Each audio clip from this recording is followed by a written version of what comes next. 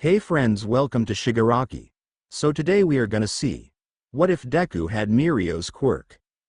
So before we start, I am grateful to the original author for granting us permission to incorporate their work into our video. I am extremely grateful. The description contains the work of the original author.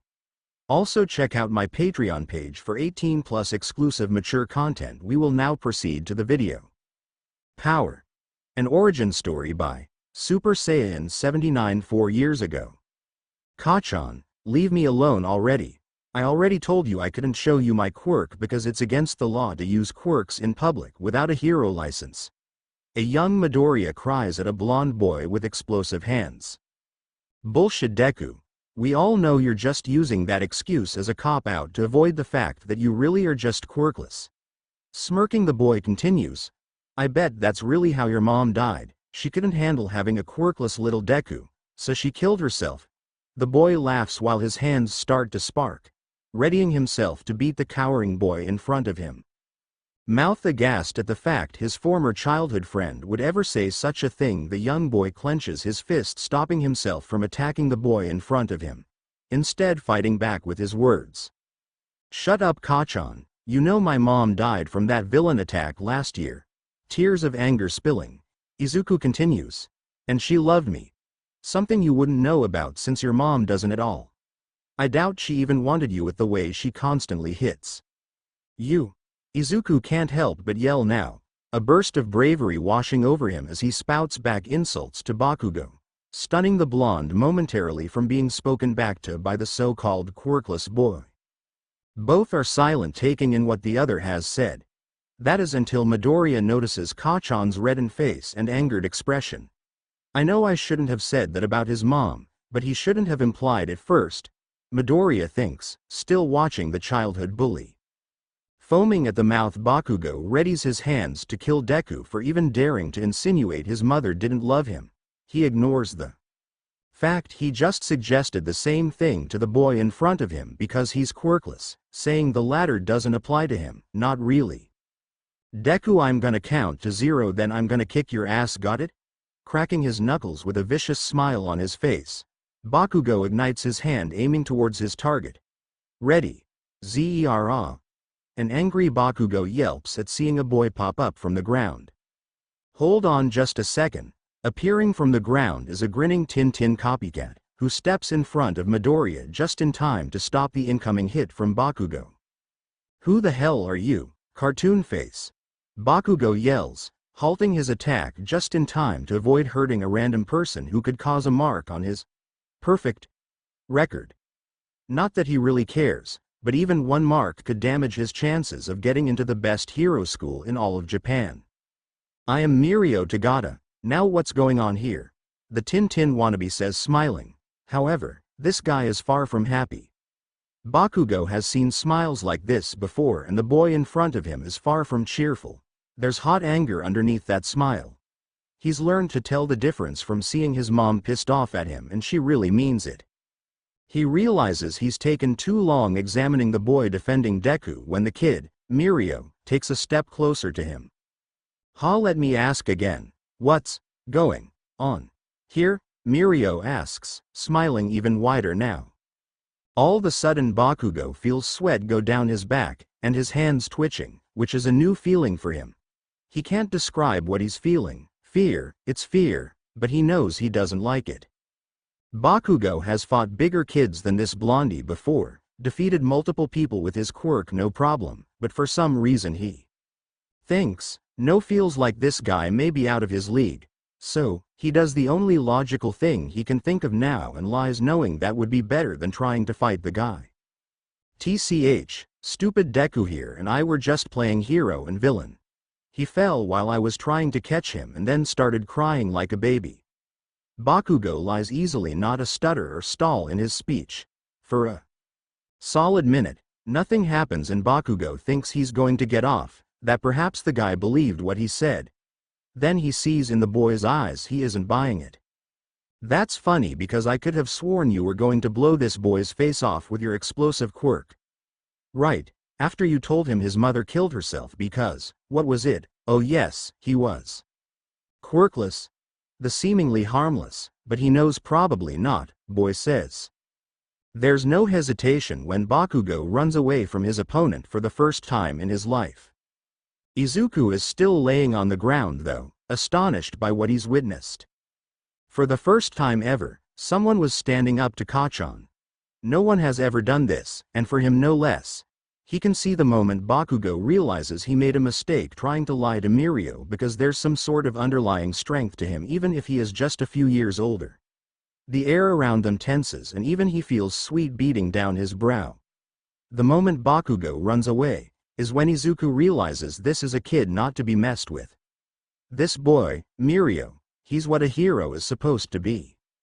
It's then that Izuku realizes something. All Might may be his idol but Mirio is his hero. Can you tell me where you live so I can tell your dad what happened? The boy now identified as Mirio asks. Izuku looks down because it was already brought up with Bakugo but just being reminded, even by accident, by Mirio that he has no parents to go to stings, a lot. I don't have any. My mom's dead and my dad gave me up, Izuku says downtrodden by what he's revealed. Sighing, Izuku looks at the time and is reminded he has a curfew for the orphanage. He knows they won't care one way or another if he shows up, but still he's tired and wants to go to bed. Anyways, thanks for helping me with Kacchan, but I have to go if I want to make it back in time to the orphanage. Waving goodbye, both kids see each other off. Izuku is halfway to the orphanage when he realizes he's being followed. He's always had great analyzing skills and was very perceptive. He needed to if wanted to avoid his bullies, but trying to pinpoint the person following him just proves futile since every time he looks around there's no one in sight. He continues this way until he hears shuffling behind him, and turning around quickly, he's able to see someone sink into the ground just in time piece things together.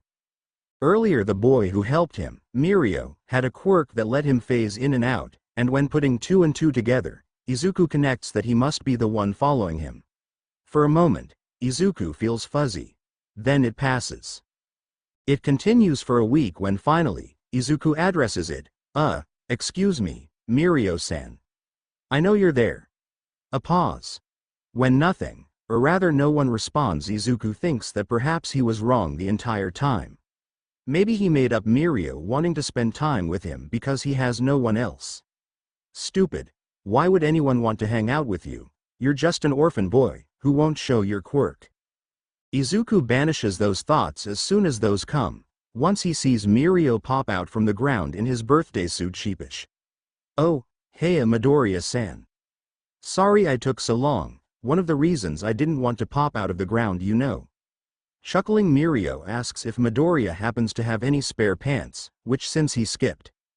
He did. They're a little tight, but they'll have to do, Mirio says with a thumbs up at the younger boy. Mirio-san, why have you been following me for the past week? Izuku bluntly asks as they get to the halfway mark to the orphanage. He thinks it's only because Mirio feels bad for him, but a smaller, more hopeful part of him says he's wrong. Stop being so negative for once, Izuku. Not all people are like Kacchan. His mind tells him. Mirio stops where he is and looks at Izuku, frowning for a moment. He looks like he can't decide whether he wants to tell the truth or not until he finally opens his mouth and reveals the reason why he's been following him the entire time. When I saw that Bakugo kid beating you up, I knew I had to step in because that's what a hero would do. And seeing all those people just pass you by really angered me. Pausing, Mirio looks to Izuku, frowning. But then after you left, I followed, because I wanted to speak to you more about what you said. I was curious about you. Mirio finishes, looking a little embarrassed at being noisy but also not since he helped the smaller boy out. Thinking back, Izuku tries to recall what all he said, then it hits him. Oh, that. Yeah, no one believes me, but I have a quirk. It's really cool too. Izuku's eyes shine as he starts to talk about the other boys, seeing how excited he is to describe it. It's a mixture of my dad and my mom's, fire and telekinesis, so I'll definitely be a cool pro hero like All Might.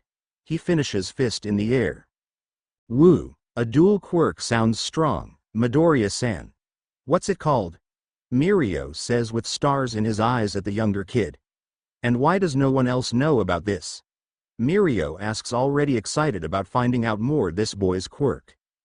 Well, it's pyrokinesis. You know I can control and create fire. And I can't use it since I don't have a hero's license. It's illegal to use your quirk in public without one, Izuku states without a care. Mirio looks at the small child in front of him in awe. The quirk he told him about is powerful, but he'll need to train it to be able to control it. From what he's heard, the boy has no friends because they don't know about this, which brings Mirio to his offer. That's it, Izuku Midoriya. I can already see that you have an amazing quirk, however unless you train it you won't be able to get into UA alongside me, so we need to work out and train our quirks to the max to do that. Wait, how do you know I wanted to go to UA? Izuku says, surprised he knew. Giving off another smile, Mirio replies. You said you wanted to be like All Might, as do I, and All Might's an alumni of UA. I just put 2 and 2 together, Mirio says, laughing. Okay. But I can't train my quirk. Izuku tries to protest. In public, my friend, but in the confines of a secret place, which I already know a place, we can do all the destruction and testing of just how powerful you and I really are, and we'll buff you and me up in the meantime. How about it, UA buddies? Mirio says, putting his hand out. The minute Izuku hears Mirio call him a friend, tears are threatening to come out of his eyes. For the briefest moments Izuku cherishes those words because he hasn't heard anyone call him that in years. Tears finally fall when Mirio declares them UA buddies. It's then Izuku decides that for Mirio he'll bend the rules if it'll mean train together, so they can get into UA together. Yeah, sniff asterisk UA. Buddies. Izuku says. Yeah, power. Mirio yells, the first of many powers. Power? Izuku murmurs. Unsure of where the phrase came from, Izuku decides he doesn't care and instead decides to roll with it, following Mirio's example with a just as loud, power. Beginning two friends' journey to UA. Izuku? Yeah, Mirio? You know I have my entrance exam next year, right? Mirio says, looking to the younger boy lying next to him on the sandy beach covered in junk. While Izuku looks confused at the question, he knows exactly what Mirio is talking about. It's only what they've been working towards the past 4 years for. Well, Izuku still has a few more years until he can apply, but that doesn't mean he can't still help his hero while also preparing himself to meet him there. Yeah, it's why we've been training. Izuku answers, wondering as to why Mirio is bringing this up.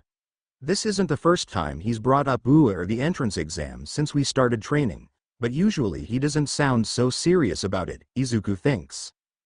Huh, of course it is. I was the one who recommended it. Mirio says, playfully punching the younger one's shoulder, causing a flinch. But what I'm trying to say is if I want to get in, I'm gonna need to train harder than ever. Mirio says, fist clenched, a determined look in his eye. My quirk is still very dangerous, and even after all these years I have a lot to learn about permeation. Mirio looks back to when he and Izuku had just started training. Although he already had a good handle on his quirk, there were times when it would randomly activate, and he would fall into the ground while walking, or occasionally while at school his clothes would fall off because he would become intangible. Now I can control my quirk after training with Izuku so much, but it's still not good enough. I still have slip-ups at school and home, Mirio thinks. Even if we have trained relentlessly these past few years, I'm still not where I want to be. I may be able to control it, but I'm still not at my best. He's confused at first because he thought that's what they were doing this entire time, when they were together on the beach, getting up at god-awful hours, jogging, sparring, all to prepare the two of them for UA. But now as he listens to his speech, he thinks he might be wrong. Maybe now's the time where he leaves him like everyone else. He's going to tell him he needs to train alone now. Maybe Izuku's been more of a hindrance than a help. He continues to think of negative things until he notices Mirio's worried face. Izuku, did you hear anything I said? The cartoon-faced boy asks. Mirio hasn't seen Izuku this worried since that day he first confronted him. Embarrassed of his reaction, Izuku answers honestly with a no. Oh, that's okay. I said that since I'll need to be focused more, I decided our current training routine isn't going to cut it, so I created us a new one. Mirio says happily as he magically pulls a thick pile of paper from his backpack. Now I know this may be daunting at first, but if we want to get in and be the best heroes ever, then we need to stick to it. Power, right? Power. Izuku says blindly, not really registering what's coming out of his mouth at the moment. He can barely make out what Mirio's saying, only managing to hear the important parts of his speech, such as the need to focus more. There's a new routine involved, and as there's still an S, Izuku notes. Turns out he was wrong about Mirio wanting to ditch him. His mind was just being a dick again. Izuku wants to cry, like really wants to cry, now that he knows he's not getting abandoned, again. In the end he decides against it since this is a happy moment. He figures from how thick that packet Mirio is holding he'll be getting more training workouts piled onto him, which will probably end up with him more tired than he already is. But he'll make do if it means he can spend more time with his best friend. What's the workout? Izuku manages to finally get out, somehow managing to hold in his tears. Something that surprises even Mirio, who has taken to carrying handkerchiefs on him, so he's prepared for Izuku's waterworks. I'm glad you asked. With my Mirio and Midoriya Road to UA workout routine, we'll be fine-tuned to take on anything. Mirio says in his best hero voice and power pose, also taking note of his buddy's tears. Honestly, he's pretty sure he could create a lake with those tear ducts. Although their current workout routine was working out just fine, Mirio just wanted to create something special for the two since he knows he probably won't be around much when he starts UA. Call him cocky, but with all the training he and Izuku have done, he's confident he'll get in. He just wants to show Izuku how serious he is about the two of them getting into their dream school together, even if Izuku does have a few years to wait. When he looks back to Izuku, he sees him teary-eyed, smiling. You created this workout plan, just for us? Izuku says, trying to hide the crack in his voice, while also looking at the exercise plan. Flipping through, he sees how much effort was put into it, pointing at himself. Then back to Mirio to verify the older boy meant the routine was for him. Of course, Knucklehead, hence the title on the cover, Mirio and Midoriya Road to UA. Laughing, the boy continues, did you think I wouldn't do everything I could to ensure my little brother got into UA with me? Mirio says nonchalantly, ruffling his hair. When he turns his back to stretch, intentionally or not, Izuku finally lets his tears fall, fist clenching his chest. No one's considered him family in a long time, at least not since his mom died. Everyone in the orphanage either ignores him because he's Quirk-less, or won't believe him when he says he has one. He keeps trying to tell them he technically can't show them for legal reasons, which he's stated multiple times, but they couldn't care less. Meanwhile at school he's bullied for the same thing, with Bakugo leading the cavalry. Izuku was really surprised when Mirio stayed around helping him with his quirk and hanging out with him whenever he was alone. But since he and Mirio made a promise to become the best pro heroes ever, he guesses he shouldn't be. After all, heroes always keep their promises, and they were UA buddies after all. This may seem like just an exercise plan to Mirio, but it's much more to Izuku. When Mirio turns around, he sees Izuku is still distracted by the homemade workout and smiles. Izuku, we're UA buddies, don't think I have forgotten. When Izuku finally meets his eyes, both unknowingly share a similar thought. That's why I must work hard to not let you down. 10 months before the entrance exam. Now just because I'm going to UA, aren't you being a little cocky? No, now let me finish. Mirio tuts before chopping Izuku on the head. As I was saying, just because I'm going to UA doesn't mean you can get away with kicking back and roasting marshmallows, got it? Mirio says, trying to glare at the younger boy, but with his face failing. Oh, come on, it was one time and you enjoyed those s'mores just as much as I did, Izuku says, going in for a punch to the stomach, before remembering what Mirio's quirk is and going right through the boy, falling on his face. Semantics, Izubro. What you need to know is how to convert our workouts so your Izuku knows what he's going to say and prepares himself. POWWWERR never gets stagnate. Mirio yells, momentarily finishing off in a normal tone. Your quirk is still developing, so you need to constantly train to keep up with it. Mirio nonchalantly says, ignoring the green-haired boy who just went through his body, already getting color-coded pages out.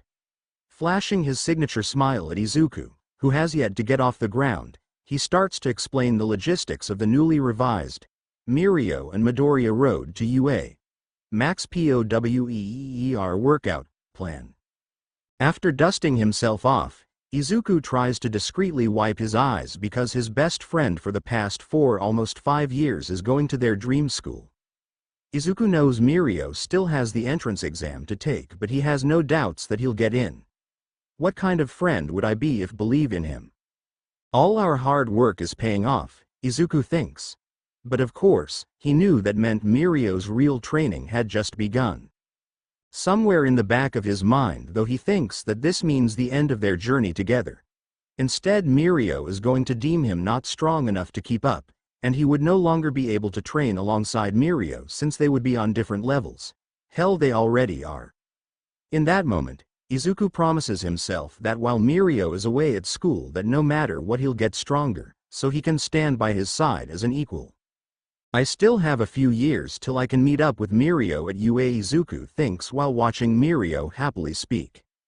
And while I'm nowhere near where he is in terms of power, looking up he sees a smiling Mirio holding his hand out to pick up Izuku from the spot he's sitting at, where he fell. But again, semantics, I'll still work my hardest to catch up to you, big bro, just watch.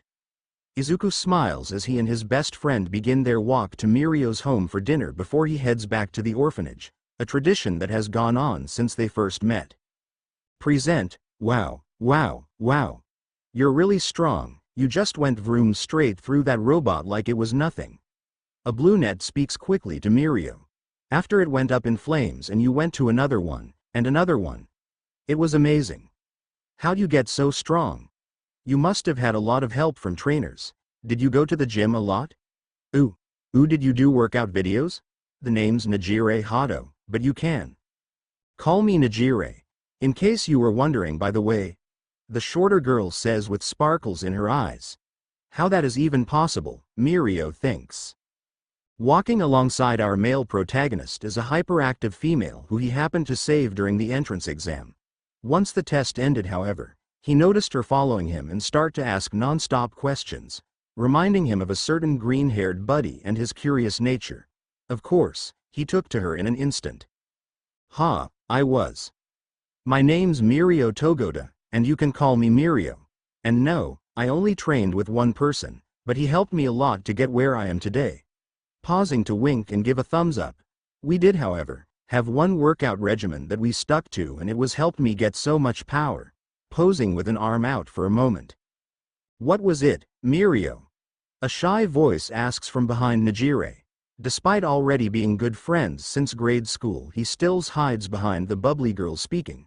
I remember when we were in school you would leave right after saying you were going to train, and left it at that.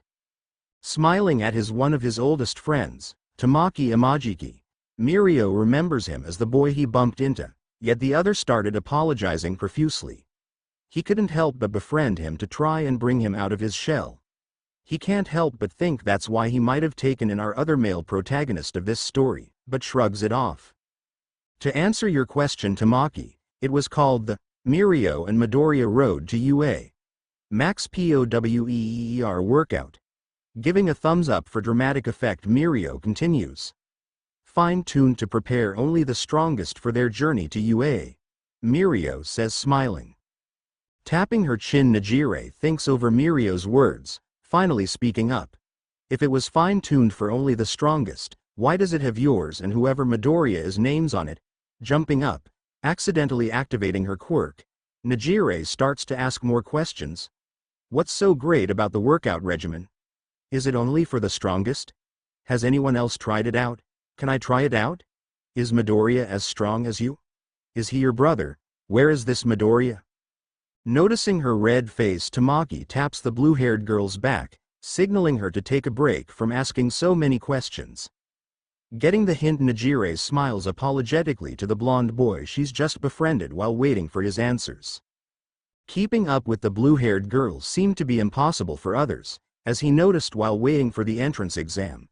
But for a seasoned warrior like Mirio who has dealt with Izuku's mumbling, he's able to answer all her questions, happily ticking each one off his finger as he does.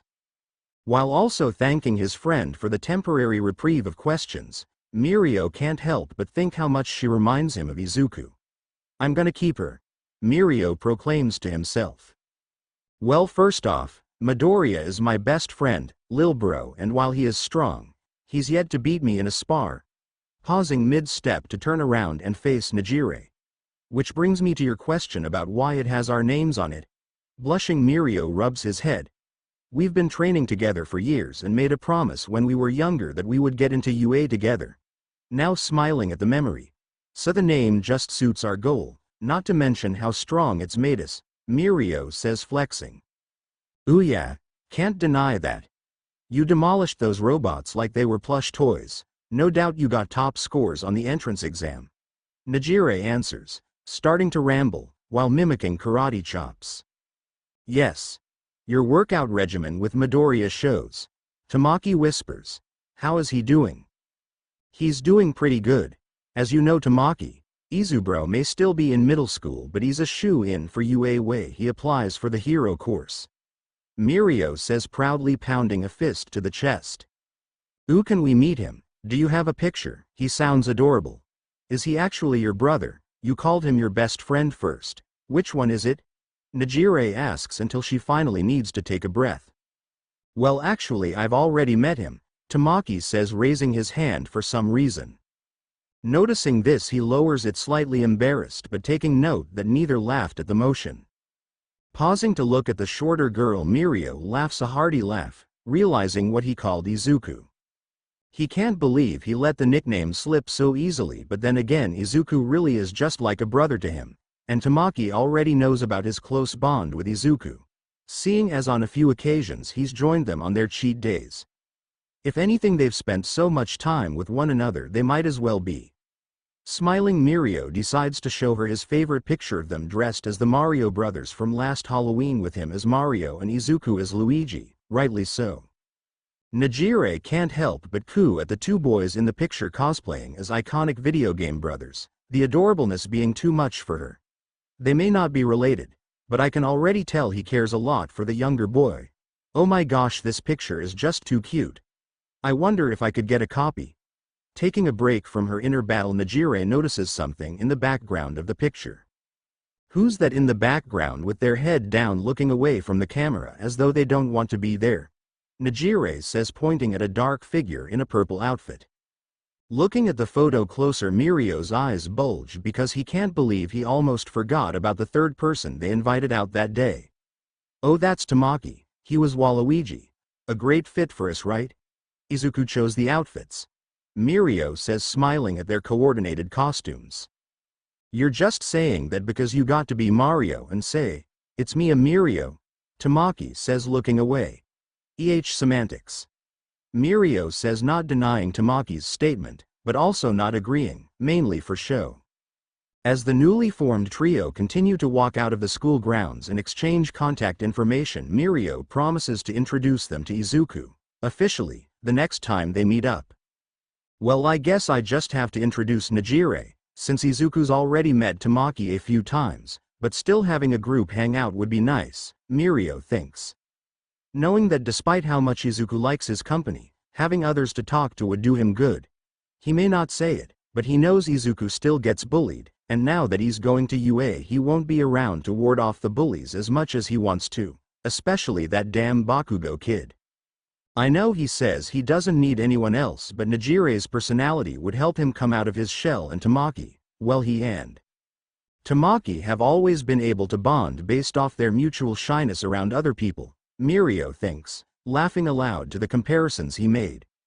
Ua hasn't even started and he's making more friends for him and Izuku. Present. "We did it, Izuku." "I think you mean you did it," a broccoli-haired boy says. "I still have 2 more years till I meet you there, remember, Mirio."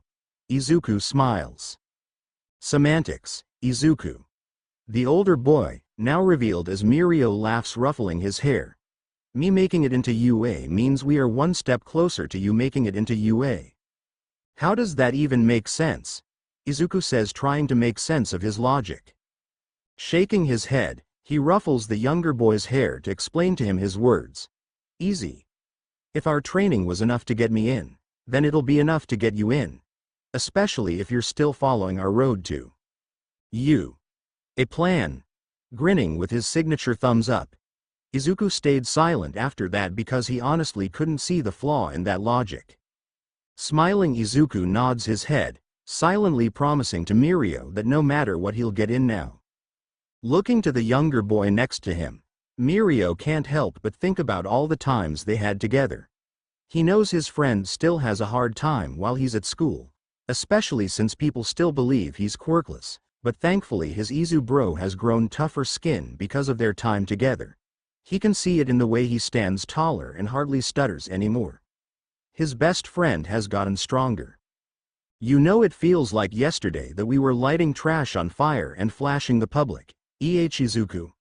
Mirio says happily as he stares at the now cleared up beach. He and Izuku spent the last year cleaning while preparing him for the entrance exams. It was just yesterday, Mirio.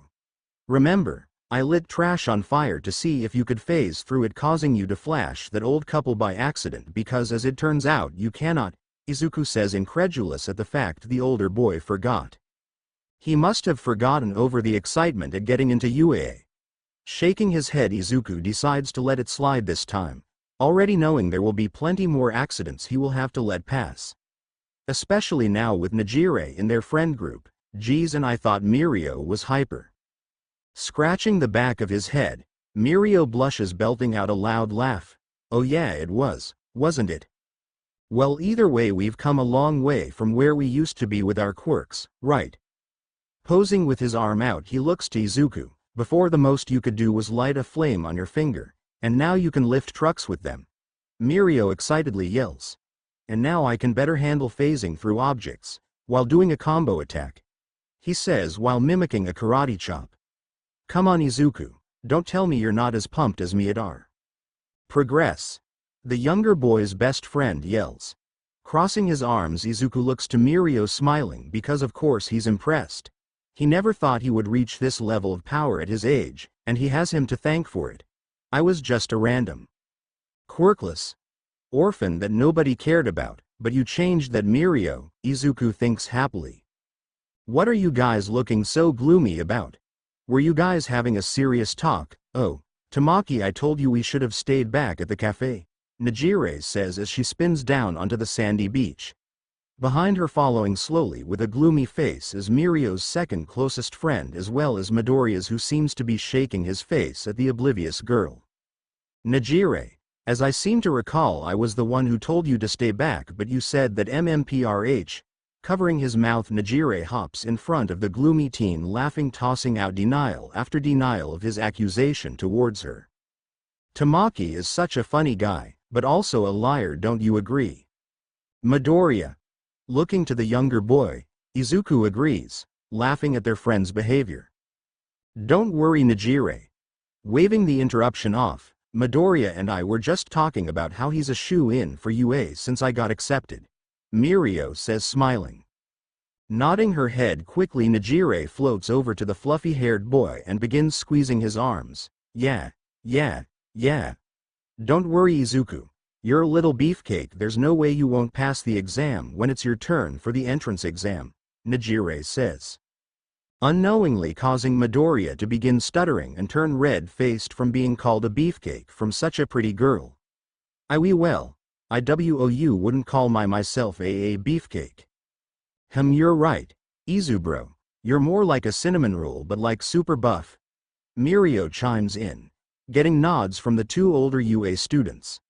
Walking up to him and squeezing his cheeks. Jumping up and down, Najire smiles wider, spinning in agreement. Yeah, that's exactly Midoriya. We can say it's because he's sweet, cute, and he has fluffy hair. That does sound like Midoriya, Tamaki whispers from his spot on the side.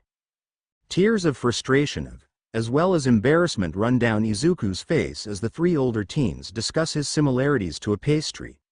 How did I get stuck with you three as friends? He cries. It only worsens when a cute girl with strawberry blonde hair and a side ponytail walks by holding back laughter at seeing Izuku's cheeks being pulled and hair being played with as they say how much they'll miss their cinnamon roll while hair at UA. Wait, you guys, stop it. Look, that girl, she's watching and laughing. Don't embarrass me. Izuku yells, trying but failing to seem cool in front of the cute girl, who finally lets her laughter out as she passes by. What's this? A girl has caught our little Izuku's eye. Najire says, dramatically cupping both eyes and searching around for the culprit. Over yonder. The pretty girl with the side ponytail. Mirio yells before disappearing in front of the trio and reappearing in front of the girl who was walking by and watching Izuku and the others. Hi there, we couldn't help but notice that you were checking out my little brother Izuku. Mirio says, bluntly scaring the girl. Kya. The unknown girl screams, hopping back, clutching her chest. Realizing his mistake, he chuckles and says, "Oh, my bad, I forgot to introduce myself. I'm Mirio Tagata, and the green-haired freckled cinnamon roll you were checking out is Izuku Midoriya." I wasn't checking him out, you and your friends were just being funny, making a scene. She pouts, then realizing her mistake says, "And I'm Kendo Itsuka." Kendo. Nice to meet you. Najire says, floating down from her spot in the air holding a struggling Izuku in her arms. This is Izuku. He noticed you checking him out and thinks you're pretty, the first-year student says. Huffing, the girl says, "I wasn't checking him out, you guys were just acting funny." Meanwhile, Izuku looks to his friends, then to the girl, and shrieks, yelling denials. "I never said that. Why are you lying, Najire?" Then looking to Kendo, he goes, "Not that I don't think you're cute, because you are. It's just I never said that. Najire was just making assumptions." "Correct assumptions." She butts in.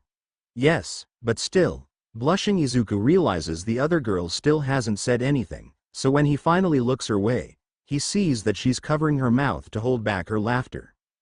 "Your friends are right, you are adorable," she says.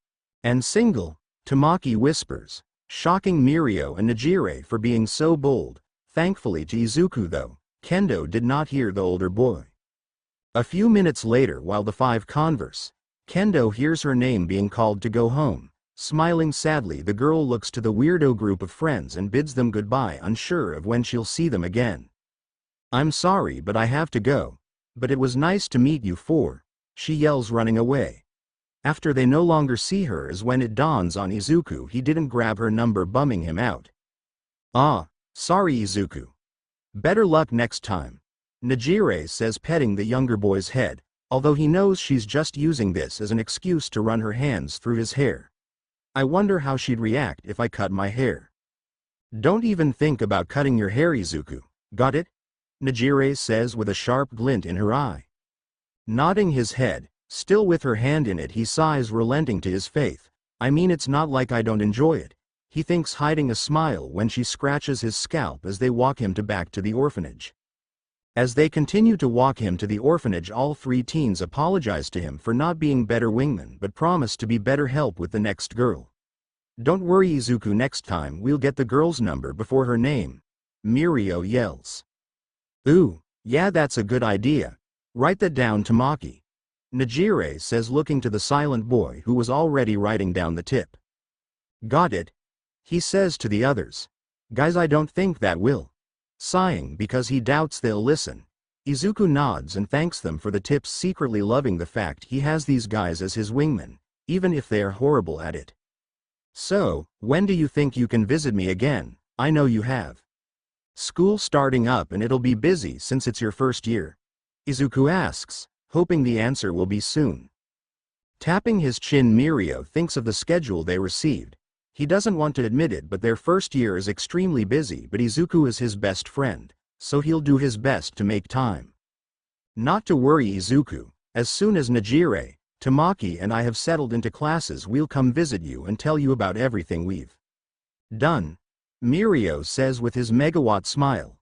A burning sensation erupts in Izuku's chest because he knows Mirio means it when he makes his promise. So nodding his head, he smiles back, accepting his words. As he goes to enter the orphanage, he hears three voices yell out, "Power!" And as he turns around, He sees Mirio doing his signature pose with Nejire and Tamaki doing the same. Walking out, Izuku grins and mimics his best friend yelling "P-O-O-O-W-E-R" at him, knowing that even though Mirio may be busy training to be a hero, he'll still make time for him. It had been 4 months since he had seen Mirio, Nejire and Tamaki, but as much as he missed them, he knew they were busy in school with their hero studies, so he couldn't really hold a grudge about it. In fact, he was happy for them. From what Mirio had been telling him through their texts, they had recently gotten their hero suits, and with the fabric used, he was no longer flashing people during combat practice. The same couldn't be said about his other classes though. Izuku begged for a picture of the three in their suits, which Mirio refused to show, saying he wanted to be there to see his reaction when he saw what they looked like in them, after which Midoriya stopped asking. However, that isn't to say Izuku had such an easy time with Mirio and the others gone. As soon as Bakugo and his lackeys found out they were busy with UA and Izuku was back to be a loner, their bullying ventured back outside of school since the older teens weren't there to protect Izuku, despite Izuku's pleas that he could handle them. "Oi, Deku! Where's your guard dogs? Finally see how useless you were and decided that you weren't worth the trouble," Bakugo shouted with an evil grin. His lackeys behind him laughing at their leader's joke. Frowning at his former friend's behavior, Midoriya glares before answering, not at all afraid of the explosion user like he used to be. "No, Bakugo. They're going to UA to become awesome heroes. They're just busy right now so they can't visit me," Izuku says smugly to his bullies. Veins pop on his forehead at hearing the insult the quirkless boy calls him. "What did you just call me?" Smirking, Midoriya looks Bakugo in the eyes and slowly says, "Bakugo," eyes widening at the sight of an explosive fist coming near his face so fast that he's not sure even he can dodge it in time. When the lackeys behind Bakugo see the sheer size of it nearing Deku, even they're surprised at the intensity of it.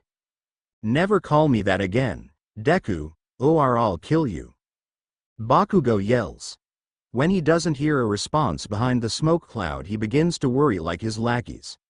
Perhaps he did go overboard with his explosion. The nerd hasn't said anything in a few minutes, and that power he used was big enough for a howitzer impact. "Deku, this isn't funny, get your ass up and fight back like the nerd in you usually does." "Dude, I think you went a bit overboard on the dork," the winged lackey says, looking around for any witnesses in courtyard they were at.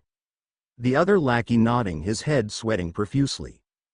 "Shut up, I'll tell you when I go overboard," Bakugo says, slightly panicking. No, I think the chubby boy and the weird-looking boy are right. You went a bit overboard on my little cinnamon roll," a sickly sweet voice says above the smoke that was still disappearing. Gulping, Bakugo freezes up, deciding that he had officially fucked up when he recognizes that voice as the slightly airheaded girl who hung around Izuku, who was willing to beat up anyone who messed with the nerd. Looking around, he couldn't find where the voice was until he and the other two boys slowly tilted their head up to see the girl had Izuku cradled in her arms, with the boy pouting. "Why are you pouting, you fucking nerd? A hot girl is holding you in her arms, be grateful," Bakugo thought before going back to panicking at the sight of the girl. Smiling, Nejire slowly descends down in front of the boys, letting Izuku jump down beside her, who was still pouting. "Oh, CME now, Izu bro. You know you liked being in Nejire's arms cuddled up like that," Mirio said, popping up from the ground naked, before Tamaki walked up with pants for the boy. "Oh, thank you, Tamaki," Mirio said, laughing. "I do not," Izuku said with a red face, trying to deny it but the others being able to tell otherwise. "Aw, really, Izuku, so you don't like when I hug you like this either?" Nejire says before jumping on the boy's back and wrapping her arms around him like a koala, making him blush even more than he already was, and the other two laugh, while the three bullies stood frozen, scared to make a move in front of Deku's bodyguards.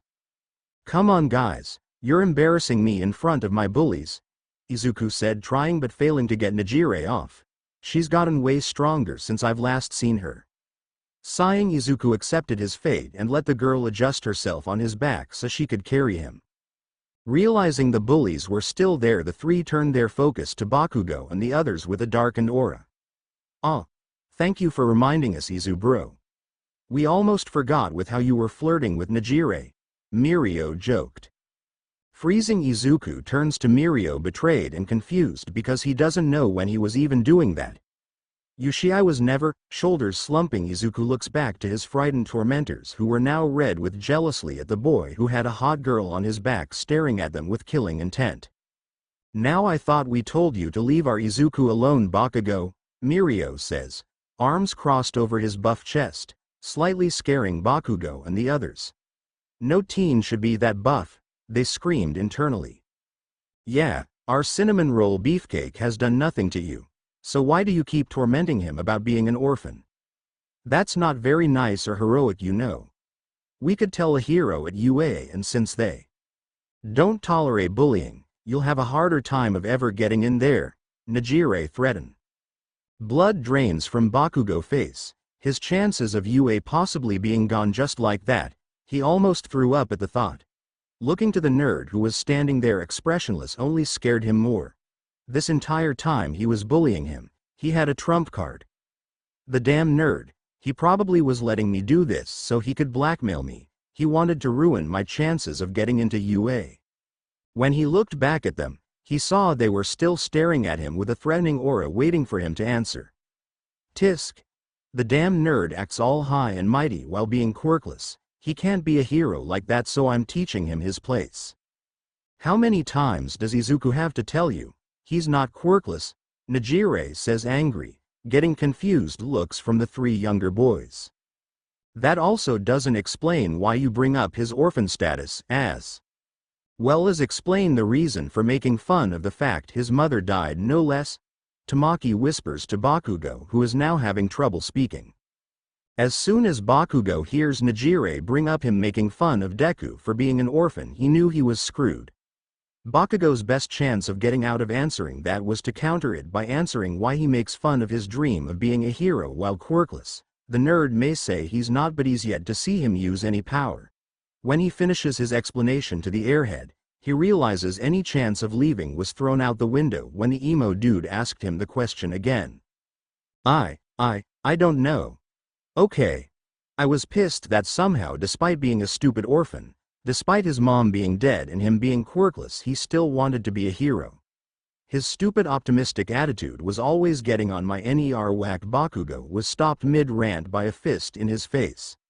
The two lackeys were too shocked to go and help their leader.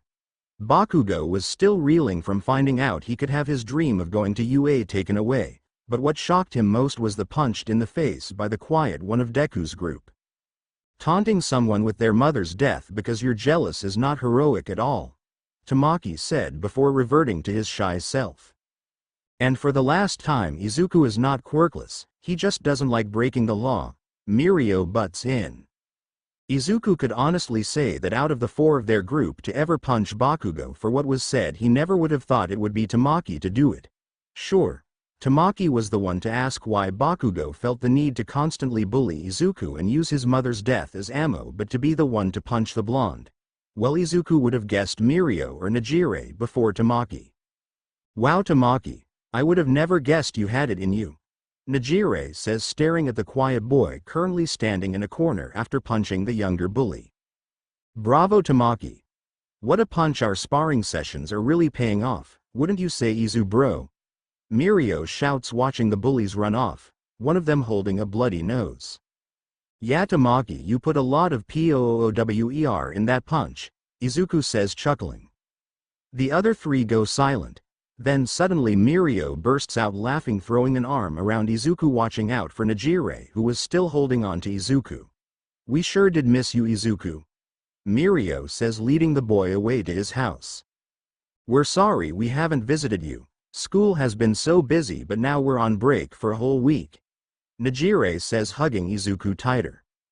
We plan to make it up to you, Tamaki says from the side.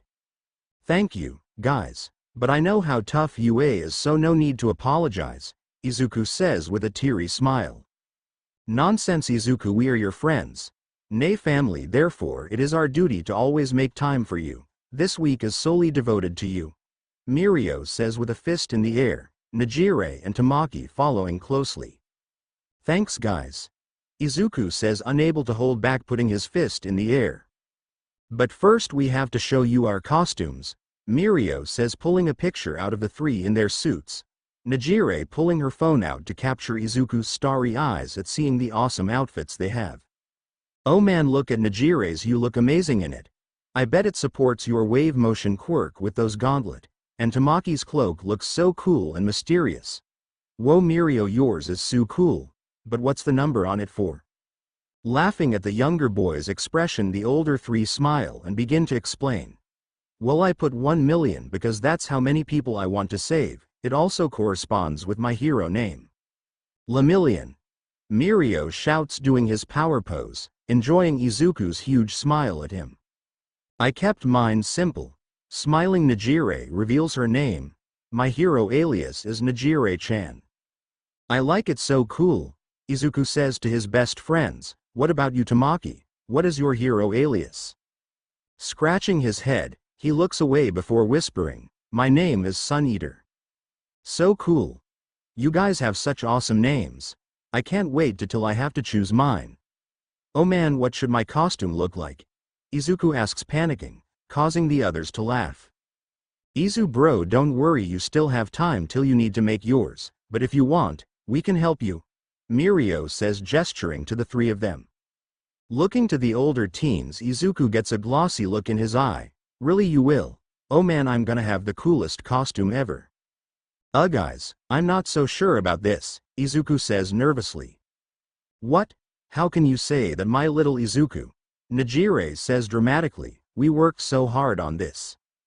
Nodding his head, Mirio crosses his arms in disappointment. It's true Izu bro, we spent 2 days on this costume, and this is the thanks we get. For shame, Tamaki whispers. Looking to the three, Izuku waves his hands in apology. No guys, the costume is great, it's just I think a tight baby blue one piece with a red cape and purple mask looks a little weird for someone like me, don't you think? Izuku mumbles. What's so weird about that? Nejire asks, nodding appreciatively at their masterpiece. Yeah, I for one think it fits you perfectly, Mirio says. Agreed, especially the mask, Tamaki says. Izuku looks at his best friends for a moment, unsure whether they're serious or not, and when they look back at him with smiles that indicate that yes, they're indeed serious about this design, he realizes that he has a bit over his head accepting their help. Well, if you don't like this look, for reasons unknown, Nejire whispers, then what are you looking for? Mirio inquires. How about this? Izuku says, beginning to draw a green and black jumpsuit with a red cape, with the word power embroidered on the chest. As the Nejire and Tamaki continue to look at his drawing, smiling at the wording he put on his chest and design being exactly something Izuku would wear, Mirio looks back to his best friend, tears in his eyes. It's perfect Izu bro. Mirio, Nejire and Tamaki were relaxing in class, waiting for their homeroom teacher Aizawa-sensei to come in. While they waited, they began to discuss their favorite subject, or rather favorite person, Izuku Midoriya. Hey. Do you think we can see Izuku after class? We haven't seen him in a few weeks. I think he'd enjoy knowing about what's coming up, Nejire tried whispering. Tapping his chin, Mirio nodded sage-like in agreement to the hypergirl. Indeed Nejire, I think our little Izuku would thoroughly enjoy it, but what he would enjoy even more is coming to it, he finishes.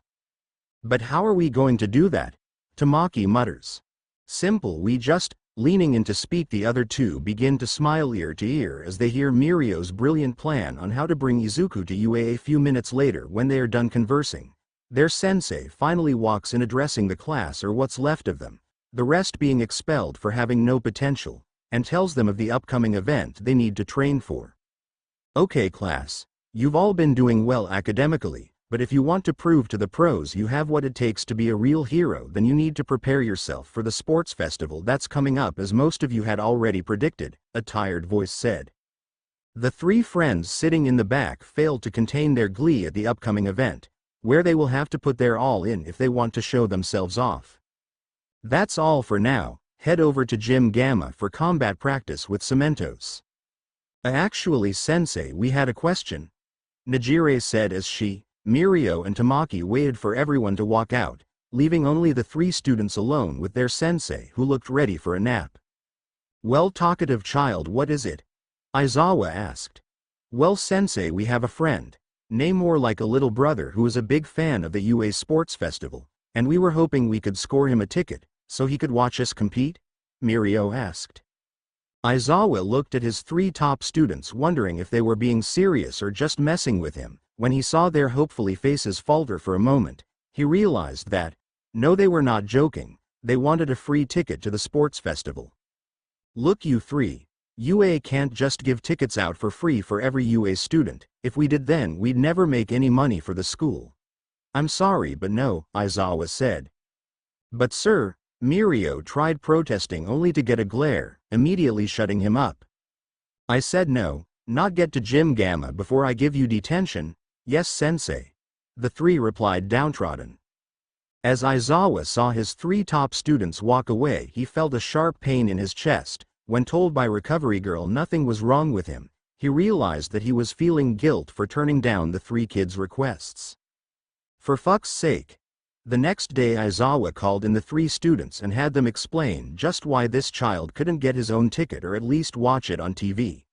He kind of wished he hadn't asked when they explained his situation to him. "Aizawa-sensei, we weren't lying when we said he was like a little brother to us. I've known Izuku since he was 8 and he's like family.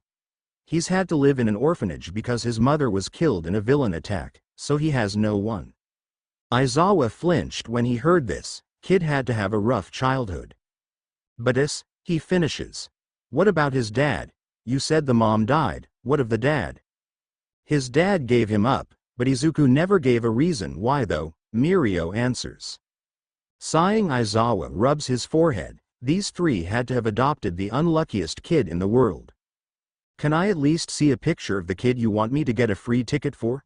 Aizawa asks, regretting his words when he sees the 3 teens' face light up and fight over what picture to show. "Show this one. It brings out Izuku's eyes," Najire says. "No, this one when he's sparring with us," Mirio shouts. "What about that one we did with last month for fun?" Tamaki whispered, ceasing the arguing at once. "You're a genius, Tamaki. That's the best photo we've ever taken, even if it was against Izuku's will," Mirio shouts. "Oh yeah, definitely one of our finer pictures." Najire nods, not noticing their sensei's patience was getting thinner by the second. "Najire, if you would do the honors," Mirio says, watching the energetic girl present her phone to their sensei, who while usually was great at holding an expressionless face couldn't help but let his lips lift in a small smile at the 3 teens plus who he assumes is Izuku dressed up as the wild pussycats. "Introducing our best friend Izuku Midoriya," Najire says dramatically. "I'm guessing Midoriya is the one dressed as Ragdoll," Aizawa said, trying to hold his laughter in. "Indeed, Aizawa-sensei. We figured since their hair color matched, she would be the best match for Izuku," Mirio said proudly. "How did you determine the others?" he couldn't help but ask. "Easy, Mirio was Tiger since he is the tallest and buffest of us. Tamaki was Mandalay since they have a similar hairstyle, and I was Pixie Bob because of the color scheme," Najire explained, happily. Aizawa's lip twitched upward, thankfully able to hide it underneath his capture gear. "You know what, give me a copy of this photo and I'll give the kid a seat with you guys in your class section," Aizawa said, hoping that would be enticing enough to give him a copy. "Deal." The 3 shouts. "Izuku's gonna be so happy," Najire said, twirling around in the air. "I can't wait to tell Izubro the great news when we see him today. Forget training, today's a cheat day," Mirio says before running off. "Thank you, sensei, this means a lot to us. Mirio especially," Tamaki says. Sighing, the homeroom teacher nods his head. "Yeah, just don't mention it to anyone when they question what a random kid is doing in your booth, K. And about that picture." "Here you go," Tamaki says, already sending the picture to his teacher's phone, followed by a floating Najire. In the teacher's lounge, "Oh my god, these kids are too pure," Midnight cooed. "Has Mandalay and the others seen this yet?" Present Mike asked, not even holding back his laughter. Oh yeah, they loved it, especially the Izuku kid. Ragdoll said he could pass off as her brother, he smirked. So, what did you do to get this from Mirio and the others? I'm pretty sure they didn't give it to you for nothing, Snipe said nonchalantly. Nothing big, just a spot for the kid in their booth at the sports festival, Aizawa says nonchalantly, causing the others to spit their drink. Seriously, and Nezu approved that? Cementos said skeptical. Smirking, the erasure hero shakes his head, not at first, but then I showed the picture they gave, and he immediately changed his mind, saying how adorable those four were and he couldn't not let the kid watch and be there for them. Well, I'll be damned, they thought. At Dagoba, Izuku hadn't seen his friends in a few weeks, which was alright. Bakugo had backed off since they had warned him to stop bullying him, so aside from the glaring and calling him a quirkless Deku, he was otherwise fine. Deciding to take a walk around the beach was his best form of therapy when he wanted to talk to someone but no one was around. I wish Najire was here. She can usually fill up the silence with 1,000 questions I have no answer to. Izuku laughed, then. Pausing in his steps, Izuku turns around when he hears stomps in the sand and yelling in the distance. Izuku. 3 voices yell. Looking for the culprits, Izuku's face breaks into smile, his wish coming true when he gets tackled by Najire herself, then Tamaki and Mirio respectively. Izuku, we couldn't find you when we went to your school, or the orphanage, or your little part-time job at that restaurant. Najire yells, sobbing. We got so worried, we almost called the police, Miro adds. I stopped them and told them you might be at the beach, Tamaki's muffled voice says from Izuku's chest. You guys, Izuku laughs, I was just wandering around since it's my day off, watching the glare from Mirio, he clarifies, from working out too. He placates, seeing the Tintin wannabe go back to smiling. Oh well, that's good. Oh, guess what, Najire says. Izuku already knows not to play this game because otherwise he'll be here all night. Instead, he forfeits the game to Najire and asks for the answer straight away. Yes. 124-0. Still the reigning champ Izuku. Najire cheers before Mirio takes over and reveals why they were so excited. Izu bro, it took some talking to and a little bribery, but guess what we got? What? We got you a ticket to the UA Sports Festival that's happening in 3 weeks, and not only that, you get to be in our booth, he said. Izuku almost fainted when he heard his best friend's words. Going to the UA Sports Festival, sitting in the same booth as them, it was too good to be true. There was no way they were telling the truth. Izuku, we're telling you the truth, Tamaki says, putting his hand on the younger boy's shoulder to stop his mumbling.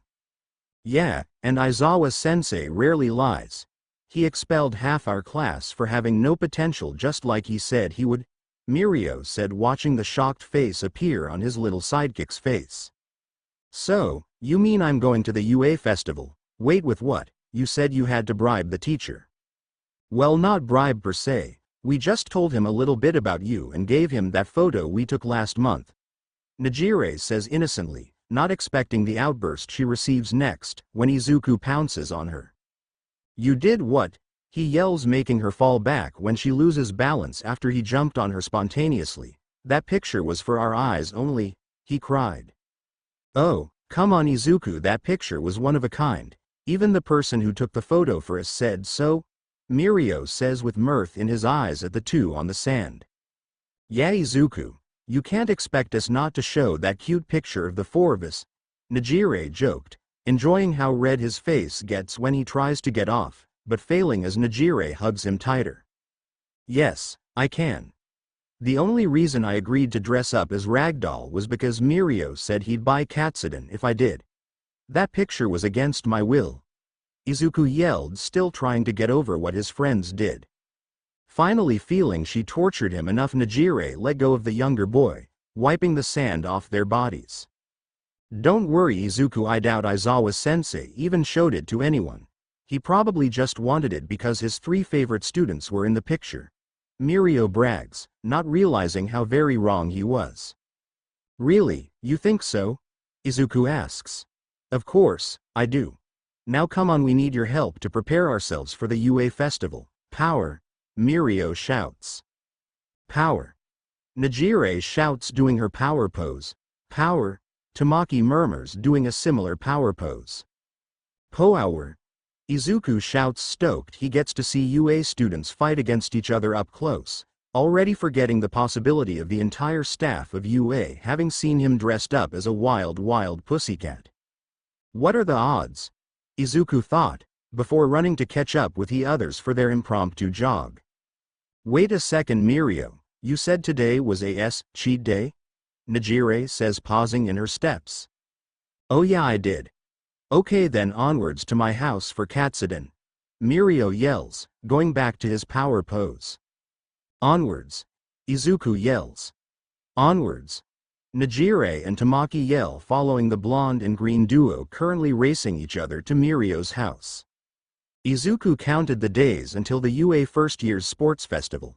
It was 2 weeks ago that Mirio and the others had revealed to him that he would be going, and watching it from the first year's booth, no less. Finally, after what seemed like months but really was only a few days, it was finally time. Today is the UA Sports Festival, and I get to watch Mirio, Najire and Tamaki compete. Izuku grinned as he walked up to the stadium. I hope Mirio's ready for the festival. He's improving a lot, but without the use of his costume for the festival he'll have to rely on his physical prowess to get by rather than his quirk, unless he doesn't mind flashing people. But then again, Izuku mumbled under his breath, beginning to zone out, causing him to bump into one of his favorite heroes, although he'd never admit that to Mirio or Najire, lest he want them to have teasing material. Oh my god, you're 18 plus pro hero Midnight. This is so cool. Your quirk is fascinating. Rambling too fast for the older woman to understand. Oh, why thank you, not many appreciate my quirk like you do, she said, smiling deviously. Oh well, that's crazy. Izuku managed to get out after realizing Midnight was speaking back to him.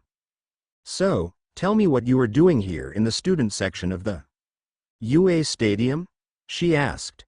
Oh, I was invited by my best friends and big bro to watch the festival. It took a few seconds, but after she scanned the boy's face, his unruly green hair and surprisingly buff body, she squealed in recognition. Oh my god, you're Ragdoll Jr. You're even more adorable up close. Oh, I could just eat you up. Midnight gushed as she hugged Midoriya close to her chest, suffocating the slightly smaller boy. Izuku. Izubru. Midoriya. Mustering all his strength, Izuku turned his head to see his 3 best friends running at him full speed, arms wide, screaming his name at the top of their lungs. You're cheating on me with another woman, Najire gasped. Scrambling away from the older woman, Izuku tried to stutter a response, garnering a hearty laugh from Midnight and the others. Honestly, Izuku, I'm starting to think you don't want me anymore, Najire pouted. But, what, we're not even dating, Izuku shouted, blushing a red mess. We could change that, she sang, then with a small slap on the head stopped. Najire, stop it before you make Izuku pass out, and let's head on into the student booth, Mirio said, grinning at his friend's actions. Looking to his sensei, they bowed and thanked her for finding the green bushy-haired boy. No problem, I'm just glad I get to brag to the others about seeing Lil Ragdoll before them, she said, walking away laughing. You said no one else saw that, Izuku pouted, while carrying Najire on his back. Well, we honestly thought no one else did until we saw a poster of us in the teacher's lounge, Mirio said sheepishly. What? Why would they have a poster of us there? Izuku said, flabbergasted. They said it makes them smile, Najire said, tapping Izuku to go walk faster so they can get to their seats faster. Izuku was starry-eyed, staring at the field below him. All of UA's students were gathered there for the preliminary round. He couldn't help thinking of what exciting game the school would think of to start off with. And to find out who will advance to the next round, we will start the games with a race, Midnight shouted. All around the crowd quieted. Such a simple thing to start off with. The students will have to race each other through this simple course, but beware of booby traps set up by yours truly, Principal Nezu. Cheers erupted, at the newest twist added, while the students became nervous at hearing that their principal had a hand in this course. Ready, go. Izuku was a bit worried once he saw what the first round was. Nejire would be fine, and possible Tamaki. But Mirio, well, given his clothes had fallen off already and he was trying to hurry and recover them, gave him all he knew that things were going to turn out as good as he thought they would.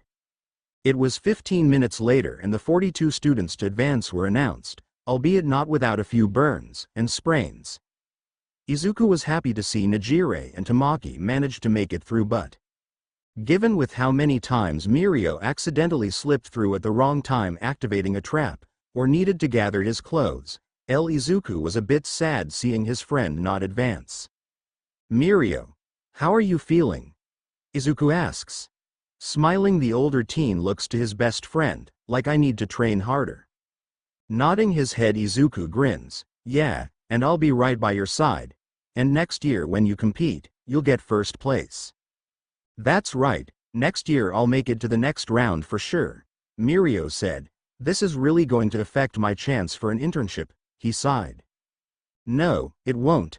I mean, sure you didn't advance, but can you imagine how many heroes saw you use your power?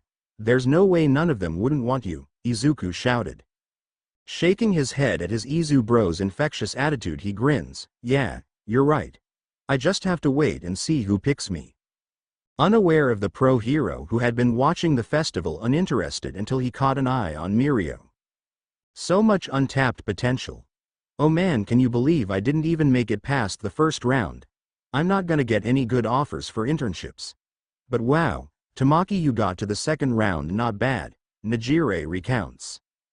Tamaki smiled at his energetic friend. Thanks. Smiling at the wave user, Izuku shakes his head excitingly. No way, you were amazing, Nejire. You definitely got noticed, and you too. Tamaki, the way you just smacked that guy off the ledge during the fighting round. Where'd you find the time to eat octopus though? Trade secret, he smiled. The four were currently leaving the stadium on their way to Mirio's house to celebrate the end of the sports festival, when a stern voice stopped them. Mirio, Nejire and Tamaki. Aizawa-sensei. The three yelled, turning around to quickly bow, Mirio pushing Izuku to do the same. How can we help you? Mirio said, smiling. So, this is Ragdoll Jr., huh? Aizawa said, hiding a smile behind his wrap. Yes, indeed sir, isn't he just adorable? We found him in an orphanage. Or rather, Mirio did, but decided to keep him while Tamaki and I decided to join the little family they created. Nejire blurted out. Izuku and Mirio blanched at Nejire's words. Found him in an orphanage? I see. And what school do you go to? I mean, you don't look like you go to any hero school. Aldera Junior High, sir. But I plan to attend here, when I'm old enough, Izuku said proudly. Indeed, Izubro here has been training with us since a kid, although he hates using his quirk in public. Since it's illegal, we've managed to find ways for Izuku to go around that, Mirio said with a thumbs up. Aizawa was silent at the other boy's admission. In truth, he found it adorable the kid followed the quirk laws when so few seldomly do. Look, I don't do this often, but the other teachers still want to meet you and I'm curious about your quirk, so I'll allow you to train with Mirio and the others in one of UA's training facilities on the weekends so you don't have to worry too much about going about the illegal quirk usage, Aizawa said nonchalantly, but you'll have to make do with your regular training the rest of the week. The four kids in front of him stood gawking at him, his students surprised mostly that he was being so accommodating. Mr. Aizawa, we thank you so much for this. We promise not to take advantage of your hospitality. Mirio and the others promised, bowing repeatedly, pushing Izuku to do the same. Yes sir, Izuku said, causing another smile to appear on Aizawa's face. Whatever. Here's a student pass for him to use. Now get out of here before I expel you, Aizawa said, walking off. Was he just carrying that around or did he plan this? Izuku asked. Who knows, but look, we have a training place for the weekends, Mirio shouted, excited at the prospect. Yeah, Nejire shouted. Let's go celebrate. Yeah, Power, Mirio shouted. Power, Izuku, Nejire and Tamaki yelled. So, did you meet the boy? Nezu asked. Yeah, he's as innocent as the picture showed him to be. Also I invited him to train his quirk with Mirio and the others on the weekends here, Aizawa said. Now why in the world would you do that? Nezu asked curious. The kid apparently follows quirk laws to a T, and while Mirio and the others train with him they have trouble with his quirk training since he's such a goob. So, I figured I'd fix that. He shrugged, ignoring the other faculty grinning at the usually stoic man's sweet offer. I see. Well okay then I approve of your actions and can't wait to meet the boy, Nezu said before walking off. Wow. You guys do combat practice here every week. Izuku gushed, still not over the fact he was standing in on of UA's training facility. Yeah. It's so fun kicking each other's butt, Najire said from Izuku's back. That's right, although I'm still trailing behind on fully controlling my quirk, Mirio said sadly. That may be true Mirio, but isn't that what you're here for, to learn how to fully control it and become the #1 hero? Izuku cheered. Mirio smiled at his best friend, his words of encouragement all he needed to remember his promise he made to Izuku and that yes that is why he's going to UA. Yeah, that is why I'm here, Mirio said. While that was a sweet speech and all, you said you came here to train your quirk, so show me what you've got so I know I'm not wasting my weekend. Izuku's eyes shined at seeing the teacher here allowing him to use his quirk. Yeah okay, but you might want to back up. Taking heed of his words Aizawa and the others do as he says as Izuku takes a deep breath and ignites himself, surprising the teacher when he sees emerald flames surrounding the boy, followed by the flames moving and lifting the dumbbells on the side. Once he's done showing the telekinetic part of his quirk, he releases the weights and shoots off flames from his hands setting the targets in front of him on fire. This kid has ample control of his quirk already, Aizawa said. Just wait, Mirio said, making Aizawa look back to the boy who continued to spew flames and started panicking. Mirio. It's happening again. Izuku yelled, running around as the flames continued to be released from his hands setting everything in his vicinity on fire, as well as his shirt. This is why we've been trying to train him, he still hasn't learned how to turn off the flames. Mirio says going to Izuku so he could knock him out, instead Aizawa just activated him quirk turning off Izuku's. A few moments later the fire sprinklers went off soaking everyone, as well as a frowning eraser head. What did I get myself into? Well obviously you need to learn self-restraint or control either one, and maybe invest in some fireproof clothes? Aizawa suggested. That sounds good, but I can't afford the fireproof clothes, Izuku said, I'll just have to work on the self-control. Sighing because he already knew he was somehow getting too attached to the kid he shook his head. UA has gym clothes that are fireproof, take a pair and I'll let Nezu know I allowed you to. For now, since I know what I'm starting with you 4 can go and we'll start back tomorrow with Izuku dressed properly, he says looking pointedly at Izuku. Yelping Izuku runs towards the changing room to find a spare shirt, Mirio and the others following close behind. May I ask why you're doing so much for this boy? Nezu inquires, showing up when the others are fully gone. I don't know, I guess I feel bad for the kid having been dealt such a shitty hand, Aizawa shrugged. Seems like least I could do is help the kid reach his dream of being a hero, seeing as he has some potential. Well alright then, but that uniform is coming out of your pocket, Nezu says walking away. Figured. A week later. So, guys, who did you get for your internships? Izuku asked, practically jumping out of his seat in the cafe they were in. Well, I accepted Ryuko's agency invite, Najire said proudly. Fatgum wanted me so I accepted, Tamaki whispered. Whoa, that's amazing, you got such great heroes. Ryuko's an upcoming hero who is already in the top 30s while Fatgum isn't as high but still popular and has an exclusive agency. Izuku said starry-eyed at his friends. Then looking to Mirio, what about you Mirio? He was worried at first because of his results but like Izuku said his thoughts were unfounded, because he did get an invite by a hero who Izuku would probably like himself. I got invited to Sir Night Eye's agency, Mirio said proudly. No way. Sir Night Eye was All Might's only sidekick. Once they split up, He made his own agency. The fact you got picked is amazing. Mirio, I knew heroes would want you, Izuku said in awe of his best bro's power. Yeah, Izuku's always right, Mirio said, rolling his eyes. These aren't hero names.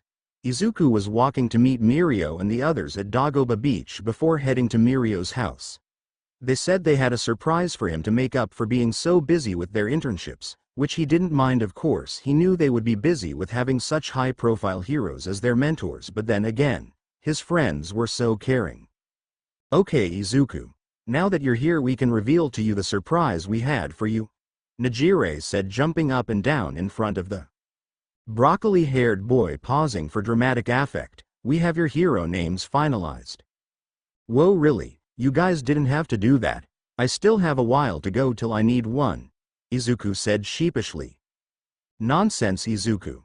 You can never be too prepared. Now come on, we worked hard on them, Mirio smiled. It's true, Tamaki whispered. Realizing they weren't going to take no for an answer, Izuku nodded his head and followed his friends back to Mirio's house. Izuku thought about it and Mirio was right, you can never be too prepared in the hero profession. If he wanted to stand by Mirio's side, then he had to always be prepared. Guys, are you serious? This is like the costume debacle 6 months ago. Izuku deadpanned as he stared at the names they had created for him. He'll admit they were quite creative with their nicknames for him, but as for using them for his hero alias, that was a no-go. Well, I guess I could work with that one, he thought. When he looked up to ask Mirio and the others if they had anything else, he immediately felt bad for rejecting them all. In front of him were his senpais, huddled together, hugging one another with tears in their eyes, and pouting at the younger boy. You really don't want to look at the names we came up with, Izu-kun, Nejire sniffled. I mean, it's not that I don't like them. I just think no one would take me serious with any of them, Izuku said, reaching out to hug the older girl only to get turned away. Oh wow, she really is sad, he thought. Looking to the other two, he saw they also were crying and immediately felt bad. He found it was an impossible task getting the sight of these older teens crying because of him out of his head. God damn it, I'm really gonna consider these, aren't I? Looking at the older teens who were wiping each other's tears dramatically, he sighed, who am I even kidding, of course I am. But Izu-bru, we worked so hard on them, Mirio said, putting his face in Tamaki's shoulder. Why don't you take another look, see, Tamaki whispered before going back to the group hug. Deciding it wouldn't kill him to, Izuku nodded, not wanting to hurt his friends anymore. The 3 teens instantly perked up as they picked out their favorite hero name. I can't believe I fell for those crocodile tears, he mumbled.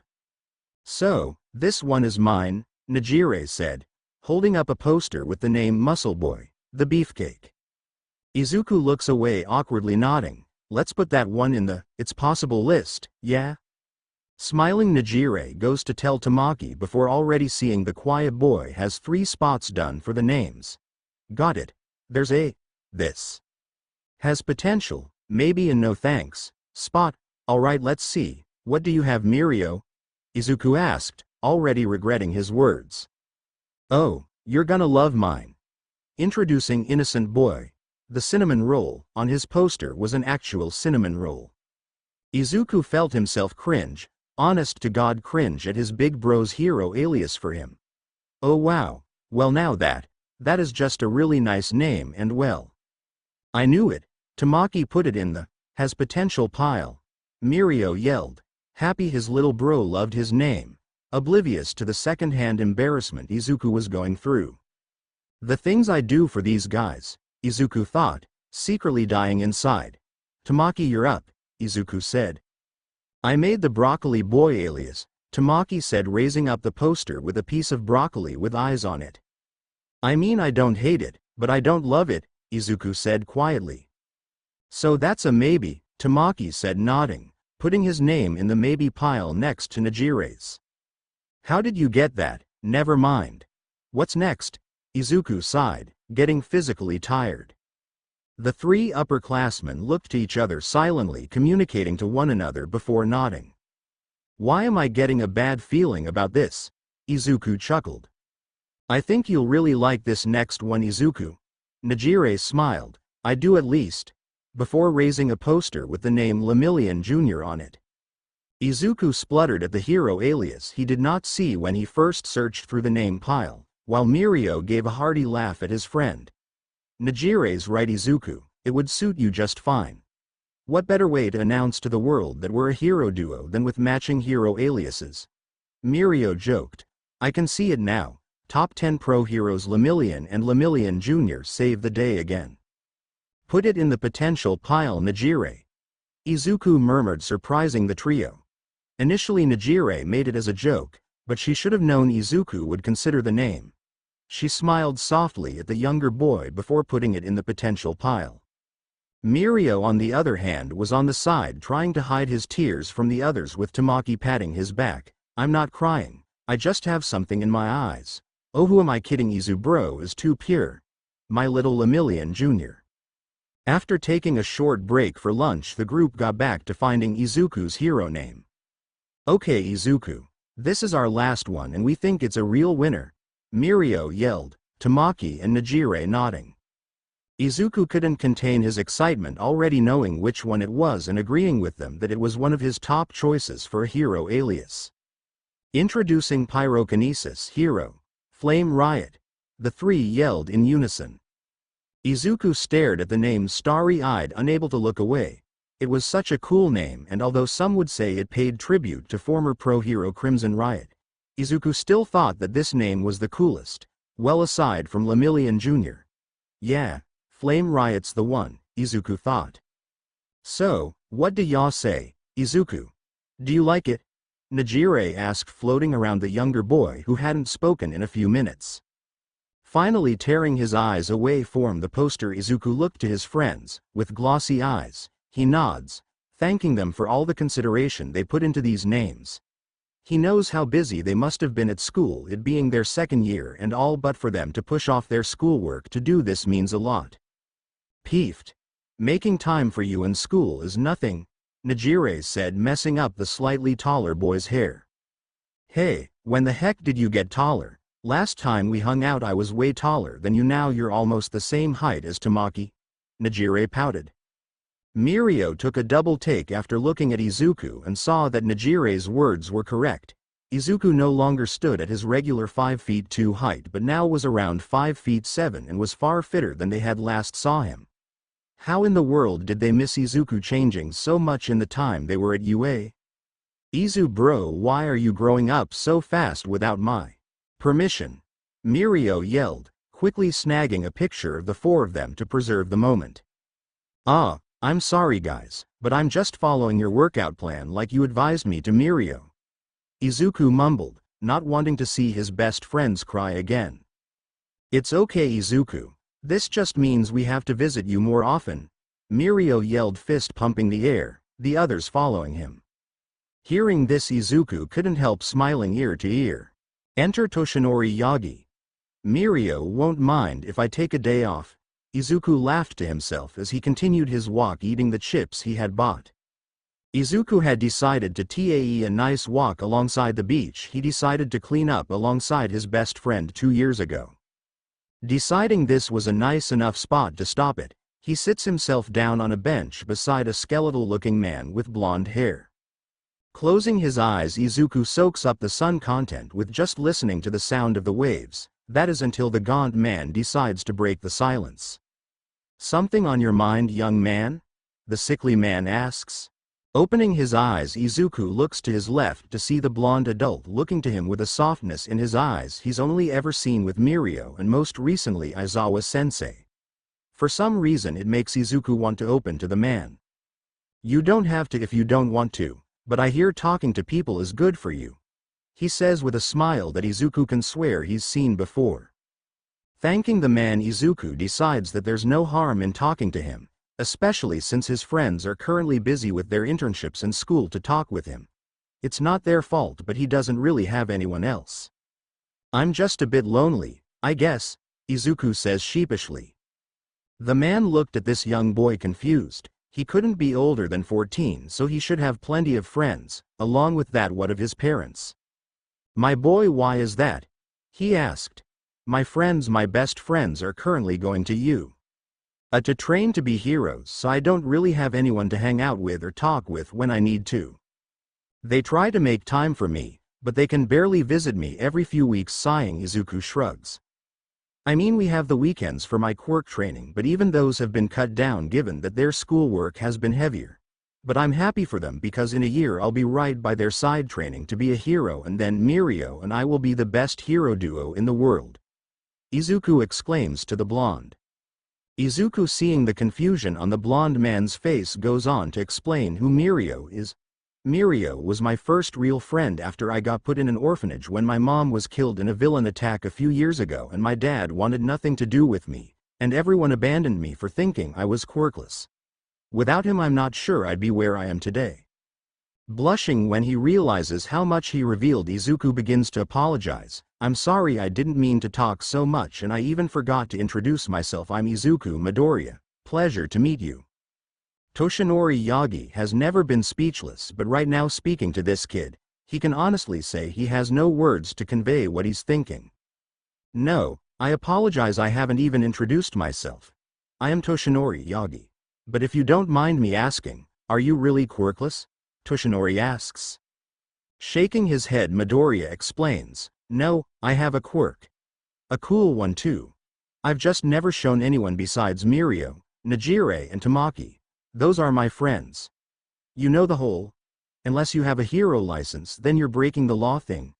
Well, my mom taught me to always follow that rule, and I have even after she died, Izuku says.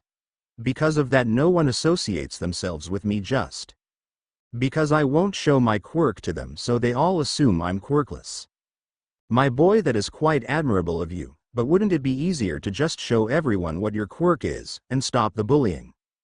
No, I promised my mom I would wait until I was got into a hero school, and I will, Izuku said with a fire in his eyes.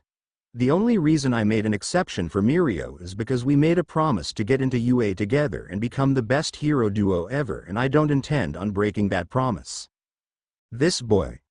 Looking at the time, Izuku saw that it was almost nearing curfew and was mildly upset that he had to leave because it was nice having someone to talk to. Well, Mr. Yagi, it was nice talking to you, but I have to go, it's almost curfew and I don't really want to get in trouble with the person in charge at my orphanage, Izuku said with a smile that surprised Toshinori. This boy still has the spirit to smile even with everything he's been dealt with. He truly has the heart of a hero, Yagi thought as he watched Izuku walk away from him. What's got All Might frowning? I thought you were the hero that was supposed to always smile, Aizawa drawled. I met a boy yesterday, All Might says. Aizawa drops his coffee at All Might's confession. A what? All Might looked to his colleague to see why he dropped his coffee and realizes how he sounds. God no. Aizawa, I meant I talked to this teen yesterday who caught my attention. Not helping. Look, he sat next to me and had this look in his eye as if he had to grow up far faster than someone his age should have, and when I asked if he wanted to talk, I learned how much this kid had to deal with, All Might explains. I mean, his mother dying from a villain attack, then his father abandoning him, putting him in an orphanage. Aizawa sips his newly made coffee, then taking a moment he looks to the number one hero. His name didn't happen to be Izuku Midoriya, did it? All Might couldn't hide his surprise even if he tried. How did you know that? Because I've been helping the kid with his quirk control since he was 13, Aizawa reveals. By now All Might wasn't sure he should even try to hide his surprise or let it out. Really? How did the kid even get access? I also felt bad for the kid and offered him access to UA's training facility the day I met him. Which coincidentally was also after the day I offered Mirio tickets for him to the sports festival on the condition they give me the picture they took dressed up as the Wild Wild Pussycats. First off, I need to see that picture. Second, if I didn't know any better, I would say you care about the boy Aizawa. All Might, I've known this kid for about a year and a half, and if anything were to happen to him, I would kill everyone I know then myself, Aizawa said with a straight face. My God, you really care for the boy, All Might said with a chuckle. Yeah, I hate it. I'm already halfway through the adoption papers. Peeved, you softy. Sir Night Eye Agency. Mirio. Yes, sir, you've done well with your time here, and your control over your quirk has improved immensely. I'm very proud of you, Sir Night Eye said before relieving Mirio from his office. As Mirio walked out, he couldn't help keeping the huge grin off his face. He knew he was improving, but to have someone like Sir acknowledge it was proof that all his training with Izuku and the help he was receiving from Sir himself wasn't for nothing. Izuku. I'm almost there, All Might. I believe I found you the perfect candidate for OFA, Sir Night Eye said over the phone. All Might nodded. Forgetting Sir couldn't see him through the phone, he answered, I see. Give me a few days to look him over. I feel I found a good candidate too, he said, looking at a picture of a green-haired boy dressed in a ragdoll costume. Very well. Yes, I am on a roll, thank you. Same-day birthdays and cosplays. Happy birthday Izu bro, happy birthday Mirio. Wow. What are the odds you two would have birthdays on the same day in the same month? Najire said, floating around the two best friends. You two really are like brothers. Tamaki nodded his head in agreement with a small smile in his face, remembering when he first found out about this. So, what are you doing for your birthday Mirio? Tamaki asked. Mirio tapped his chin, thinking of what he could do for this special day. Before he would have a simple family dinner, but now, he had Izuku with him, so he should do something with him. Well Tamaki, now that I have Izuku under my wing, I think I should do something special for my little friend. Would you like to join us? Oh, has Izuku never been invited to a birthday party or something? The boy asked. Ahahaha, silly Tamaki. Well yes, but also no, Izuku and my birthday are the same day. We're like twins except we're not, you know. So basically, two people with the same birthday. Tamaki specified. Yeah, two bros with the same birthday. Tamaki wanted to tell Mirio that just because you share a birthday with someone doesn't mean you are technically related, but Mirio looks so happy to be sharing a birthday with Izuku. Amazing Mirio, you're like twins, but not, he chuckled. Right. Now come on, let's go find my Izu bro so we can celebrate our birthdays together. Mirio yelled, not realizing he had sunk through the sidewalk, causing Tamaki to have to run and catch up to the boy with his clothes. I know, right? It makes celebrating our birthdays together so much easier. Mirio yelled, pumping his fist, Izuku nodding his head, copying Mirio. Yeah, Mirio and I have been celebrating together since we first met and found out our birthdays were at the same time. Izuku grinned. Najire and Tamaki had to close their eyes at the huge smiles the two boys were giving them, the light shining over them slightly blinding the duo. Too pure, they thought.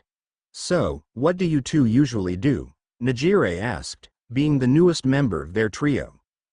We're glad you asked, Najire, Mirio said. We do a lot of stuff, ranging from the arcade to going to Tokyo to visit the Museum of All Might. Don't forget touring the Heroes Hall of Fame. Ooh, that sounds like fun. What do you plan on doing today? Najire asked, jumping around. Mirio scratched the back of his head, Izuku mimicking him, as they both looked at each other. We were planning on visiting the Museum of All Might again. Tamaki didn't even try to hide his chuckles, having expected that. Of course, you did. Happy birthday Izu bro, happy birthday Miri bro. They really enjoy having the same birthday, don't they? Najire giggled. Of course, Tamaki said sheepishly, looking at the two boys wrestling, the younger of the two losing miserably. I'm a little confused as to who we're dressing up as, Najire asked as she looked at Tamaki in a red costume with a lighting bolt on it, Mirio in an orange and green ensemble with a weird trident, and Izuku with a blue and red suit with a S on the chest. Excellent question, Najire, and we are glad you asked. Mirio shouted, Izuku, if you would. Well, it's interesting really, because before the Quirk era there was the pre-Quirk era, as you know, Izuku began explaining.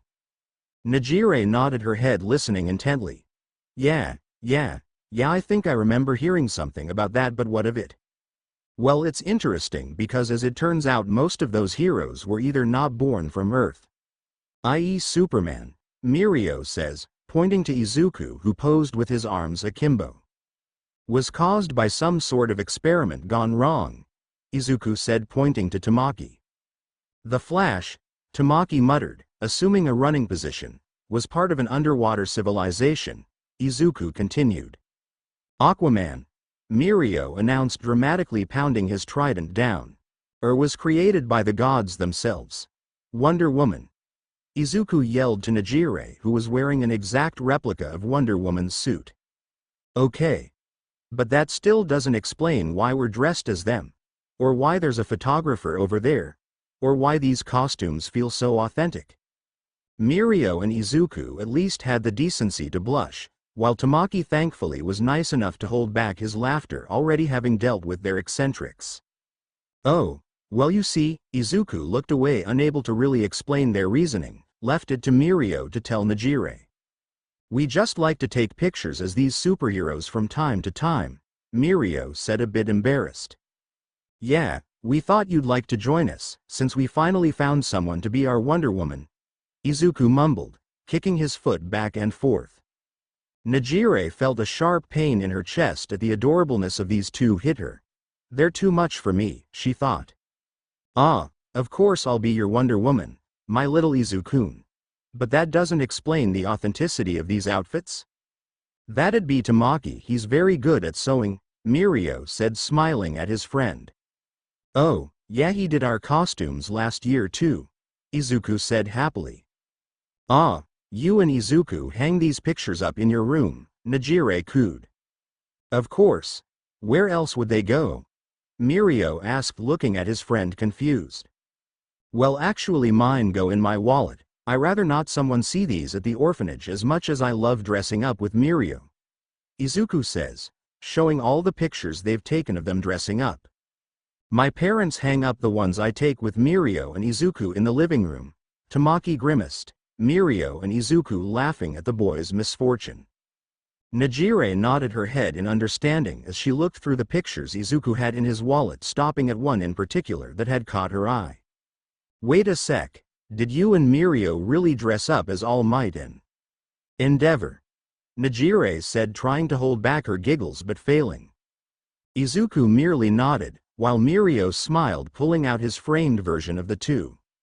Izuku wanted to be All Might, but seeing as his quirk is pyrokinesis and he can actually set his face on fire, we figured he'd have to make the sacrifice, Mirio said, apologetic to the sulking boy.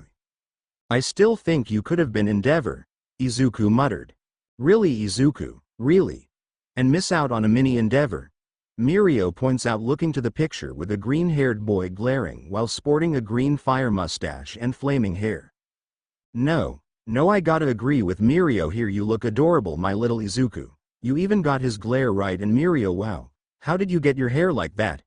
Nejire asked, pointing to the V-shaped hairstyle. Mirio's hair used to be longer in middle school, Izuku answered, remembering when Mirio used to wear ponytails. Yup, but eventually I cut it, unlike this bushy-haired kid, Mirio says, smiling. Well, I mean, I could always, don't even think about it, Nejire says, grabbing a handful of the younger boy's curly hair that she was just running her hand through. I mean, what? I would never want to cut my hair. Nope, no siree. Why would you even suggest something like that, Mirio, you monster? Izuku yells, breathing when Nejire lets go and goes back to running her hand through his hair. One day, Izuku thought, only to feel another tug and the older girl glare at him as though she could read his mind. Okay, maybe not. Adopting exercises and problem children, and you're positive you want to adopt Izuku Midoriya? I mean, he's quirkless? A woman spoke with a hint of disdain in her voice from behind her desk. I see no reason why that would deter me from wanting to adopt the young man. If anything, your comments only make me want to adopt him faster. A tired-looking man in a black suit with his hair in a bun says. The woman begins to lightly sweat, not having expected this answer. Usually when someone hears one of their kids are quirkless, they immediately stop the paperwork and look for another kid with a quirk, even if it's a weak one.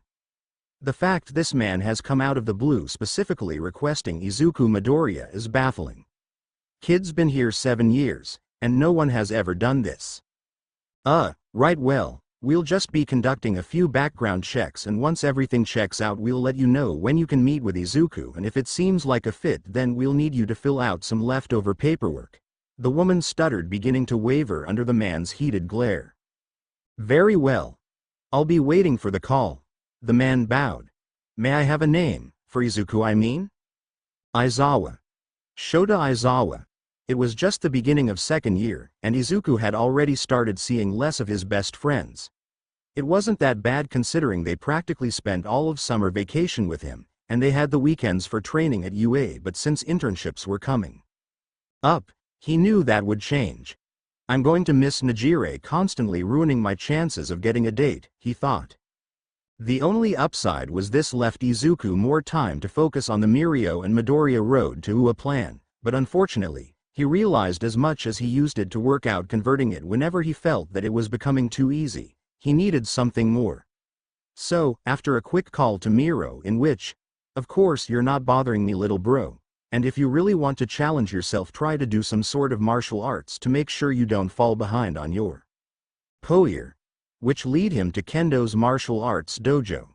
Now why does that name ring a bell? Izuku thought. Shrugging it off as paranoia, Izuku walked into the dojo, where upon arrival he saw the girl who watched as his friends embarrassed him horribly in front of her, throwing a huge guy over her shoulder effortlessly. "Now she has a lot of power," Izuku said, starry-eyed at the girl who just tossed a man 2 times her size over her shoulder. "Got that right. Kendo's my best student," a huge guy with a black belt said, towering over Izuku. "If you're looking to advance to the next belt then you gotta go through her." Izuku stared in awe at the girl in front of him. She looked no older than him, but she was taking down teens, bigger and older than her with such ease. He couldn't take his eyes off her. Her skills were so flawless. He smiled at the younger boy who couldn't stop looking at his daughter beat the crap at her opponent. "So tell me, kid, are you only here to watch my daughter kick ass or sign up for karate lessons?" Blushing, Izuku explains his need for something different than his current workout plan and his decision to choose karate as that format. The man nods his head in approval. "Well, you made a good choice in choosing my dojo for a challenge. It's not easy advancing to each belt since you have to go through kendo, so you'll have to train your ass off, which I'm sure is exactly what y'all want, yeah?"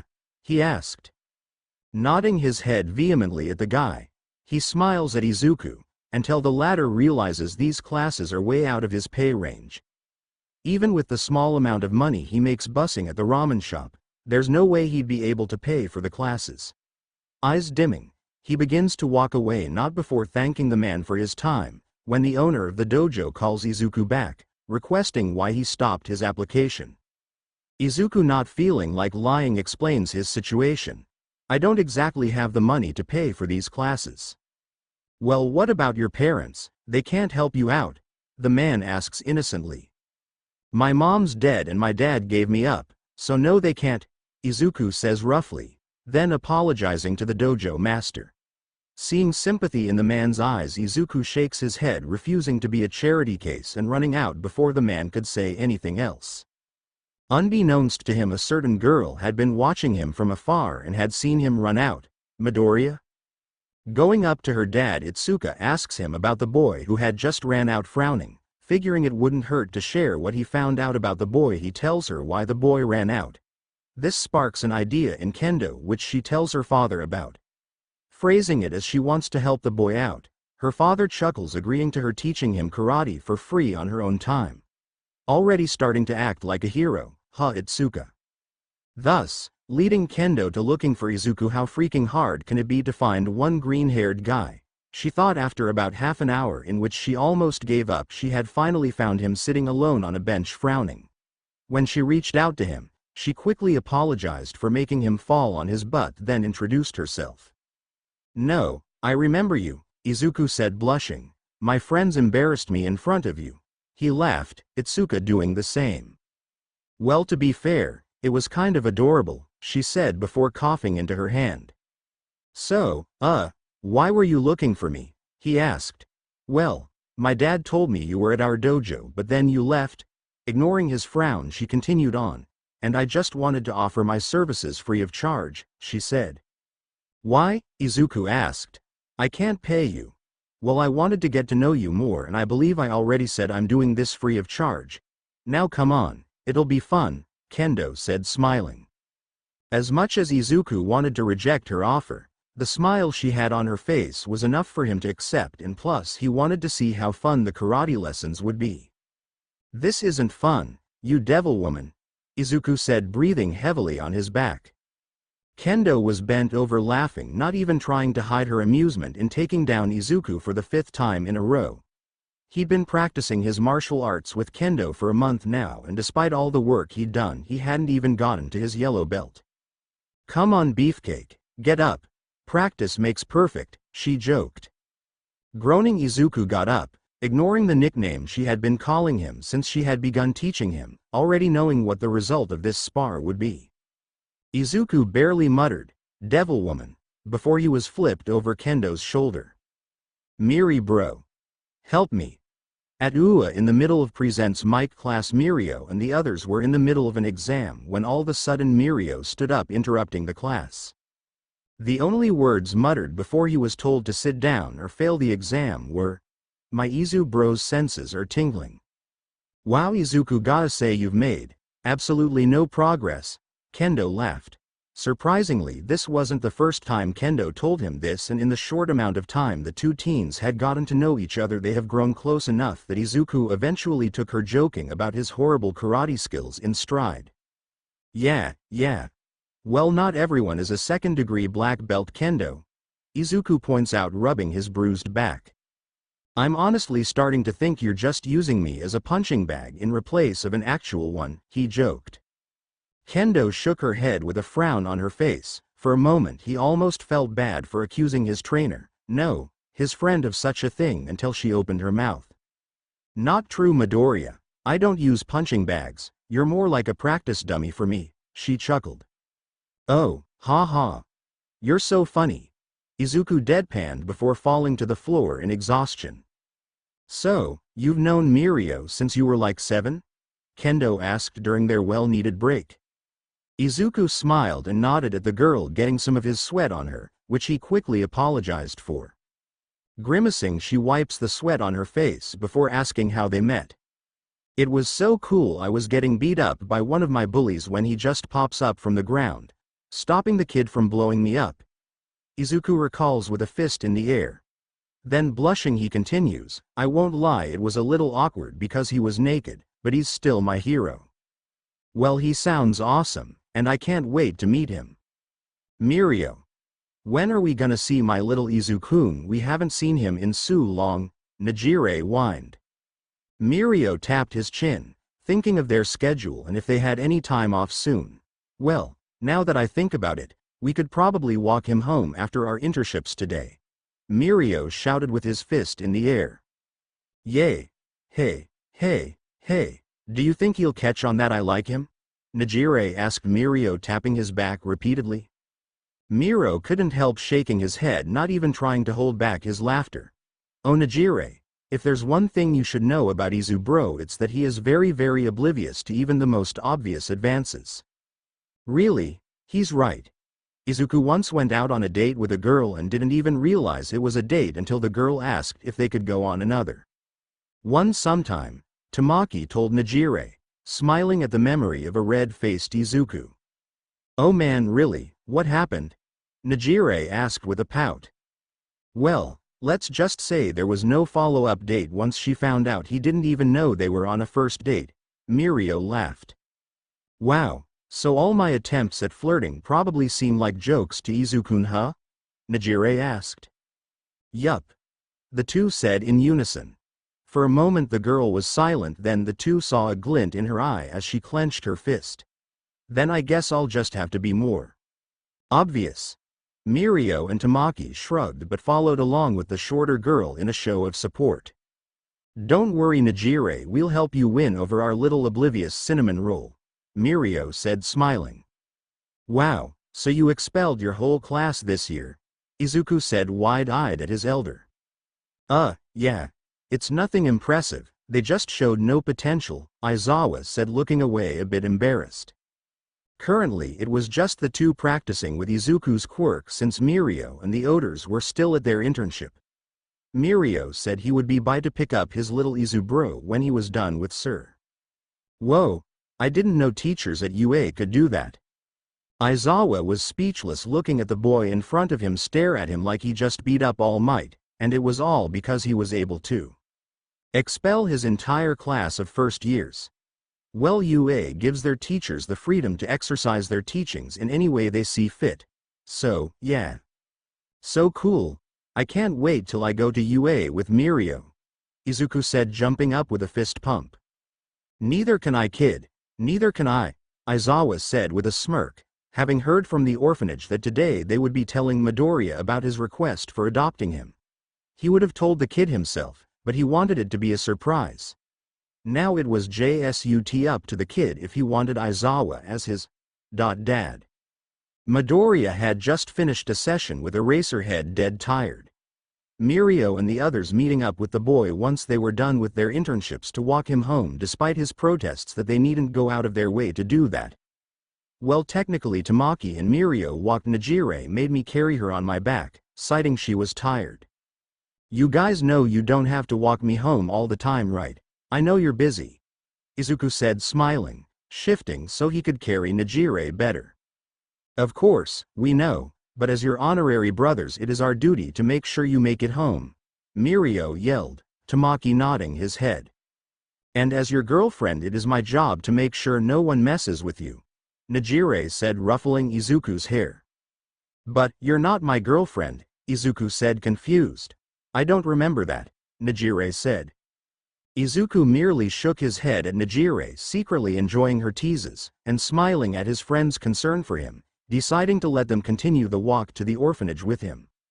The four continued to talk about anything and everything as they neared the orphanage. Once they entered with Izuku, they made sure to watch him check in. Waving goodbye, the three went to depart.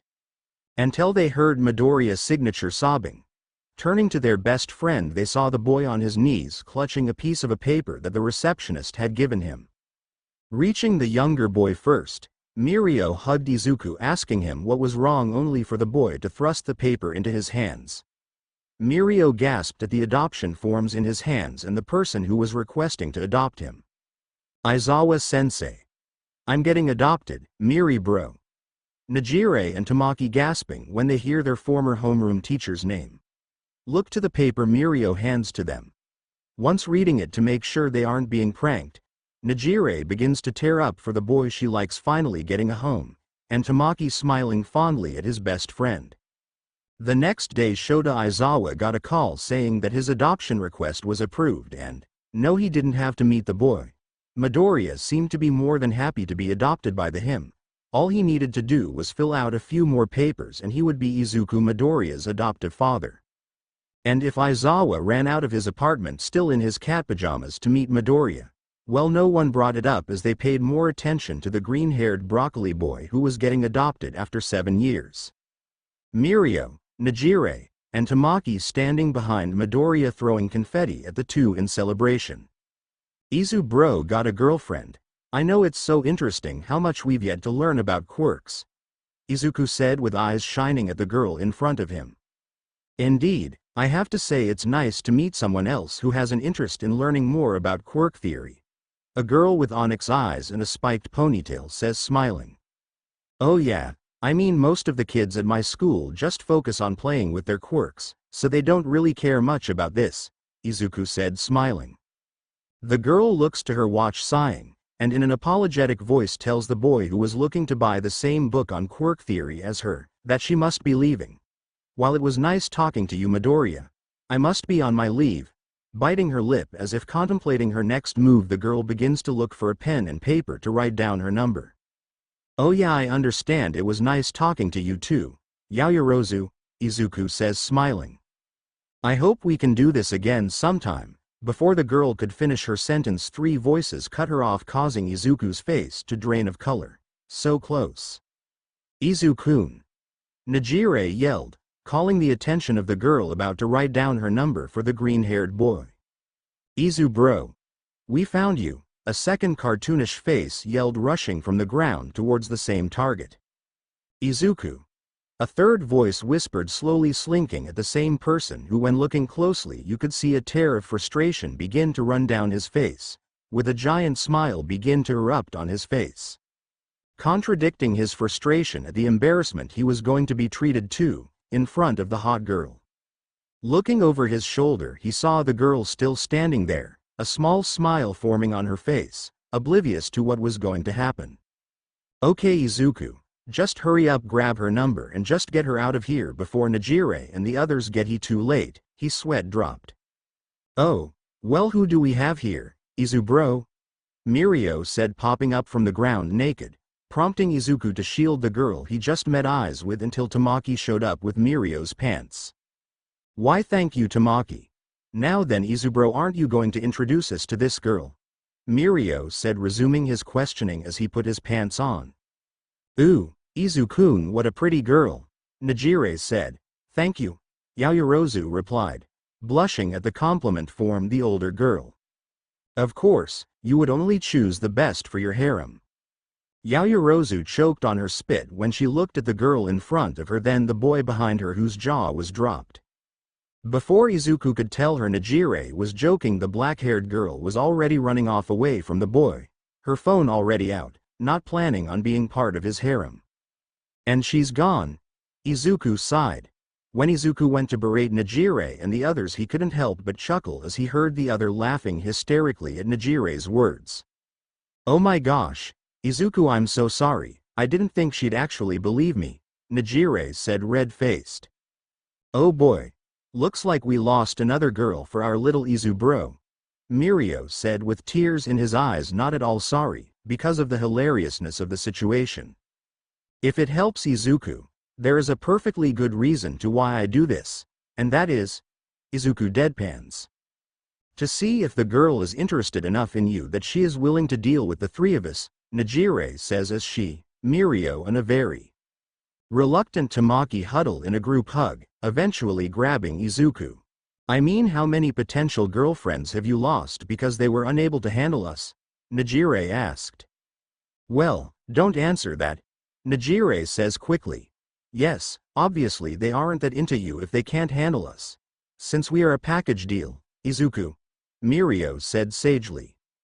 Izuku stayed quiet, now understanding why they constantly butt in every conversation he had with a girl, causing a huge scene, and felt a tug in his chest. He looked at them smiling because of course these three would find a way to make embarrassing him have a heartfelt meaning. Jerks, finding loopholes, Izuku thinks. At that point, as he saw his friends looking at him with goofy smiles on his face, Izuku decided he couldn't be mad at his friends. Well, guess that makes sense. Don't worry Izuku, you and I can always do a long distance relationship, Najire said, while Mirio and Tamaki laughed aloud at Izuku's blushing face. Yes, perfect. And if you date Najire, then the Tamaki and I can most likely. Probably, Tamaki interjected.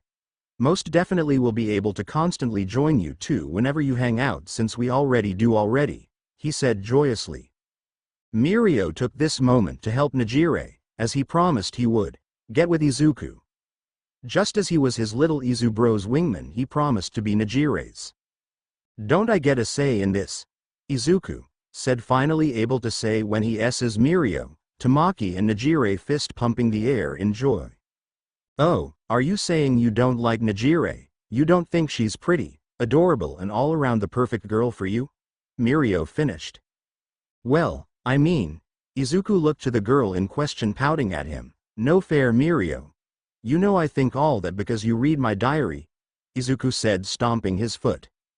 Ah, my little Izuku has a diary and he writes about me in it. You only make me like you more, Izu-kun, Najire said, jumping into Izuku's arms.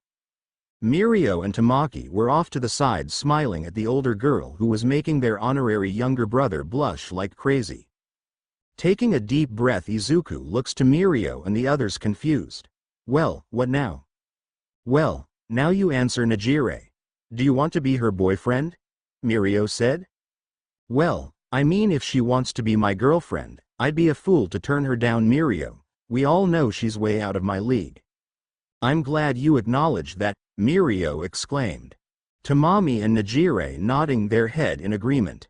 Alright then. Najire, I will go out with you, Izuku said smiling, almost falling to the floor when the hypergirl tackles him in a hug. I think we should celebrate to the beginning of the relationship of our very own Izuku and Najire, Tamaki murmured. Our little Izu bro has a girlfriend, Mirio yells, tears flowing down his face. We need to celebrate. No, we need to throw a party. No, we need to. Mirio was stopped in his tracks by Tamaki and Najire, who agreed that a celebration was in order. Najire, today is Friday, Mirio announced. Yeah, I know, the girl says confused. Shaking his head, he realizes if she has been hanging out with them, she still has a way to go until she is used to their eccentricities. Today is Friday, which means Izuku and I have dinner at my house. It begins to dawn on her what he is saying.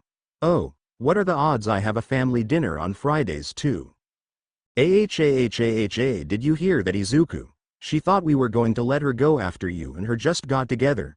Mirio laughed, Tamaki joining in, and Izuku shaking his head in embarrassment. Oh man, she's so funny. Good choice in girlfriend, Izu bro. Mirio says, wiping tears from his face. Well, I mean technically she chose me, Izuku mumbled. What are you talking about? Najire asked, trying to figure out what she's missing. She's been hanging out with the three boys long enough to think she knows enough of their weekly rituals. What could she be missing? You are going to have dinner at my house and meet my parents, Mirio said smiling. Come on now, we're having katsudon, Izubro's favorite.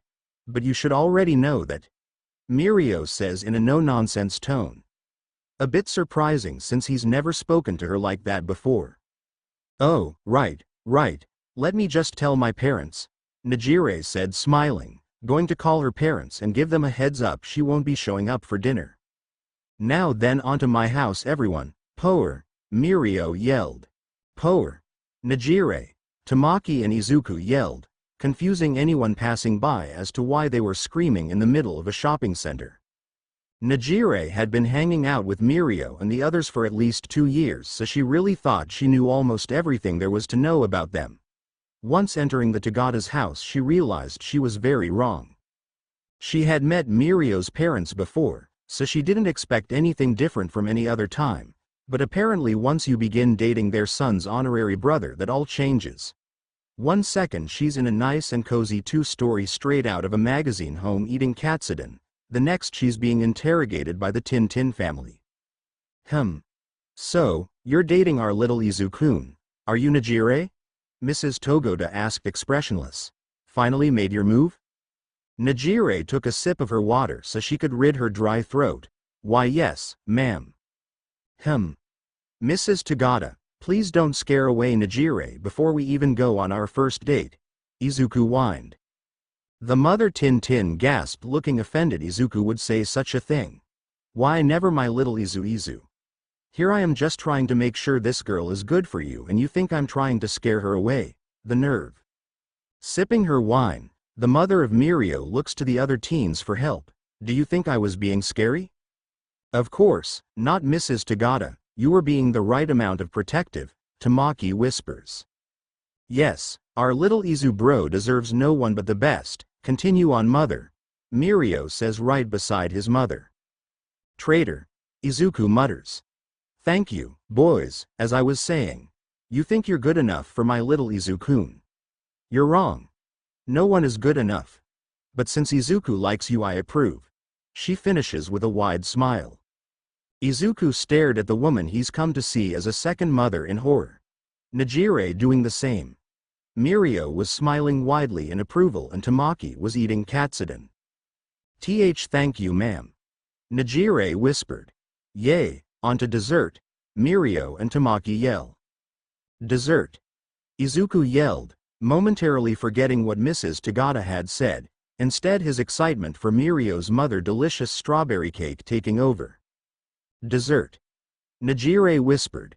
Can't wait to hear what Aizawa-sensei has to say to you dating his adopted son, Mirio chuckles. Najire face falling at his comment. Hope this didn't seem forced, but I just thought it'd be kinda funny if this was how Najire and Izuku ended up. Also Najire getting the shovel talk from Mirio's parents. Don't worry, we're going to be seeing All Might again in the coming chapters, as well as an encounter with Bakugo. Also, if you like my stuff, support me on Ko-Fi under same username. Chapter 14. So, this is your room. We can go shopping later to fill it with things you want, Aizawa said, looking away. Izuku smiled wide at the bare room with a twin bed. Already he could picture hanging up all the pictures he and Mirio had taken over the years, Tamaki joining in on the photos, and then Najire. It's great, can't wait, Aizawa, Izuku said, choking up. Mirio and the others stood hugging Izuku, taking in the scene. This is too much for me, Izuku, I think I'm going to cry, Mirio yelled. What are you three doing here, may I ask? Aizawa deadpanned. The three older teens gasped at their teacher's words. Eraserhead, we're here for moral support. This is a big day for Izuku. Mirio yells, not noticing Izuku snored at their excuse of wanting to see what Aizawa's apartment looks like. Well, if you wouldn't mind leaving us so we could get acquainted, that'd be great. The three looked to Izuku to confirm this was okay. Seeing him nod, they saluted to the younger boy. The exception being Najire, who was quick to give him a kiss on the cheek, which left Izuku covering his face and Aizawa looking at the girl as she left. So, why did you adopt me? Izuku asks. I'll be honest, kid, when Tagata first told me about you I wasn't sure what to think. But then he shows me that picture of you and him dressed up as Shino and the others, and I can't help but want to get to know you, he said with a shrug. Izuku looks to the older man skeptical. That's it? Then he tells me how you've been bullied because you follow the Quirk laws to a T because of something your mom told you before she died, and then the massive potential I see in you. And I think this kid deserves better. This future hero deserves a family. And yeah, you may have Mirio, Najire and Tamaki, but you need a home, a real home with a real father figure. And I may not be the best at it, but I'll be damned if I don't try to be one for you, Aizawa says. By the end of his speech, Izuku is crying, hearing from this man he's barely known for about a year, that he cares for him that much, and sees potential in him. It feels nice. And he said he'd be a father for him, something he's wanted since his dad gave him up because he didn't want his family in America to find out about him. Thank you. Thank you so much, Izuku says. You don't need to thank me for something that should have been done a long time ago, Aizawa says, before adding, now onto the fact you're dating Hado. I'm so happy for you, Izuku. Kendo said, a bright smile on her face as the boy in front of her retells the story of his adoption to her. Izuku, uncaring of the tears running down his face, smiles at his friend. I know. I can't believe I've finally been adopted, and by a pro hero no less. Kendo went to hug the boy. Honestly, Midoriya, if anyone deserves this, it's you. Now if you would only get better at karate. The girl ducked under the boy's punch, laughing at the boy's pout. Sorry, Midoriya, I had to. Sure, you did, the boy mumbled, trying but failing to hide his smile. Izu-kun. Najire yelled, calling the attention of a green-haired boy discussing other styles of martial arts he might be better at with an orange-haired girl by the beach. Izu bro. We found you, a second cartoonish face yelled, rushing from the ground towards the same target. Izuku. A third voice whispered, slowly slinking at the same person who, when looking closely, you could see a giant smile erupting on his face until it dawned on him that he was most likely going to be embarrassed again in front of Itsuka Kendo by his best friends. Doesn't this feel familiar? Izuku thought. Looking over his shoulder, he saw the girl still standing there, a small smile forming on her face. Doesn't this feel familiar? She thought. Okay, Izuku, she's your friend, so maybe she'll be okay with your weirdo friends. Who are you kidding? Just get her out of here before Najire and the others freak her out. Oh ho ho. What do we have here? Mirio said, popping up from the ground naked, prompting Izuku to shield Kendo's eyes until Tamaki showed up with Mirio's pants. Why, thank you, Tamaki. As I was saying, what do we have here? Mirio said, resuming his questioning as he put his pants on. I think our little Izu-kun was trying to flirt with someone who wasn't me. Najire said, gasping dramatically, while Mirio and Tamaki laughed aloud at Izuku's blushing face, and Kendo's bemused face. Is our long-distance relationship not working for you? Najire pouted. What the? No, I swear I'm happy with this, really. I would never. Izuku spluttered. This is Kendo, remember, the one who I told you was helping me learn martial arts. Izuku said, red-faced, when he realized she was just joking. Izuku looked at the girl in front of him, poking fun, smiling. You're gonna be the death of me, Najire. He sighed. Kendo looked to the four, expressionless, holding back her laughter at the eccentricities of the older teens. Wow, we're gone training to be heroes for a few months, and look at Izuku breaking girls, namely Najire's, hearts. Mirio jokes, and after all I did to get you two together. What are you talking about? I haven't done anything. Izuku yells, and all you did was say you two are dating now and Tamaki and I are tagging along on your dates, Miri bro. Semantics. Mirio says. This is a long-distance relationship, Izuku. We can never be sure, Najire says, winking. Then looking to the orange-haired girl. You should watch out, Kendo. This beefcake is a little flirt. Before we started dating, all he ever did was flirt with girls. Najire says, trying to hold in her laughter but failing. Izuku scoffs at his girlfriend, who was just messing with him. No, I'm not. Even before we were dating, you wouldn't even let me flirt with anyone to even see if I could. Kicking a pebble, he points to the girl accusingly. You scared away every girl I tried to talk to. Remember that one girl who I was talking to? She had that spiked ponytail. Nope, doesn't ring a bell. Najire says with an innocent face, although she totally does. No. Don't give me that face. I know you do. I had just finished a conversation with her about quirk theory when she was about to give me her number. Then you pounced on my back and said, ooh, nice one, Izukun, she'll be a great addition to our harem. And made her run away before I could tell her you were joking. Izuku couldn't help but chuckle at the memory. Even if he was disappointed he didn't get the hot girl's number back then. Oh wells, at least Najire is giving me a shot, for some reason. Who said I was joking about wanting the harem back then? Najire said seriously, before bursting out laughing at Izuku's and Kendo's red face. Not funny, Najire. Izuku says with his face covered. It kind of is, Mirio says, smiling. To be fair, Najire was throwing out huge hints about wanting to date you that you were oblivious to. Tamaki whispered, unfortunately ignored by the others who were still making fun of Izuku. While Izuku doesn't even try to hide his groan directed towards his friends. Kendo smiles softly at her friend, who looks happier than she's seen him in the 2 months they've been training. It was spring break and Mirio had said that he wanted to train with Izuku like old times. Aizawa had said it was alright since he had gotten good control over his quirk, so here he was on a Saturday heading to the beach. Izuku agreed it'd be nice to have some one-on-one training, except when he got to the beach, he didn't see just his Miri bro, he saw Najire and Tamaki too. He didn't mind, of course, he never really trained with those two, he was just curious as to what they would be doing with them. Ah, Izubro, nice to see you arrive. Are you ready for your training? Mirio yelled. Sure bro. But what are we doing exactly? Izuku asked, confused. We're going to do a 10 kilometers run following this route around Musutafu and carrying these weights, Mirio said, holding up a hiking bag. Okay.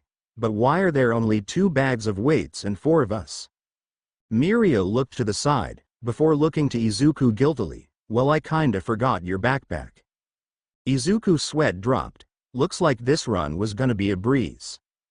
But don't worry, that's why I called Najire here. See, at first it was only going to be you, Tamaki and I, but then when I realized I forgot your weights, I figured what's the next best thing for you to run and carry. Izuku could already feel a drop in his stomach at Mirio's next words. Najire. While Najire is a bit heavier than our weights. Hey, I'm sure she'll still be light enough for you to run the route with no problems. Mirio shouts, while him and Tamaki put on their backpacks. Mirio's looking far heavier than his friends. But, I mean, Najire on my back, I don't know, Izuku said, stuttering as he finally took stock in what his girlfriend was wearing. She's only wearing a sports bra and gym shorts, really short gym shorts, he thought. Be a man, Izuku, and carry your girlfriend around Japan. Mirio joked. Now come on, if we finish in time, we can eat at the American restaurant All Might likes, Mirio says as an incentive. Apparently, it's the right thing to say as Midoriya goes to scoop Nejire onto his back and begins to jog his way to the restaurant.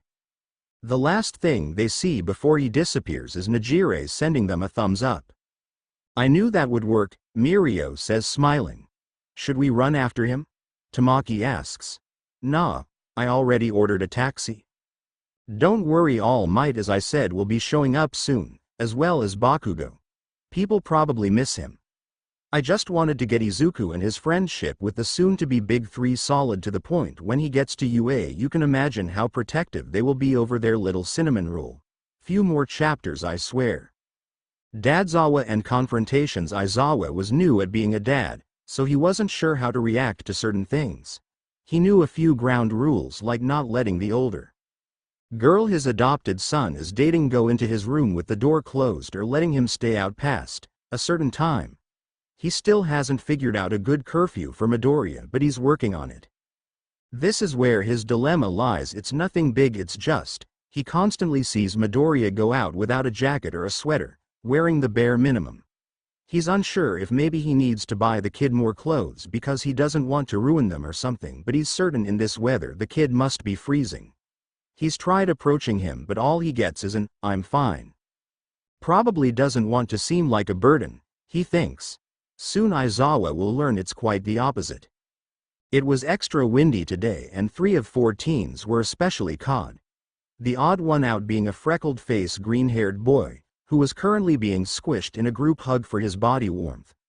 While Izuku was just wearing a thin long sleeve with jeans and his signature red shoes, he was perfectly fine in this weather. Meanwhile, his best friends and girlfriend were freezing. It's really unfair you don't get cold, my little Izu-kun, Nejire says, smiling. Well, to be fair, Izu bro's quirk grants him a certain advantage in this type of weather, he playfully glares. So it's not really him but his quirk that lets his body emit heat and keep us warm. Mirio cheers. Nejire looks to Mirio, then Izuku, who stopped to rub the back of his head, embarrassed. You mean to tell me we have our own little heater then? Nejire said with a huge smile. Indeed, Mirio said, smiling back. Seriously guys, you guys already use me to cook marshmallows, Izuku protested weakly. Please, you know you love when we do that, Nejire said, hugging Izuku tighter. When the younger boy didn't answer, the 3 older teens took his silence as a yes, laughing at his admittance. As Izuku and the others neared his home, he couldn't believe he said that, his home, he finally had a home. Anyways, as they neared his house, they saw a stoic eraser head standing outside, bundled up like the other 3 teens. Slowing their pace, the 4 teens looked to each other, wondering why their sensei would look so serious at them. Midoriya, please wear a sweater when you go out. I couldn't stand it if you were to get sick while under my care, Aizawa said, eyes softening. Izuku finally understanding why his adoptive father was standing outside and with a sweater in his hand turned red. Aizawa, I'm so sorry if I worried you, but the thing is I don't really like bundling up. That may be, but you'll get see. No, you see my quirk makes my body temperature very high, so I don't really need to wear so many layers of clothes, Izuku explained. Aizawa eyes Izuku for a moment to see if he were lying. When he saw no signs of the boy trying to deceive him, he sighed and nodded his head. Okay. If that's the case, then I'll let you not bundling up slide, but next time let me know about something like this. I'm new to this fatherhood stuff and I was worried you didn't want to ruin your clothes and didn't think you could ask me for any. No, I'm sorry. I promise from now on I'll tell you if I need anything. Izuku bowed, the others following for some reason. Aizawa chuckled seeing his loyal friends copy him. All right, thanks kiddo. You guys can go back to doing whatever you were doing. Now. The 4 kids saluted before leaving. Thank you, Aizawa. Eraser head. Sensei. Each one calling him something different before leaving. It was time to go back to school as the 3 older teens sadly acknowledged before leaving Izuku. Mirio and Tamaki squeezing Izuku to death before stepping away for Najire to say her goodbye. "Oh, I'll miss being able to constantly visit you, Izu-kun," Najire said before kissing Izuku. Izuku blushed at the action, still not used to the older girl's signs of affection. "I'll miss you too, Najire," the younger boy said, a bit dizzied from the kiss. "Oh ho ho, looks like our Najire here has managed to take our Izu bro's breath away," Mirio teased. "I'd prefer if you didn't do it in my house," Aizawa said expressionless. "Oh my gosh, we're sorry Aizawa-sensei, we're going to leave now. Come on Mirio, Tamaki. Bye Izu-kun." "Oh man, that's embarrassing. Why didn't you tell me Aizawa-sensei was still there?" Najire yelled, running out with Mirio and Tamaki on her heel laughing. Izuku, still a bit dazed, barely noticed Aizawa asking him something until he heard snapping in his face. "Wah? I asked if you'll be okay to go back to school, right? Because I can take a few days off. I have a lot of vacation days and midnight and present Mike already know about you, so they said they'd take my shifts so I can spend more time with you," Aizawa said to Izuku. Izuku smiled at the man he was beginning to see as a father before shaking his head in thanks. "It's alright, I've been going to school alone for a while now, so this won't be any different," he smiled. Aizawa rubbed the back of his head, unsure at first. "Alright then, just give me a call if you need anything and I'll be right there, okay?" "Okay," he answered, happy at being cared for by a parental figure. Well, if it isn't Deku," Bakugo sneered. "Tell me Deku, where have you been going after classes these past few months?" Bakugo ordered. Izuku rolled his eyes at his former friend. "And why should I tell you?" "Because I want to make sure a quirkless fool like you isn't trying to work their way into getting into UA by doing something on the side," he growled. "Why does it even matter what I'm doing to better my chances of getting into UA? I'm not bothering you, am I? Because I'm the only one who's supposed to get in," he says. Izuku scoffs at the boy's pretentious attitude. A hero shouldn't act the way he does, but he figures every hero has some shitty origin story. He just wishes Bakugo didn't involve him in it. "Look, I work out after class with Mirio and the others, then I go home. Happy?" he asks. Peeved. "You mean you go to the orphanage?" Bakugo taunts. Izuku doesn't flinch at the insult this time, not now that he has a real home to go to. "No, I mean the home who adopted me," he grinned. Shock fell upon Bakugo's face. It's been 7, no 8 years since Izuku's been in the orphanage, so he didn't think he would ever get adopted. Finding out he had was a shock, but also in a way a relief. Despite the harsh friendship they had, Bakugo will admit no one deserved to be in an orphanage for so long. Hearing the nerd finally got adopted was nice to hear. Well, congrats, then," Bakugo says, looking away. The boy across from him stood shocked. He wasn't sure he quite heard correctly, but he thinks he heard Bakugo tell him congratulations on being adopted. "I'm outta here, nerd. Just don't apply to UA, got it?" And there goes the moment, Izuku thinks. So, he congratulates you for getting adopted, then called you a nerd and said not to apply to UA. Kendo recalled, while Izuku ordered their ramen. "Yeah, it was weird. I mean, I know he's not gonna be my best friend, but for a second he seemed like he was actually happy I was adopted." "Well, that's pretty weird considering you said he made fun of you for it for so many years," she said, bewildered. "I know, right? So how goes your training for UA? I mean, I know you told me you don't show your quirk because it's illegal, but didn't you say that you were getting some help with training at UA?" "Yeah.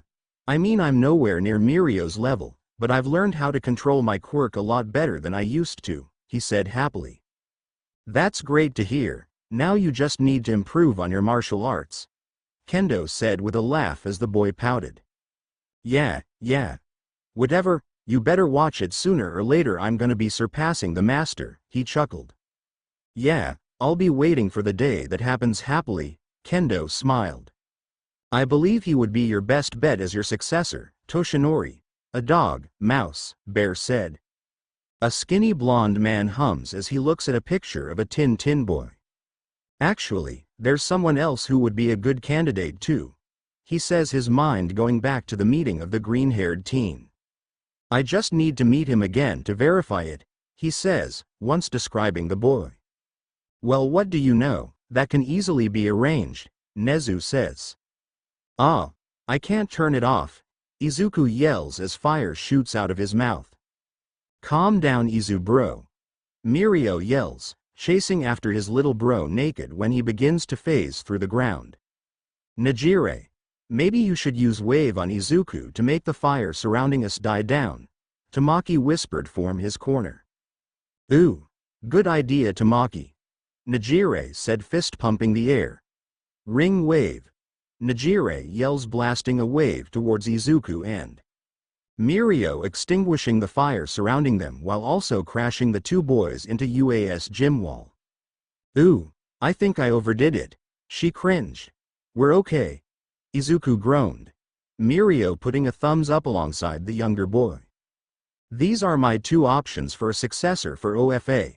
Skinny Mite chuckles, from where he hides behind a pillar watching the four teens run around panicking over destroying half of Gym Gamma. Next chapter is where we begin canon. I hope you guys like this. Just wanted to give you guys some more Dadzawa, and a confrontation of Bakugo since we haven't seen him in a while. Also, All Might sees the potential of his two successors. How Deku discovered he was fireproof 3 years ago. Mirio, Nejire and Tamaki had just surprised Izuku with a visit at the beach during one of their rare moments off from their schoolwork. Since it was their first year, they were still getting the hang of balancing their schoolwork while trying to better their quirks. As it stands, they were on the bottom of the totem pole. Izu bro. Izu-kun. Izuku. 3 voices simultaneously yelled as they ran towards a younger bushy-haired boy who was currently lifting trash that was reappearing on the beach. Izuku turned towards the voices calling for him, a giant grin appearing on his face as he saw his best friends' faces after months of only texting or FaceTiming. Dropping the trash, he had in hand, he ran towards his friends, jumping for a group hug. To anyone else the scene would look a bit childish, but for those 4 it was heartwarming. Mirio. I didn't know you guys were visiting. Of course not, that ruins what we call a surprise. Mirio jokes before looking at the trash his little bro was cleaning. Oh, and I see you're not letting up on our road to UA plan. Nicely done, my little apprentice. Mirio said with a smile on his face, causing Midoriya to smile. Of course, not, I still have a few years to go, but I'm gonna make sure I use that time wisely, Power. Power. The other 3 yell. So how goes the quirk control? Nejire asks. Well, I still don't use it that much now that the junk here is gone, so people might catch me, which is why I kinda let the junk build up every now and then so I can practice, then I clean it up, Izuku says. The 3 teens looked at Izuku, making him feel as though perhaps he shouldn't have been doing that before they laughed hysterically. Oh Izu bro. Only you would think to do something so naughty so you can practice quirk control. I like it. Mirio says, with a thumbs up. Well done. I mean, not only are you cleaning up nicely, but you're becoming more of a little beefcake, Nejire says happily. Izuku blushing heavily as he hears his friend's words, while his chest puffs proudly as Mirio's words. Then looking to Tamaki for his opinion. Smart. The quiet boy says. Realizing that was all he was going to get, Izuku thanks him before asking them how goes their first year, a topic that brings a smile on his face as he hears about how much they enjoy their classes and the pro heroes who teach them. That's so cool, I can't wait to join you guys, Izuku says with a smile on his face. His friends all voicing their agreement. It was in that moment of excitement that the friends noticed something curious. Looking closely, they saw that as Izuku began to become more excited, his body was starting glow green. No, not glow, burn emerald color. Surprise was etched on their faces as the boy was still oblivious to his body slowly becoming covered by emerald flames. Hey guys, is anybody else feeling a bit hot? Izuku says as he fans himself, not even acknowledging the flames covering his arms. No, but that might be because your body's on fire. Nejire yells, panicking. What are you talking about? Izuku says, I can only light my fist and feel my body's on fire. running around in circles. Izuku beings to panic, causing his other friends to panic. Izu bro's on fire. What's going on over there? A woman asked as she watched what looked like 3 older teens dumping sand on top of a younger boy who was on fire. TCH. Boy randomly caught on fire while talking to those kids. Swear these kids do the weirdest drugs, the old street vendor said before going back to his paper. The woman looked at the old man before looking back at the 4 teens who were now having the boy stop, drop and roll on the beach with the same results. Okay then, the woman said before going back to her jog. I'm on fire, my body is on fire, my clothes are burning. Away! Izuku yelled while running in a circle while waving his arms crazily in the air.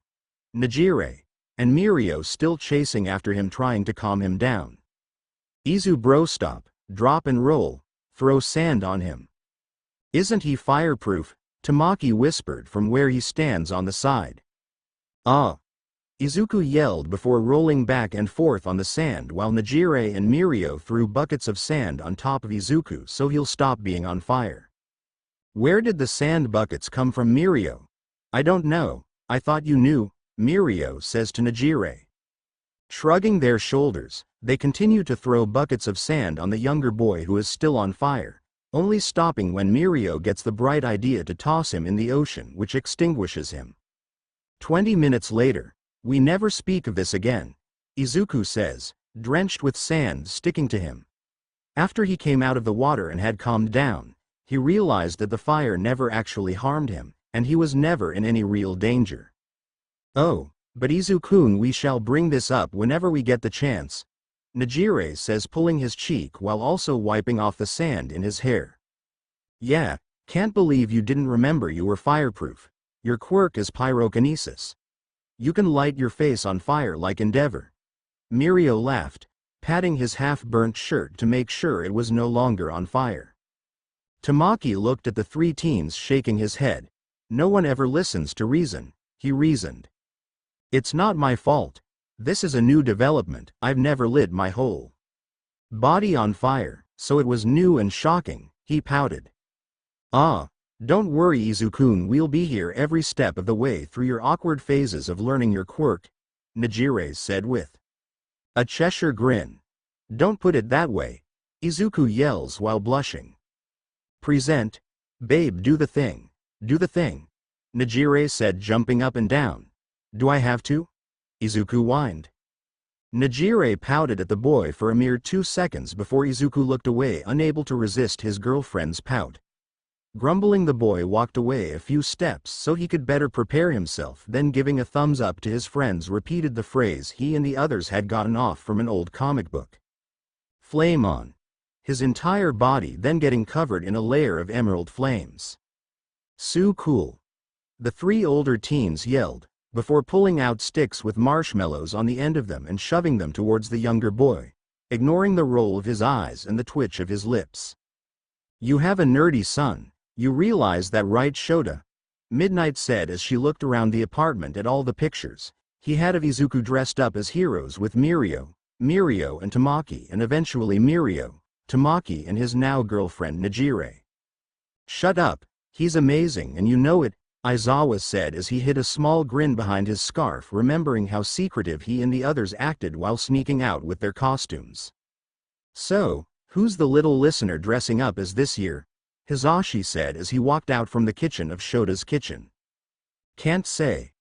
They left before I could ask. My guess is they want to surprise us or something, Aizawa said nonchalantly. Both Midnight and Present Mike smirked at the underground hero, both noticing how soft he was becoming since adopting Izuku but not saying anything. It was a welcoming change for someone who was usually grumpy. So, no clue at all? Midnight asked.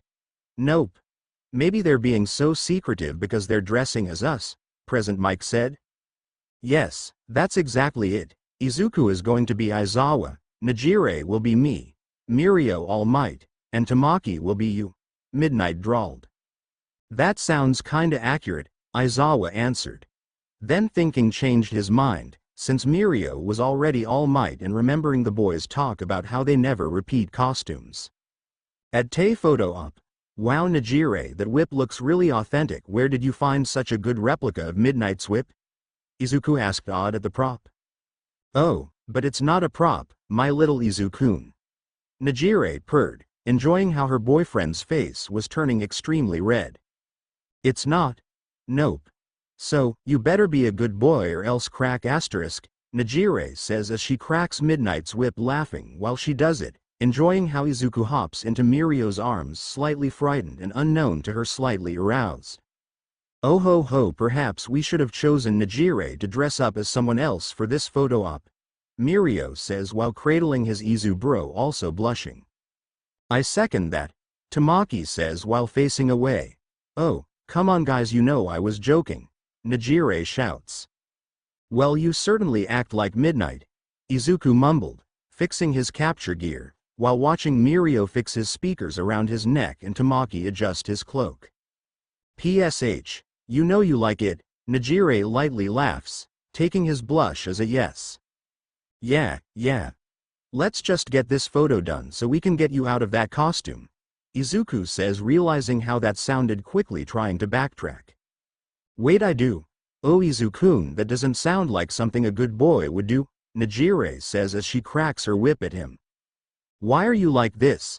Mirio and Tamaki laughing as the younger of the four cover his face with his capture gear while Najire hugs Izuku, suffocating him with his chest. Wow, she is a really convincing Midnight, Mirio says, indeed. Not to interrupt your seduction thing, but why am I here again? A confused Kendo says, while trying to figure out how the hell Izuku convinced her to a photo op with his friends dressed as up-and-coming Dragoon hero Ryukyu. The four friends looked to each other before looking back to Kendo, smiling. Because we want you to be here, they said in unison. Kendo slightly blushed at the 14's reply, a warm feeling rushing through her at their words, but that still didn't exactly answer her question. Well yeah, Izuku told me that, but could you maybe elaborate more? Kendo asked. Of course, milady, Mirio bowed. You see, every year we have hero photo ops. They're very exclusive, only the closest of the closest to us can be in them, Midoriya and Mirio said, dead serious. We barely added Tamaki a few years ago and Najire joined us about when I got into UA, Mirio answered. Yeah, very exclusive, no one else has joined our photos, Izuku said as he showed his collection of photos to Kendo, who was awed at the photos, which did indeed show that only the four of them were in each photo. Wow, and you guys, you want me to be in this year's photo, she said, touched. Of course, you have become close to our little Izu bro, as well as us. Therefore, you can join in our picture, Mirio said. Wow, thank you. I'm honored, Kendo said. We know, Mirio said, smiling. To the picture, Izuku said. To the picture. The others yelled. Oh my god, this picture, it's too pure, I can't, Midnight says, clutching her chest. Shota, you officially have the purest son known to man with friends to back it up, Present Mike said while hugging Midnight. What did I do to deserve this kid? Shota said while clutching a picture showing Izuku dressed as himself, hair dyed black with goggles, capture gear and jumpsuit to boot. Najire as Midnight mid-whip crack. Mirio as Present Mike mid-yell. Surprisingly, Tamaki as Snipe with guns pointed out. And their newest addition, Itsuka Kendo dressed as Ryukyu in a karate pose. Wait, how did Hado get one of my whips? Midnight asked when she realized the girl had one of her whips.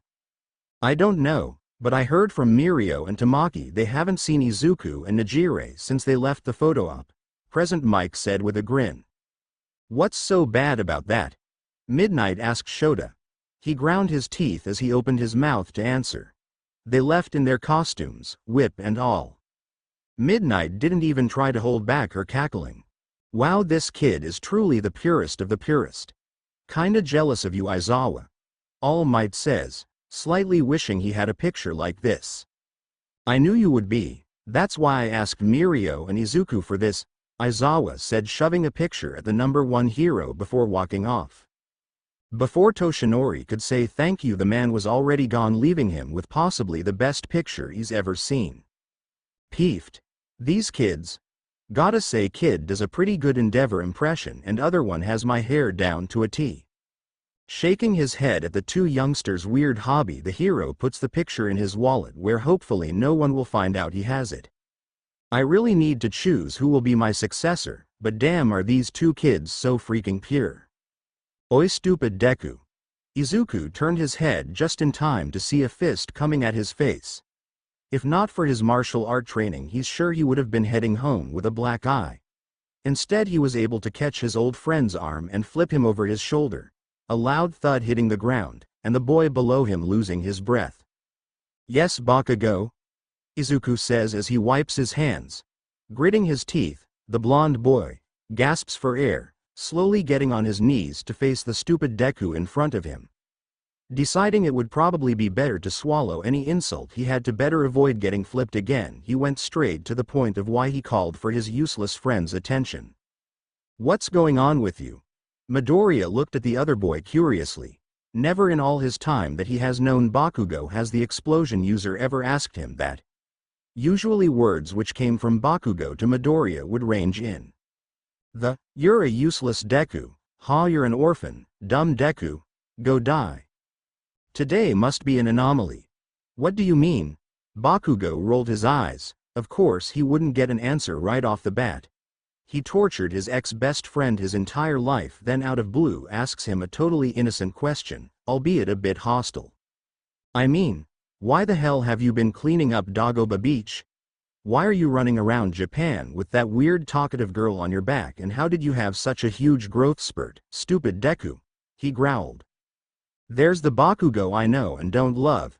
Midoriya's eyes widened as Bakugo pointed out everything he was doing to get in shape for UA, slightly surprised he was caught cleaning up the beach since he only did that during the break of dawn. As for him carrying Nejire on his back as he ran around Japan, well, he's just used to that overweights. Look, I'm just doing some training and a little community service, because that's what heroes do, Bakugo. Bakugo looked at Midoriya like he had just grown a second head. Doing something for the community and not expecting anything was a foreign concept for him, so of course Midoriya didn't expect him to understand why he would be cleaning the beach. He also didn't tell him it was because it was part of his training for UA. What about carrying the weird girl? That's my girlfriend you're talking about, Izuku glared, earning a baffled look from Bakugo, who was surprised who could get such a hot girl to date him. Surprisingly, that was something Midoriya could agree with him on. Anyways, she helps me on my jogs around Japan. She thinks she's better than carrying a bag of weights on my bag. I disagree, but you don't really want to get on Nejire's bad side, he mumbles. Don't I know it? Bakugo grumbles, earning a laugh from Izuku. Anyways, if that's all, I have to go. I'm meeting with Nejire and the others to hang out and don't want to waste their free day, Izuku said before running off, leaving a scowling Bakugo behind. The blonde knew what was happening. The dumb Deku wasn't just training for the hell of it or giving back to the community because he was a good Samaritan. No, the damn Deku was training for UA, and after he warned him not to go. When the hell was the idiot going to accept that he was going to be the only one to get into UA? TCH, not like the idiot was even gonna get past the entrance exam without a quirk. I know I said canon was next chapter and I'm sorry for slightly deceiving you, but I couldn't help and do this chapter and look hate me for delaying canon, but the big three and their little Izuku spending time together is what this story is about, and I'll be damned if I don't make sure their relationship is so damn close that everyone in Class A thinks they're some weird adoptive siblings. With the exception of Nejire, of course. So yeah, if you like my stuff, support me on Super Saiyan 79. You are my successor. Since you're all third years, it's time for you to think seriously about your futures, the teacher began one morning.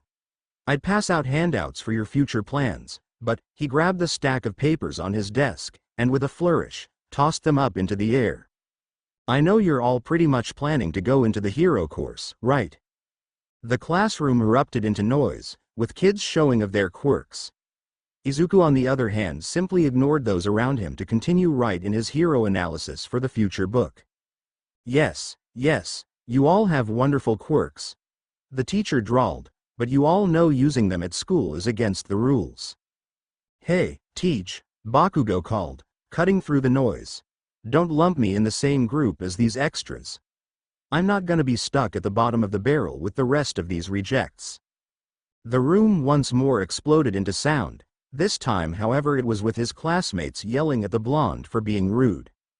Izuku rolled his eyes at his friend's ego once again, getting the best of him, causing all those around him to be angered at him.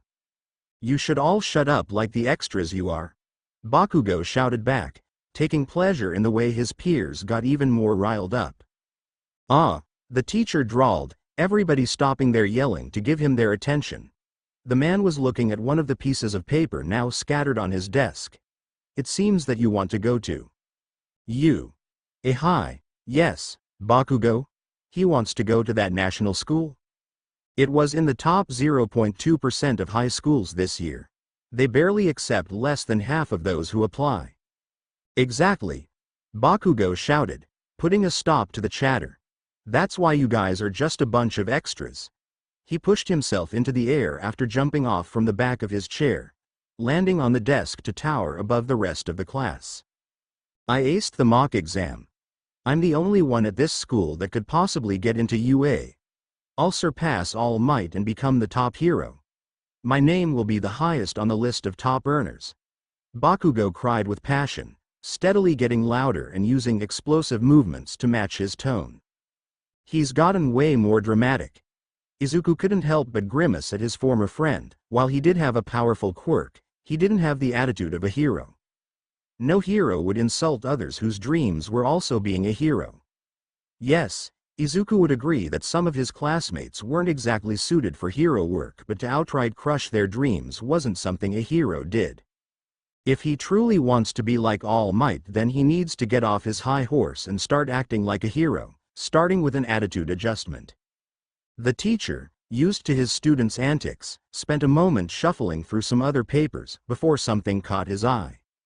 Oh, apparently Midoriya is aiming for UA too. That's surprising. All around him was the sound of laughter, his former friends or classmates laughing at him, thinking he wouldn't have a chance in hell at making it into the prestigious hero school. Izuku didn't care, they could laugh all they want because he knew the truth. After years of training with his big bro, he's practically ready for what's to come. When the entrance exam comes, he'll be the one proving to everyone how wrong they're to laugh. Deku. Bakugo slammed his hands on the quirkless wannabe hero desk, not at all surprising Izuku since he expected this reaction once he found out he was applying. Are you seriously gonna apply to UA after I told you not to? You're just a quirkless Deku. Who couldn't even make it to the general ed course. Bakugo, we both know that's not true, and even if I was quirkless UA, I'd still have a better chance of getting into UA than you with that attitude. So again, regardless of whether I have a quirk or not, I will apply and get in. Deku. After class was let out, Izuku began to pack up his things before getting stopped by Bakugo and his lackeys, a hand on his shoulder preventing him from moving any further. Look Deku, I want my story to be where I am the only one from our year to be allowed into UA, and I can't do that with you applying. He put his hand in Midoriya's shoulder, smoke emanating from where his palm was on his shoulder. Holding a smirk. Here's some advice. Don't even try. Continue being a useless Deku elsewhere where no one notices and let me be the hero. Leaving behind Izuku, who was angered at his words but otherwise ignored his taunts. After the confrontation with Bakugo, Izuku was seen walking through a tunnel, making his way home with a frown on his face. Geez, what a jerk. Whatever, it doesn't matter, I'm gonna keep my promise and make Mirio proud by getting into UA with my power RRRR. Unfortunately, because of Izuku's loud shout, he didn't notice the manhole behind him open and the sludge monster slink out of it. Oblivious to the danger, Izuku continued his walk home through the tunnel. A medium-sized skin suit, yes, you'll do just fine, the thing said, its voice just as grotesque as its face. After finally zoning back into his surroundings, Izuku paled at seeing the giant sludge monster heading straight for him. At first, he tried to run away only for it to send a tendril of sludge towards him and reel him back. It's okay kid, it'll be over soon, so how about you stop fighting it? I need to get out of here before he arrives. Izuku was clawing at the slime on his face, trying to get it of him without luck. Is this really how I die? Izuku thought as he started to suffocate. Is this how it ends? The world getting blurry as he slowly gave up. You're my Izu bro, and we're gonna be the best heroes ever. Izuku's eyes widened as he remembered Mirio's words to him all those years ago. He had fallen after a gruesome exercise that Mirio had put him through. As much as he wanted to give up, he didn't want to make the person he looked up to disappointed in him. Izu bro, are you alright there? You look a little tired? Yeah, this is just a lot of work for me, Izuku said sheepishly. Mirio looked at the smaller boy before him, minutes passing before he finally spoke. Bahahaha. Well, why didn't you say something sooner, Izu bro? This just means I'll have to adjust the workout regime, so we don't overwork your body. The 9-year-old boy smiled up at his idol with tears in his eyes, in disbelief that someone could be so caring. I still don't get it, Mirio. Why are you helping me so much? Izuku said softly. The older boy smiled softly at his younger friend, patting his head. 'Cause you're my Izu bro. And we're gonna be the best heroes ever. Really? Izuku said silently, wiping his eyes. Yup. Izuku's eyes widened. That's right. As he clenched his hand on the slime. How could I have forgotten that? If I'm gonna prove that's true, then I need to show Mirio that I can stand by his side as one of the best heroes, like him. Slowly Izuku began to exert flames out of his throat, causing the sludge monster to shoot out of his throat in pain from the high-temperature flames. Ah, shit kid, you burned me, I'll get you for that. I have to become the best hero in the world. Right before he had to use his quirk again, the one hero he didn't think would show up popped up from the same manhole the sludge monster did. Do not fear, for I am here. Oh, thank God. Texas SMASH. Young Midoriya, wake up. Izuku, not even realizing he had passed out, was woken up by his face getting slapped. Letting his eyes adjust took some time, but once he could see clearly, he almost fainted in seeing the number 1 hero in front of him. Oh, thank goodness, I was getting worried. Holy crap, you're All Might, Izuku yelled as he jumped to his feet. That I am, young Midoriya, and might I say you have a wonderful quirk for you to handle the sludge monster, All Might said, turning around. Oh, wow, thanks a lot, I had help in training it. Wait a second, how do you know my name? Crap, I forgot he didn't know who I am. Oh well, I saw your school ID when I rifled through your school badge to see who you were. Had to make sure you were okay and all that. Anyways, I must be off. All Might said quickly while holding 2 soda bottles filled with the sludge villain. Nice save, All Might. Oh, that makes sense. Hold on a sec, can I get your auto? Wait, he already signed it. Wow, Mirio is gonna freak. Izuku froze. Yup, so thanks for the help, my boy, now I'll be going, All Might said before shooting off. Oh my gosh, I can't believe I talked to All Might and got his autograph, Izuku thought. While Izuku continued his endless train of thought, he failed to notice where his legs were taking him. I can't believe Deku is gonna try to be a hero. How stupid can he be to think a quirkless guy like him can get into a place like UA? The winged minion says. I know it's pathetic, right? The other one said. Katsuki didn't say anything, still pissed off. Deku was trying to ruin his origin story. I'll kill you if I see you at UA, Deku. Hey, Bakugo, you okay? The other minion said, pulling out a cigarette and lighting it. Katsuki turned around in anger and swatted the cigarette away with an explosion. What the hell did I tell you about smoking that shit around me? N not T2. If I get a mark like that, my chances at UA are gone. Hey, why don't we head to the arcade? That'll be fun. The winged minion said, trying to placate him. Katsuki took a few deep breaths before grunting, fine. However, before they could get far, a chilling voice stopped the 3 boys. Ooh, a medium-sized skin suit with a powerful quirk, excellent. A disgusting voice said, accompanied by the sound of slush. Izuku continued to stare in awe at All Might's autograph, unaware of the area he was walking to. Boom. Whoa, what's happening? A villain attack, that's what. A villain attacks? Looking up he realized he was in a crowd. Hey, isn't it that sludge villain from before? Yeah, wasn't All Might chasing him? Izuku froze. But how did he get out if he was with All Might? Damn it, I can't get to him, can anyone else? Death Arms said. I'm too busy with this fire. Backdraft shouted. I can't do anything either, this fire is too crazy for me to go anywhere near it. Kamui Woods yelled while running and carrying citizens to safety. A one-way street, my only weakness, Mount Lady said. Why are these heroes just standing around? Izuku said, looking around. Why aren't the heroes doing anything? A random crowd watcher asks. I just asked that. Izuku mumbled. Because he keeps letting off explosions, another answered. Izuku froze when he heard that and slowly looked at the sludge villain.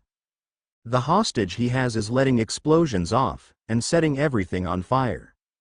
The hostage is Kachan. He needs help. Kachan needs help.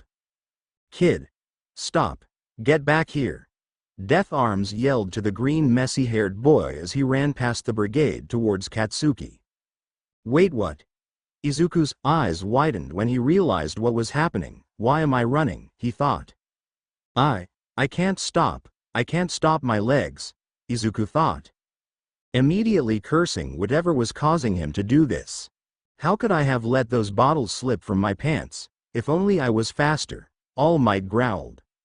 Looking away from the scene, a tall skinny blonde clenched his fists, agonizing over his failure of fully capturing the sludge monster. That is until he sees Midoriya running into the burning alley where the sludge monster was causing the flames to move, unnoticed by everyone else but him. I knew I chose right, All Might thought, breaking out into a smile. He is my successor. You. The villain said, shooting slime tentacles at Izuku only for him to barrel roll out of the way and continue running to Kachan. What's that kid doing? Okay, you've trained for this. Not technically, but you kinda have, Izuku thought while running. Izuku continued running towards Bakugo and the sludge monster, using his quirk to stop the flames from continuing to spread, keeping them contained to the alley. Deku, what the fuck are you doing? Bakugo screamed, taking that moment of distraction to break free of the sludge and breath. Kachan, I couldn't just sit there and watch you die, his face one of determination as he realized what needed to be done. Forgive me, Mom. What the hell does that kid think he's doing? That villain's gonna kill him, Kamui Woods says. Hell, if I know, but we still can't get to him with those flames surrounding them, Death Arms yelled. Everyone in the crowd was in shock as they witnessed the green-haired boy run at the hostage, barely dodging the sludge tendrils, then once he was close, get in some sort of screaming match with the blonde boy. They were sure the bushy-haired kid was going to get taken hostage too, until they saw emerald flames ignite on the boy's fist. Izuku followed this by cocking one arm back and igniting his elbow to give him more momentum as he shot through the sludge monster with his flames, freeing Bakugo. Power RRR. I'll kill you for that. The half-destroyed sludge monster yells, forgetting about its hostage and going towards Izuku, who was standing in the same spot with his fist out, breathing heavily from the amount of power he had used. How the hell did Deku do that? He's not supposed to have a quirk, Bakugo growled. I really am pathetic, aren't I? All Might said as he grabbed Izuku and Katsuki out of harm's way. Letting you boys do all the work while I sit back and relax. Some hero I am. Screw you, All Might. The villain said while trying to send an attack but failing due to the damage Midoriya had done. Detroit SMASH. Blasting the slime apart before changing the direction of the punch upwards, causing a rain cloud overhead to form. It's raining. Holy crap, he changed the weather with a punch. The crowd cheered for All Might, with him giving them a victory pose before looking back at Izuku, who was staring at his steaming fist in disappointment. Worry not, young Midoriya, your mother would be proud. Once Izuku was finally able to go home, he was visibly exhausted. Not only did Kachan get praised for his quirk, but he got chastised for his help, and he broke his mom's promise. Whatever, all I care about is what Mirio will think, Izuku says to himself. Deku. Damn it, how does Bakugo even know where I live? Izuku thought before turning around to see a very red Katsuki. Katsuki was breathing heavily, stomping his way all the way to the Greenette's face. What the hell was that? You don't have a quirk, you're a quirkless Deku. Izuku rolled his eyes even as Bakugo continued to rant at how impossible it was for Izuku to gain a quirk so late in life. I was never quirkless, Bakugo. I told you when we were little, and I've told you since then I had one. I just promised my mom to never use it until I got into UA and was training to be a proper hero. Izuku said, you just ignored me and thought otherwise. Bakugo growled at Deku, angry because he was right. He did tell him for years he had a quirk, but he never believed him since he never showed his power.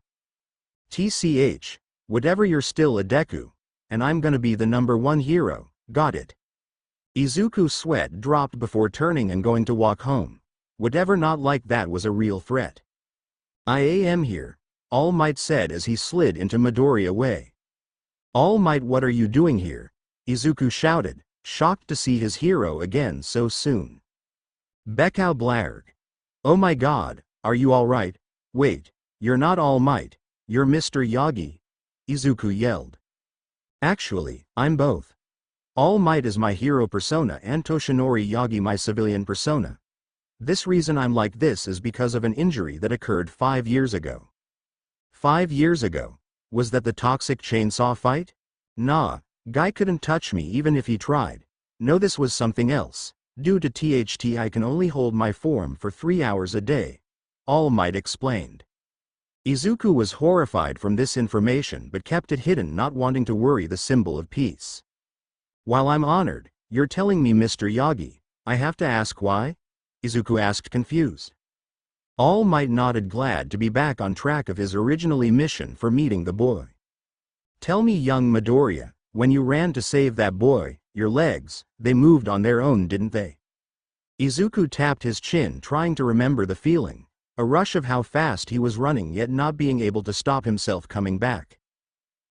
Yeah, it was really weird because I didn't even think about it, just kinda happened. All Might smiled wide before saying his next words. You see, young man, the best heroes fight for what's right, they rescue without a second thought, but what a lot of them have in common is that when someone was in danger, their legs moved on their own, including myself. Izuku started to look confused as he told him these things. You ran headfirst into danger when no one else would. Izuku nodded, remembering all the heroes who said there was no way they could help. There's always a way. Young man, I want you to be my successor. What do you mean your successor? Young Midoriya, many people try to guess what my quirk is by saying it's some type of strength quirk, when in truth it's the opposite. My quirk is called One for All. It's transferable from each successor to the next, gathering that power and growing stronger as it moves on. And I want you to be the next one to get it. What? Seriously? Yes, seriously. You embody what it means to be a true hero, not to mention everything you've gone through that led up to this moment. Izuku's heart was bursting with joy over his hero's words, but deep down he felt like something was wrong with this moment. As if he didn't truly deserve it. So, my boy, what do you say? Cliffhanger, but now we've started canon. What's Izuku gonna say, yes or no? Will Mirio still have a chance to get OFA? Who knows? I do. Tune in when I get the chance to update. Hold on while I call my dad and bro. I can't believe All Might is asking me to be his successor. This is amazing, but am I truly worthy? I have to call Mirio. No, I have to call Aizawa-sensei. All Might's sweat dropped at his hopeful successor. Probably shoulda told him this was a secret. Midoriya, my boy, I'm sorry, but you can't tell anyone what I am offering you. Izuku stopped his muttering at his hero's words. Not being able to tell his best friend and adoptive father was, in his opinion, a deal-breaker. He couldn't accept something as big as All Might's quirk without at least asking what they thought. With everything they've done for him, it was the least he could do. Looking to Skinny Might, Izuku braced himself for the hero's reply. All Might, sir, as honored as I am that you would offer me the opportunity to be your successor, I can't in good conscience accept, I'm sorry. All Might was speechless to hear his ideal successor rejecting his offer. It was a blow to the gut seeing as he was searching for so long for him. Young Midoriya, why you would reject an offer such as this? Izuku took a deep breath. I just feel that it would be wrong of me to accept such a power without telling Aizawa, the man who willingly adopted me after only knowing me for a year. And Mirio, he's been by my side for almost 7, no 8 years. Not telling him would be a betrayal to our friendship. Not to mention even if I didn't tell Mirio and the others about OFA they would still suspect something was up. Since my quirk is pyrokinesis. It's just, I know this is a lot All Might sir, but it's the truth. Bowing to the older man, Izuku began his trek home leaving behind a speechless All Might. Toshinori Yagi had no idea how to respond to what Izuku had told him. Once he realized he was about to let the perfect successor slip through his fingers he finally got himself together. Wait, young Midoriya, please wait. Izuku was a few feet away when he heard All Might yell out for him. Turning he saw his hero reaching out for him with a small smile. Izuku Midoriya, you truly have the heart of a hero, become my successor and I will allow you to tell those you deem trustworthy, he smiled. Tears ran down Izuku's face as he listened to All Might's words, I accept, All Might. Just what I wanted to hear. Now then when should I expect you to tell Aizawa and the others? He asked. Izuku tapped his chin in thought. The sooner the better would be preferable. However, he knew Aizawa and the others were rather busy given it was the middle of the school year and they were crammed with their exams and internships. Then as if a light bulb lit up in his head Izuku told All Might his plan. Today is Friday. All, please call me Yagi when I'm like this, he smiled. Oh yeah sure. Well anyways since today is Friday, Mirio and the others will be coming over to my place for Katsuden which makes it the perfect time to tell them. All Might beamed at his successor. Getting things done as soon as you can my boy. I like how you think. Well let's go then, we have some news to relay to everyone. And so, the two went on their way to Izuku's house. To say Aizawa was shocked to see Toshinori Yagi on his doorsteps with his adopted son would be putting it lightly. He was flabbergasted, bewildered, mind-boggled any other word which conveyed confusion. Deep down he had a bad feeling about this. All Might, can I ask why you're with Izuku? Unfortunately, before the hero could answer a hyper teen popped up behind Aizawa eyes wide at the sight of the #1 hero. All Might. Oh my gosh it's All Might. Mirio, Tamaki, come here Izuku's with All Might. Najire yelled.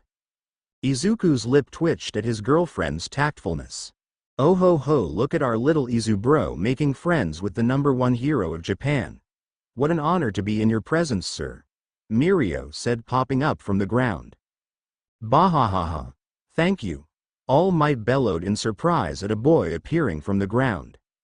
Holy crap, All Might, Tamaki whispered from his corner. Aizawa finally gathering his wits, moved to the front of the rowdy teens, so again I ask, why are you with Izuku? Yes.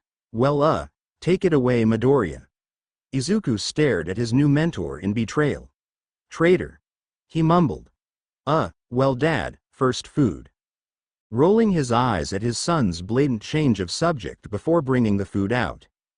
As everyone finished serving themselves and dug in, Aizawa stared straight at the sweating hero. We're eating. Now spill. Aizawa, Izuku yelled. Aizawa glared at the boy, half-heartedly. Right, but before I get started, I want the three of you, looking to Najire, Mirio, and Tamaki, to swear what I reveal to you will not be repeated outside of this house. The three teens looked to each other before shrugging and nodding to him. Yeah, okay, we promise, sir, the 4 teens saluted. All Might smiled at the teen's spirit. Well then, first off let me formally introduce myself. Deflaying All Might shrinks into his true form, and waves. You all know me as All Might. My actual name is Toshinori Yagi. The 3 teens fell over looking at the skinny man who now looked on the verge of death.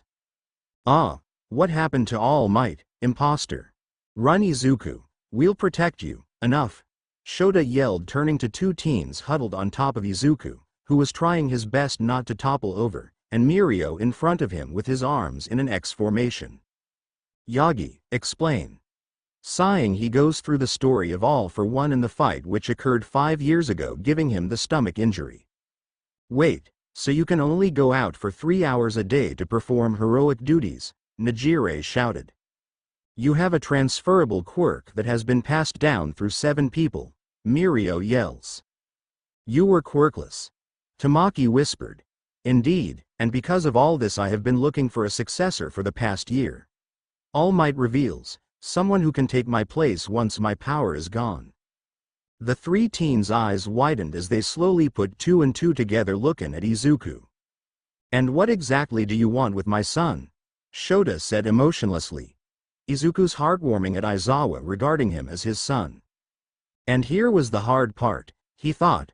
All Might knew it was probably going to be difficult asking his friend for permission to have his son be his successor, but he came this far, no turning back now. Shota, I'm sure you already knew this, but your son has the makings of a true hero. His actions today only proved this. Aizawa's glare hardened on Izuku. Yeah, no kidding, which reminds me, you're grounded for a month. I'm grounded? Yeah, what you did was incredibly reckless, regardless of whether you were saving someone. Not to mention breaking quirk laws. Tisk. Shame Izuku, we expected better. Mirio said, shaking his head, although his thumbs up to the boy showed he wasn't disappointed in his little bro.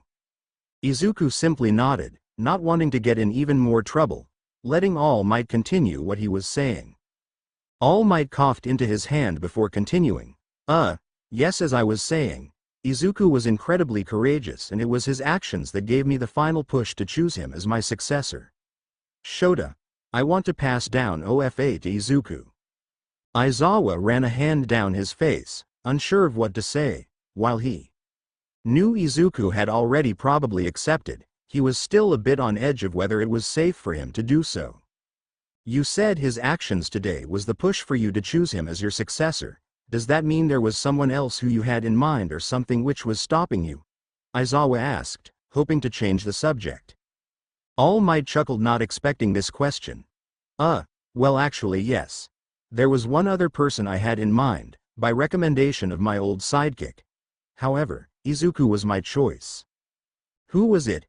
Izuku asked, curious as to who else might have been worthy for OFA. Oh well, does it really matter? All Might asked, not wanting to make things awkward with the one in question sitting right beside his successor. Not really, but we're all just a bit curious, Mirio added.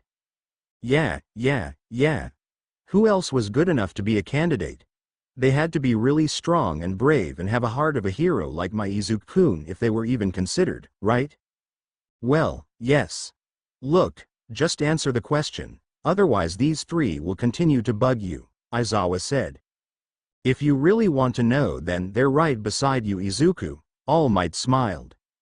Izuku looked to his right and saw his big bro sitting right next to him with a big smile on his face. At first Izuku thought he would get angry or maybe look a bit disappointed that Izuku had gotten OFA instead of him, but instead, like always, he surprised him, but acting in an entirely different way. Izu bro. Can you believe sir thought I was worthy enough for All Might's quirk? Mirio said, teary-eyed. Bear hugging the young boy, Mirio continued to spout compliments about the 2. We're gonna be the best pro heroes ever, aren't we, Izu bro? With All Might by your side and Night Eye by mine, there's no way we won't be the best superhero duo ever. Izuku wasn't sure whether to cry or laugh at his, at this point, adopted brother's antics. Yeah, definitely Miri bro. Wiping his tears, Izuku looked to Mirio before quietly asking, so you're not mad I got OFA even though you were also being considered? Mirio grinned at the broccoli-haired boy before laughing. Nah. Besides, mastering my quirk was hard enough. Can you imagine trying to master All Might's as well as mine? But don't worry, I'll help you every step of the way. You will? Of course, you'll need help managing all that power? What's that all about? All Might asked.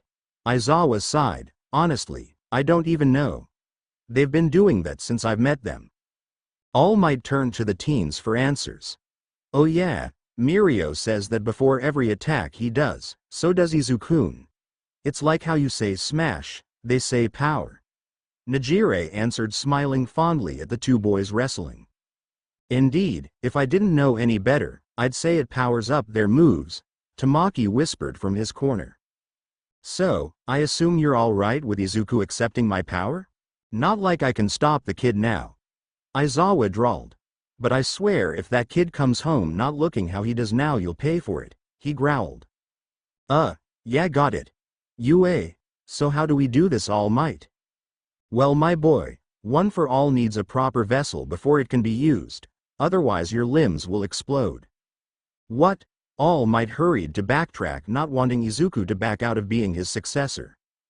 But don't worry, whatever you've been doing has made you more than ready, I swear. Izuku began to calm down, eyeing his mentor skeptically. When he didn't see any signs of deceit, he nodded his head. Thank the Mirio and Midoriya road to UA workout plan, Izuku said proudly. The what now? Izuku pulled out a stack of paper and handed it to All Might, who leafed through it impressed, before handing it back. Not bad, I even noticed you added martial arts to the mix. You truly planned everything out. I chose well for a successor. All Might yelled, before deflating back to his civilian persona. Midoriya laughed, nodding his head. Yeah, well, Mirio and I made a promise to get into UA together and I plan to keep it. So, what? Now? All Might shrugged. Now's time for the ceremony? Plucking a piece of hair off his head, All Might handed it to the boy. Eat this. What the heck, why? Izuku gagged. One for All has to be passed down through some sort of DNA. I figured this would be easier than blood or spit. Izuku grumbled about how unhygienic this was, but agreed it was better than eating spit. Oh my god, did you really use a scented shampoo before coming here? I thought it might make the hair taste better, All Might said sheepishly. Izuku shivered as he felt the hair go down his throat. Do you at least have water to wash it down? All Might's face dropped, not even thinking about giving his successor something to wash down his hair. No I don't, sorry. Seriously? Geez. Fine, well, what do we do now? All Might beamed at the young man. Now we wait. It'll take a bit for you to digest the hair, so in a few hours we should be ready to test out OFA and see how well it meshes with your power. For now, you can go do whatever you want, but come back in about say 3 hours to test it out. Izuku nodded his head, before going to visit a few of his favorite pro-hero teachers. Ragdoll Jr. What are you doing here? I thought we weren't seeing you until Friday at Dadzawa's. Midnight cooed as she suffocated Izuku between her chest. MMMPHMPH. Izuku mumbled. Present Mike chuckled at the young teen. Ever since Aizawa adopted the kid, him and Midnight had decided to be honorary aunt and uncle, spoiling the kid whenever they could. Not that the kid didn't deserve it, but it helped that they received a photo of him, and his friends dressed as Eraserhead, Midnight, and himself. Honestly, kid's too pure for the world. Yeah, lil, listener, not that we don't enjoy your visits, he added. I'm doing some extra training, but thought I'd just drop by to visit, he said, smiling. Midnight and Present Mike looked away from the bright smile, too pure. After sitting down to speak with the two teachers, Izuku decided it was probably about time to head back to All Might for his training. Once back to the training room, he was surprised to see his friends and girlfriend there too. Mirio, Najire, Tamaki, what are you guys doing here? Moral support, they yelled, as they jumped to hug the younger boy. Really? All Might laughed at the teens, before answering truthfully, yes and no. They wouldn't stop asking Aizawa for updates on you, so we decided to let them watch you train. Izuku clenched his chest, holding back his tears. You guys, thank you. Well, now that we have pleasantries done with, ready to get started? Yeah, so how do I activate One for All? All Might stared at Izuku, slightly sweating. Well, I'm not sure. You see, One for All came to me quite easily, so I didn't really need that much training from my mentor. Izuku blanched at his mentor. He was really started to have some second thoughts about this, but then again, if he wanted to stand by Mirio's side, he had to be the best, and being trained by All Might was a good step forward. What about a technique when you use one for all? Mirio offered. All Might puffed back up into his original form at Mirio's idea. Why yes, I do. When using my quirk, I usually clench my butt cheeks and yell smash. The three older teens, and Izuku held back laughing at the symbol of peace's explanation for how he used his power, looking in awe as he punched through almost every practice dummy in the training room. Izuku stayed silent, rubbing his chin, thought, I could probably use the same method as All Might if I didn't already have my original quirk. But obviously I must combine my quirk with one for all, which means just trying to activate it with a punch won't work.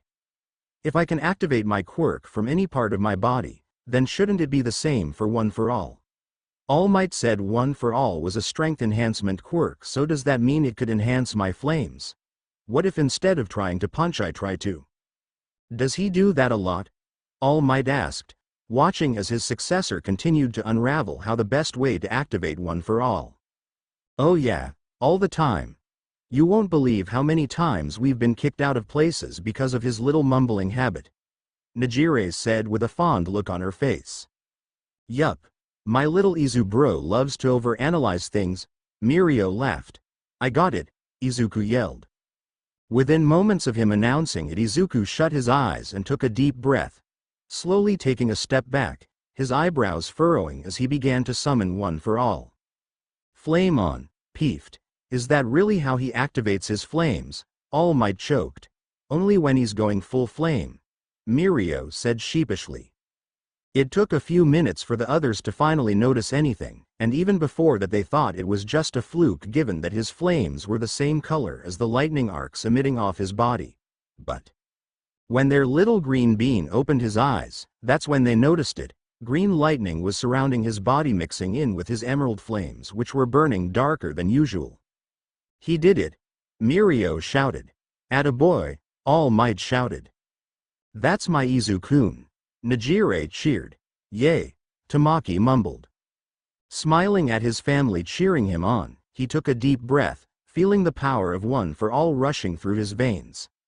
Letting himself get used to the feeling before doing anything, Izuku decided to try and move while having one for all activated.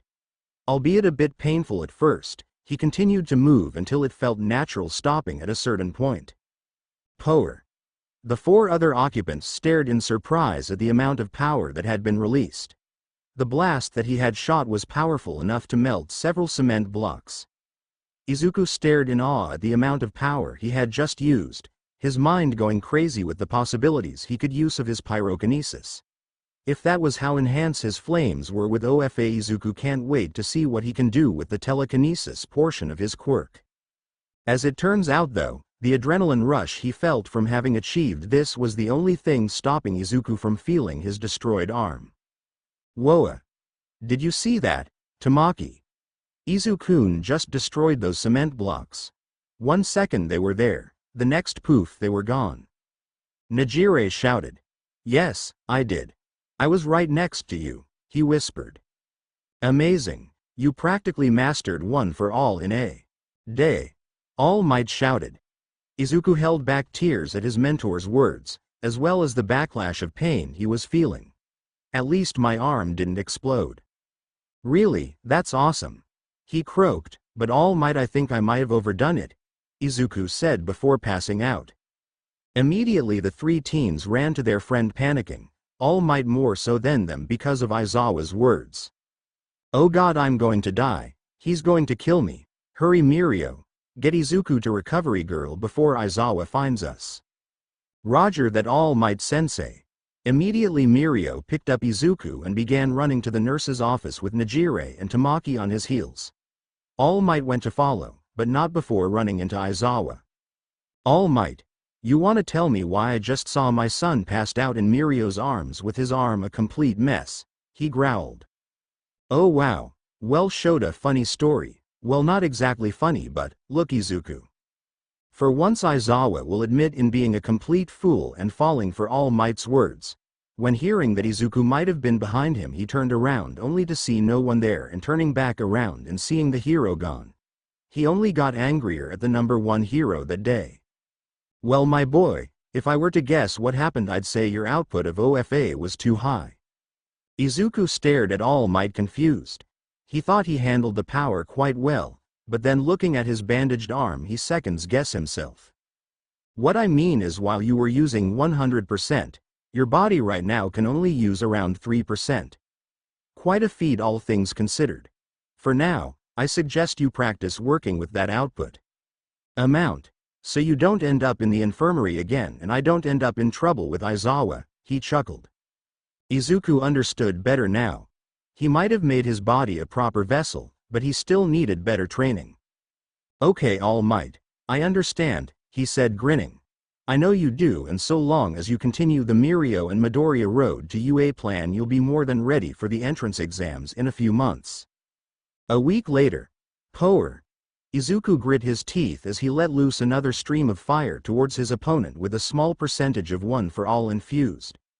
When the smoke died down and he heard no noise he assumed that he had finally won a match. Miri, Izuku said. Power. Brew. Izuku went flying into the gym wall, eyes turning into swirls as Mirio stood up from his spot in the ground. Game. Set and match. Izu bro. No fa fair. You're practically untouchable. Izuku gasped as he gently pried himself from the wall. Ha ha ha ha. Not true, Izu bro. Despite the control I have on my quirk, one misstep and I'm done for. You've gotten good handling with your quirk, as well as being able to combine OFA with it, but it just so happens that I've gotten better. Mirio says smiling, putting a hand out to lift the younger boy. Izuku sighed, not so much sad he lost against his big bro, but a bit disappointed at how far he was from Mirio's level. Looking at the Tin copy he sees that he never even got a hit on him, while Mirio at least got several on him. However, the smile on Mirio's face helped bring his spirits up, making him forget about his loss. He truly is amazing. He's right, you know. Bar you, Izuku, I don't think I've seen anyone work as hard as Mirio to master their quirk. Just keep training and I'm sure you'll land a hit eventually. Aizawa smirked, entering the conversation. Izuku smiled at Mirio, nodding, a determined glint in his eye. Yeah, you can bet on it. The day before the entrance exam, Najire had decided to take Izuku out to eat for a special date. Izuku had happily accepted, feeling a day off from all his hectic training was much needed. Isn't this nice, Izu-kun? Just you and me, Mirio piped in before going back to his food. And me? Tamami whispered before going back to his food. Yeah, and Tamaki and Mirio, out here enjoying the day before your entrance exam. Could you even think of a better date? Izuku couldn't help but laugh at his eccentric girlfriend's question. Is this a date? Mirio and Tamaki didn't even try to hold back their laughter, while Najire hugged Izuku for being so adorable. Of course, it is Izu bro. Just think of Tamaki and I as the chaperones of the date so we can make sure Najire doesn't try anything naughty towards you. Mirio joked. What? Why me? What about Izuku? Why aren't you protecting my virtue? Najire whined. Najire, please. Fine. Day of the entrance exam. Okay, you're sure you have everything? Aizawa asked.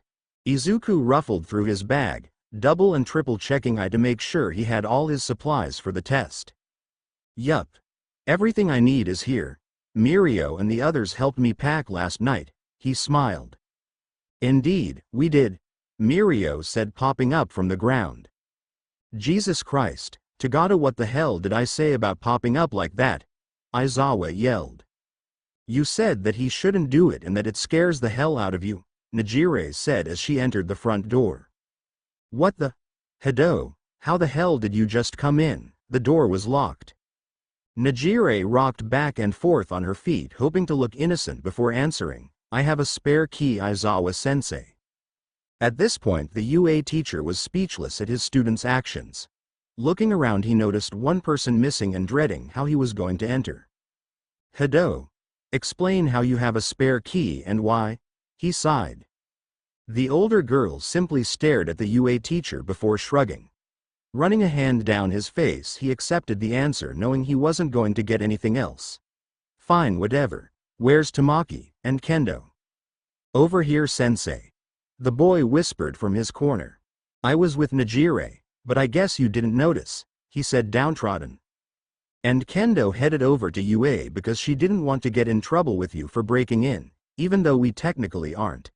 Najire scoffed. Oh my god, you know what, I don't have time for this, and Tamaki, I'm sorry I didn't notice you. It's all right. Najire, return that key before you leave. Maybe. Fine. And Mirio, please stop entering my apartment naked. Of course, sir. Aizawa let out a breath he didn't realizing he was holding after the three teens replied, then looked to his son. Izuku, don't you have an entrance exam to get to? Izuku nodded his head vehemently, remembering that he did in fact. Oh, yeah, I almost forgot. And that's why we're here, to remind you, Mirio announced while pulling his pants up. Yeah. And I couldn't let my Izuku go take a very important test without a good luck kiss. Najire said, pounding her fist into her hand. I mean you could, Aizawa mumbled, starting to second guess whether he was ready for fatherhood. I'm here for moral support, Tamaki whispered. Izuku blushed at his friend's actions. Thanks guys, this means a lot. I'll see you after the test is over, okay? Okay babe. But first this. Before he could ask what she was referring to, Najire quickly pulled him into her arms for a kiss, letting him go when someone cleared their throat. Test now. Aizawa says, rolling his eyes at his son's blushing face. Rewrite. Yeah, test. I'll go now, bye guys. Good luck, Izuku, Tamaki whispered. Remember to use max power. Mirio shouted, stifling his laughter at his lil bro's face. Izuku paused in his steps, turning around with a bright smile. Max power. Turning back to head to his exam. Author's note. Bet you guys thought I forgot about this, huh? Well, I didn't. Anyways, Izuku accepted Ofa, and I know a lot of you didn't want that, but I wanted him too because the hand I made Izuku deal with and Miro getting it would just push him back in all his training. And look at that, the big three know about that, what a twist. I feel bad not letting Kendo in on the secret, but then again Izuku hasn't known her as long as the big three, so I feel like it's a little justified, but don't worry, Kendo will still be one of Izuku's best friends. Training over, entrance exam next.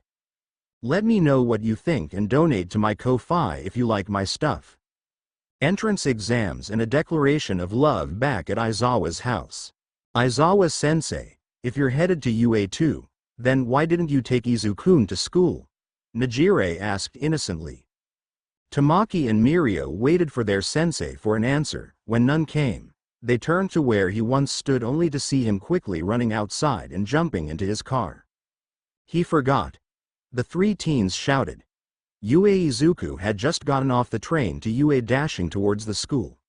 Checking his Eraserhead-themed watch, he saw he had 20 minutes left until the exam started. Still early enough to find my seat and prepare myself. Izuku glanced around. Move out of the way, Orphan Annie. A familiar voice shouted behind him. Izuku merely turned around, not moving out of the way to greet his, well, not friend exactly. Are you deaf, nerd, or do you want to die? Bakago. Grumbled Izuku as he watched the blonde stop before him. I see your explosive personality is brighter than ever. Yeah, what of it, Deku? He shouted, pausing a moment to speak again. Look, just stay out of my way, got it? He growled, walking off towards the school entrance. Shaking his head at the mildly creative insult, Izuku took a step forward before tripping over his own foot. Oh no. Using his reflexes that he's honed over the months, he quickly turned his fall into a roll to come out standing up. Well, that's what he was hoping to do. However, midway through his roll he felt his weight disappear. What the? Once his weight was put back, he stood up and looked for whoever was the cause of it. Sorry I used my quirk, said a female voice, but it's bad luck to fall before an exam, right? Right? Izuku chuckled, not wanting to mention he had it under control. Thank you for the he, and she's gone. Well, hopefully I see her again so I can thank her properly. Izuku continued his walk into the auditorium looking for his seat. A grimace appeared on his face when he saw just who was sitting next to him. Of all the people to have to sit next to him before one of the biggest tests of his life. Bakago. Orphan Annie. The two teens stared each other down, one with a sneer, the other a frown. Neither giving in to look away, until a voice interrupted their staring contest. "Welcome everyone to my live show," shouted a man with sunglasses and blonde hair, who Izuku has come to know quite well. Smiling, Izuku prepared himself for the next part. "Can I get a yeah?" "Yeah." The entire auditorium stayed silent, staring at the green-haired boy who screamed back at Present Mike, some outright laughing at the boy, while others couldn't help but think how brave he was for embarrassing himself. "All right, I like you, little listener. I'm rooting for you to pass," Present Mike yelled, unable to hide his giant smile at his nephew. "Now that that's done, I will give you a quick explanation of how this exam will take place. Are you ready?" "Yeah." Again, Izuku couldn't help hiding his enthusiasm and replied to his uncle, only making the pro hero smile wider, while other students began to laugh at the boy who they thought was just embarrassing himself, that is until they heard the pro hero's next words. "I am loving your enthusiasm, little man. I'll be watching out for you. Now to the instructions. After you're written, you'll all be separated among 4 mock cities which contain robot villains," Present Mike explained. "Each one contains a value of 1, 2, and 3 points. You all have to destroy as many as possible within the time limit given, and with robots scattered around it makes it even more difficult." Izuku began concocting plan after plan on how best to defeat the most villains. He knew with his quirk this was an easy win, but with the number of participants and the added obstacle of them being scattered, he had to put in account searching for the high-point robots or trying to take down as many one-pointer as he could. As he thought about this, a blue-haired student with glasses pointed out that no explanation or position was shown for the 0-pointer. "Moreover, what's with you?" Izuku looked up when he saw the boy pointing at him. "Yeah, you, curly-haired boy," said the blue-haired boy. "You've been nothing but an interruption, constantly yelling. Then you began mumbling. It was quite distracting. If you're only here to play around, then you should leave now." Izuku immediately frowned at the boy. "I don't know who you think you are, but you're a bit of a hypocrite, don't you think?" The boy gasped at Izuku's words. "What? I mean, I only yelled when Present Mike asked us to. Then my mumbling only began towards the ending of Present Mike's speech. Now you, on the other hand, you jumped up and started yelling at Present Mike before he could even finish what he was saying, like some elitist. If anyone was an interruption, it was you," Izuku finished. The other boy immediately shut his mouth, before sitting down embarrassed at being told off. Present Mike tried, but utterly failed to hold back his grin at Izuku's words. Nice burn, kid, even if it was against Tensai's younger brother. "Well, all right then, now that we've got that settled, to answer your question, examinee 7111, that's the 0-pointer, mainly made to be a distraction. Don't bother taking it down, as you gain nothing from it," he said. "I see, I apologize for the interruption," the boy muttered. "No problem. Now onwards to your exam, plus ultra, all right everyone." After Present Mike's speech, they were released to their changing rooms where they could change into their uniforms and equipment, before being divided on several buses that brought them near their assigned site. "Wow, everyone is pretty calm, all things considered," thought Izuku as he began readjusting his tracksuit made to handle his high-temperature flames. Looking around, Izuku began to check out his competition. At one point he saw the girl who had helped him from falling in the front of the entrance. She seemed to be taking deep breaths to help herself calm down. Guess not everyone's that calm. "What are you doing?" Looking to see who was speaking to him again, Izuku couldn't help rolling his eyes to see the same boy who sought to call him out in the auditorium. As he went to remove the boy's hand from his shoulders, the boy continued to speak. "Are you trying to find out who is your weakest competition and sabotage them? If so, you need to leave. UA is not for those who are here to tarnish its name. What would your parents think if they—" "Ah." Before the other boy could finish his lecture, Izuku lit his shoulder aflame, angered at his words. "Never mention my parents again, understand?" he snarled, shocking Iida and the rest of the examinees. Unable to do anything else, The blue-haired boy nodded dumbly, watching the green-haired boy amazingly fly off with the use of his flames. Where is he going? Iida and the others thought, unaware that Present Mike had already started the exam. While everyone else stood back to look at the tower from which Present Mike had screamed, Izuku activated One for All, combining it with his flames, and soared into the city. Angered by the other boy's words, he began to search for any robots to help rid of any anger. Well, what are you waiting for? There's no real-life countdowns, the exam has started, and that boy is already gaining points. Those words were what the other examinees needed to hear to get back into gear and focus on passing the exam. Hurriedly they enter the fake city, only to see almost everything in their path demolished. How'd he do this in 30 seconds? I'm going to become a hero for you, Mom, but to do that I need to get into UA with Mirio. Izuku thought, looking around for more robots to decimate. Judge's room. At the same time. So, that's the infamous Izuku. Asked a voice looking at a screen. Seems pretty strong for someone just 15. To his right was a racer head who nodded. He is, but he's still got more to learn. That's why he wants to come here, to get stronger. Ah, look at our little ragdoll junior saving that kid from falling debris. He really is like a pussycat, Midnight cooed.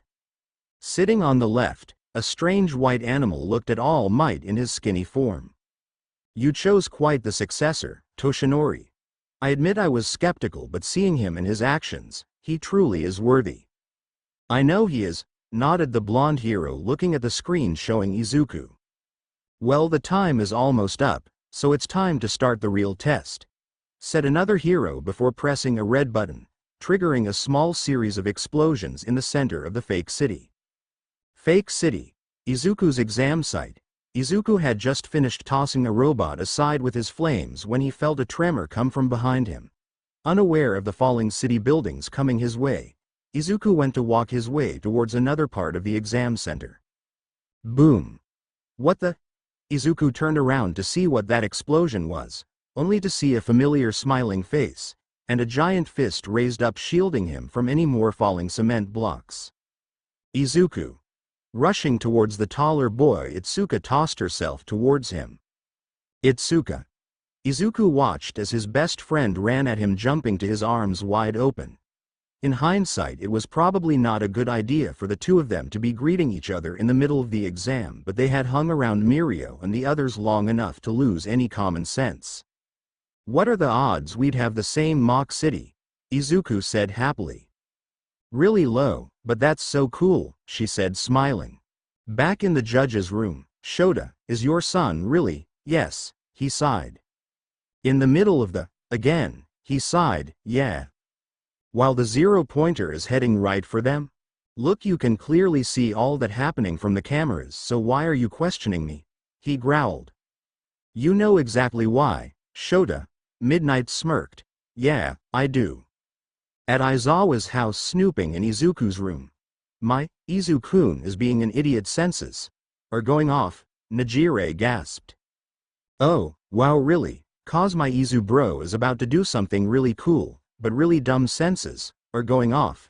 Mirio smiled. My, Izuku is being reckless, senses are going off, Tamaki whispered. Back at the mock city, Izuku and Kendo were currently running towards the tremors in the middle of the city.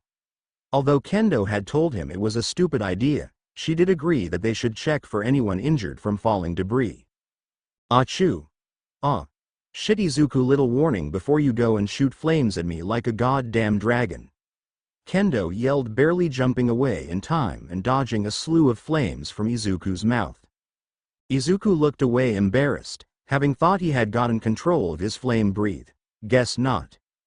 His thoughts were interrupted by a series of explosions not far away from where they were headed, as well as more yelling.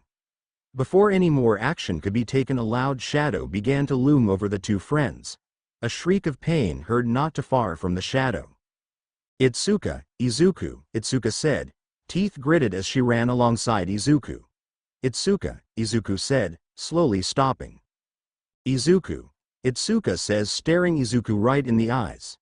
The intensity of the eye contact was unbearable for the two, Whilst everyone else seemed to be ignoring them in favor of running away, the two oblivious examinees stood in the middle of the street punching each other, debating whether they should follow or run back. Oh wow, my Izuku is going to do something really stupid. Senses are off the radar, Mirio. Najire gasped. Really? My Izuku's going to do something heroic, but dangerous? Senses are going crazy, Mirio said. Tamaki sighed. Izuku's gonna hurt himself. Back in the judge's lounge. Your kid is fighting in the middle of the exam, Shota. Snipe laughed. Yeah, well, your face. The teachers in the lounge stared at the underground hero, speechless. That it, Shota? Nezu chuckled. Shut up. Oh, come on. We were already heading this way. What's stopping us from going on? He yelled. A fucking giant robot. Itsuka yelled. Izuku stared back at his best friend, deciding to pull out the big guns. Time for the puppy face. Itsuka watched as Izuku began to pout at her, her heart constricting as she tried, but failed to look away from the cinnamon roll.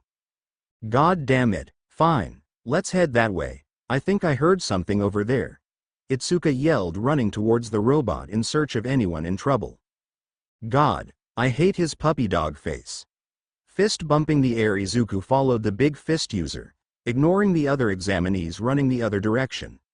Both examinees neared the giant robot in search of the yell they heard earlier.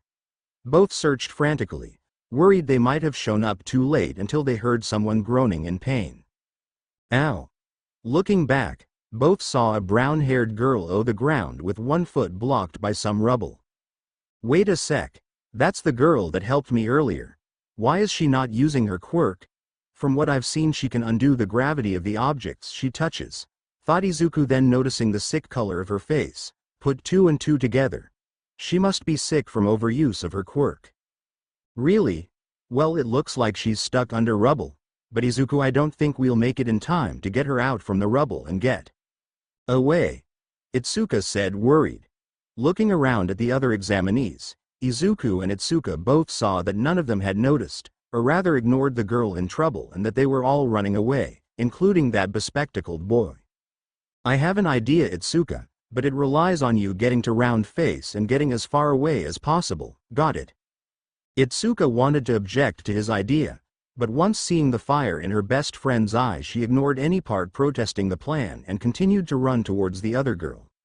Meanwhile, Izuku activated One for All and, using the highest output he could, soared towards the zero-pointer. During the 10 months of training with All Might, the hero had explained some things about One for All and the attacks that he and some of his predecessors had created. Izuku had not inherited that quirk, but that had not prevented him to take inspiration for a personal attack. When the impact with the robot's head was imminent, Izuku charged his right arm backwards, focusing all the flames in his fist. When Izuku was a few inches from his target, he hit the robot with all his strength, screaming at the top of his lungs. Power. Power? Oh god, not another one. You know, when you look at the kid you can see some similarities to him, Snipe chuckled. Hey Aizawa. I already know. He sighed. Well done, Midoriya, my boy, All Might screamed internally. You've the mark of a true hero already. Holy shit, that kid's strong. We're way outclassed by him. He totally melted the entire robot. Itsuka watched as her best friend destroyed the zero-pointer with ease. The power behind those flames were intense. If what she was seeing of the melted-down robot was anything to go by, then Izuku was a powerhouse. She knew he was powerful given the nature of his quirk, but when they fought it was always without quirks, so she never really took him serious given he was always on his face. Seeing him use his quirk like that was incredible. Of course, seeing him free fall at over 100 feet was frightening. Izuku. Kendo did her best to run and catch her best friend regardless of whether her hands got burnt. If it helped save him from certain death, then she'd risk a little burn. Itsuka. Gotcha, that was hot. It was a little embarrassing seeing the girl they saved try to save Izuku, only to end up burning her hand. She quickly fell from where she was floating and blew on her hands. Meanwhile, Kendo did her best to catch Izuku with her enlarged hands, wincing in pain when Izuku's entire body fell on top of her. And since the idiot was still on fire, she did indeed end up getting slightly burnt. "Oh man, thanks Kendo. Thought I was a goner for a sec," Izuku said happily, not realizing he was suffocating the girl underneath him. "You're Su and Iot Iuku. Oh yeah. I love you too Itsuka," Izuku said as he quickly got up. "Oh man, I really gotta work on my output there. I kinda ran out of steam halfway landing. Good thing you caught me Itsuka." "Indeed, it is. I'm sure your father would be very angry if you ended up getting hurt," Recovery Girl chuckled, showing up to heal the big fist user in round face. That's not what I said, but whatever. Let's go, the exam's over anyways. Your dad probably saw you be an idiot and wants to lecture you." She smirked. Once her hands and body were no longer in pain, enjoying the way his face paled at the revelation. "Oh god. Oh, wow Izu-kun, you should really learn restraint," Najire said as she hugged Izuku's back like a koala. "Indeed Izu bro, but your execution was flawless," Mirio says. "Nice job," Tamaki says. Aizawa glares at the three students in his house, eyebrow twitching at the nuisances. "I thought I said to stop entering without asking," he growled. "Oh, but Eraserhead sensei, we didn't. We used our keys, see?" Mirio says as he Najire and Tamaki simultaneously pull out a replica key. "Who even gave you a key to my place? Don't you have homes of your own to go to?" "Yes, but we want to play with Izuku." "Oh my god, you're giant toddlers, I swear to god." "Fine, go. I don't even care at this point." A few hours later, after the big three toddlers have left. "Alright then, now that we're allo." Aizawa stopped what he was saying to look around and search his place. Satisfied that no one was still lurking in his house, he continued, "Now that we're alone, I want to talk to you about your performance at the entrance exam." Izuku pulled at his collar, nervously. He knew that he was a bit reckless during the test, but he wasn't sure it was to the point he needed to get scolded for it.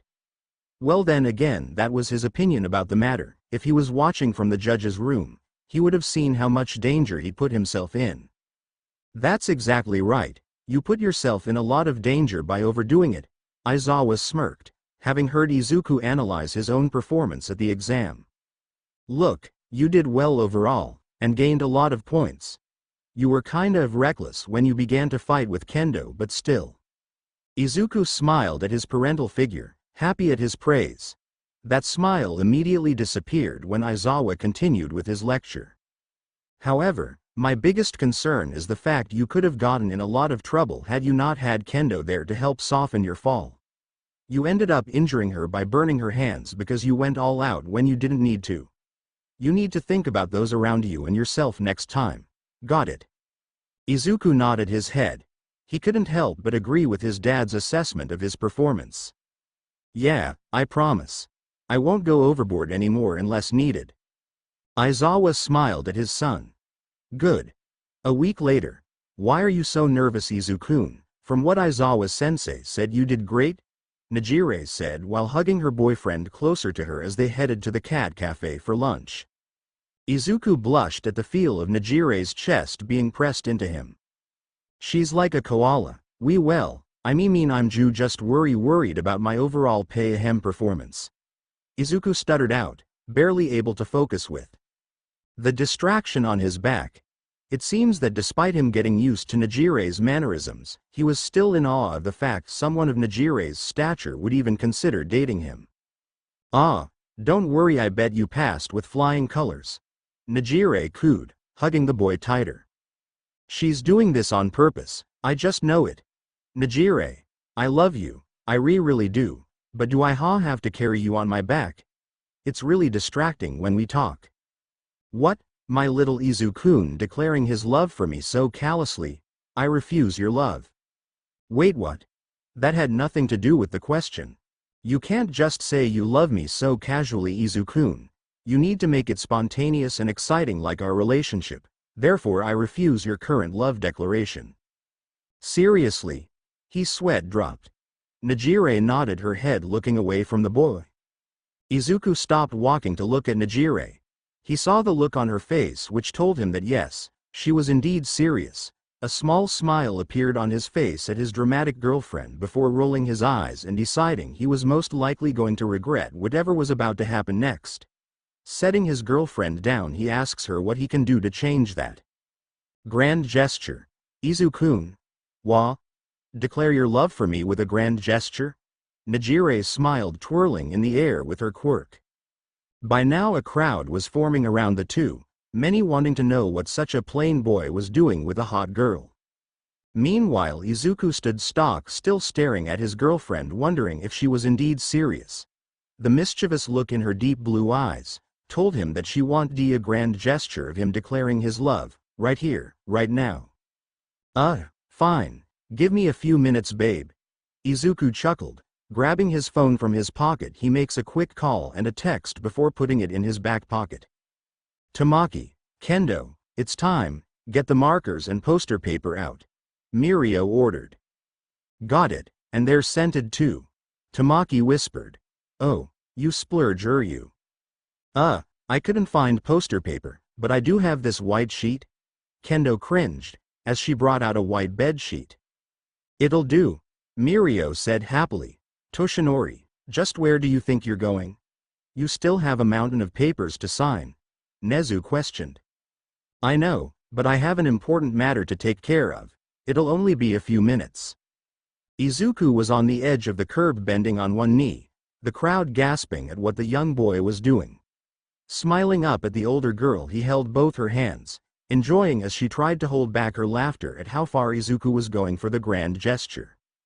I am very bad at reading when a girl likes me, and I have no good flirting skills. I know, Izu-kun. The crowd immediately laughing at the boy's speech. Ignoring them, he continues, focusing solely on his girlfriend. But even still, before we started dating, you made sure no girl ever got close enough to give me their numbers, constantly coming up with outrageous things to scare them off, Kendo being the exception. The crowd surrounding them erupted in laughter while filming what was happening. No one sure what the heck was going on exactly, but finding it funny, nonetheless. Izuku smiling alongside them. I still remember the poor Yaoyorozu's heiress face when you offered her to be part of my harem. I don't remember that. Najire butt in. Sure, you don't. Izuku countered, smirking. But then again, if you didn't, Mirio wouldn't have gotten the chance to be our wingman and get us together. Najire, compared to you I am a lowly hobbit unworthy of being in your presence.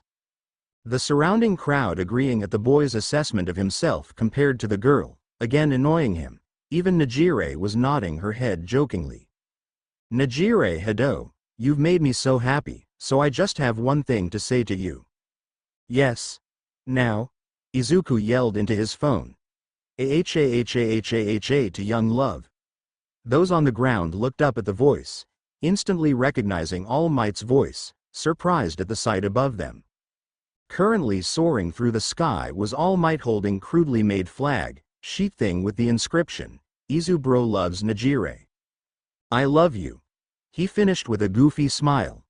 Najire gasped at the number one hero flying or jumping over them with a sign saying her Izuku loves her.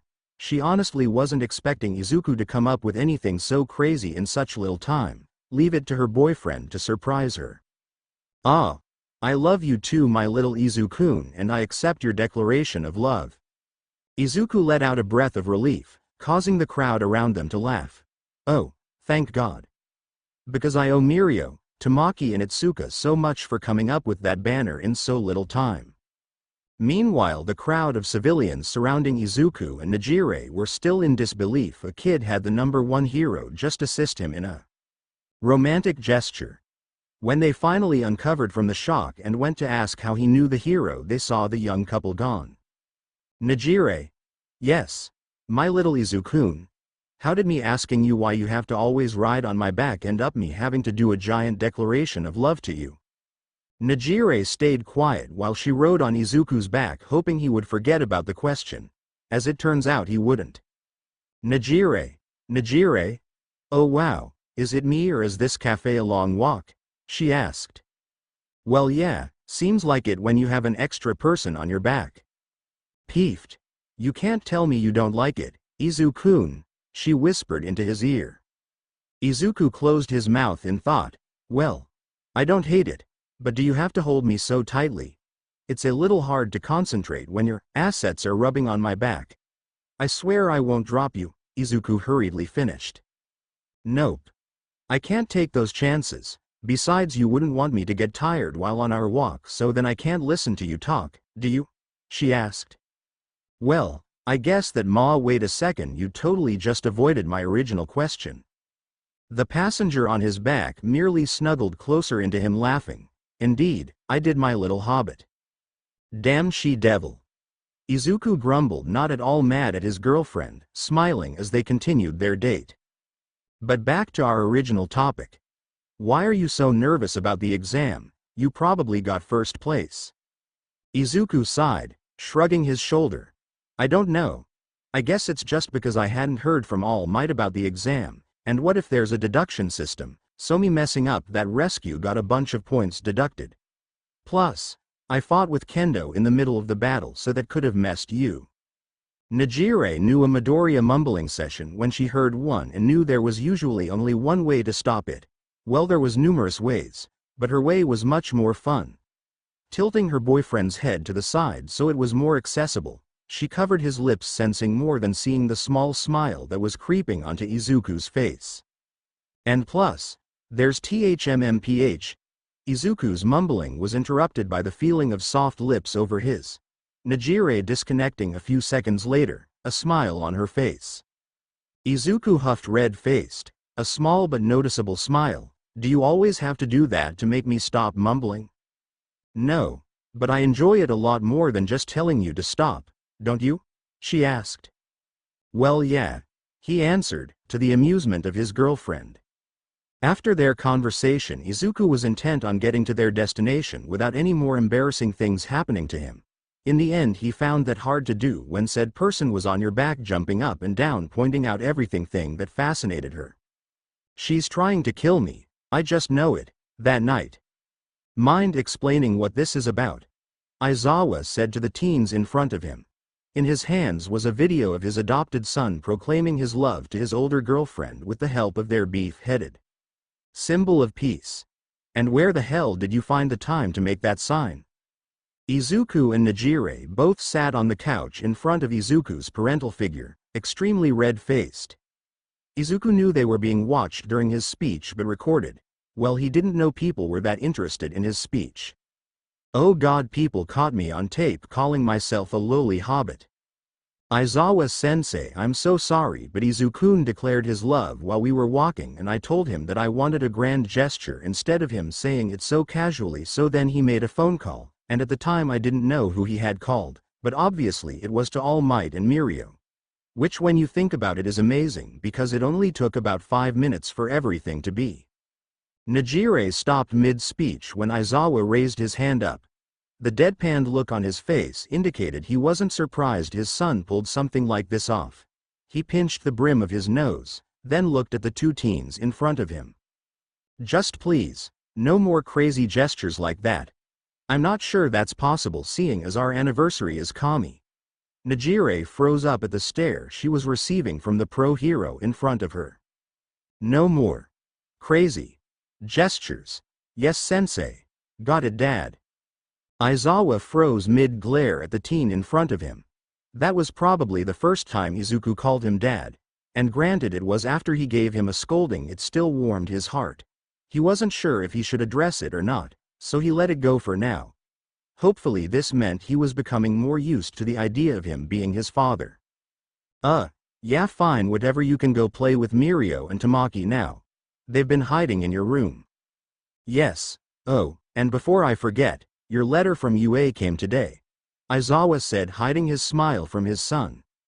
He already knew the results and what class he would be in, but Izuku didn't need to know that.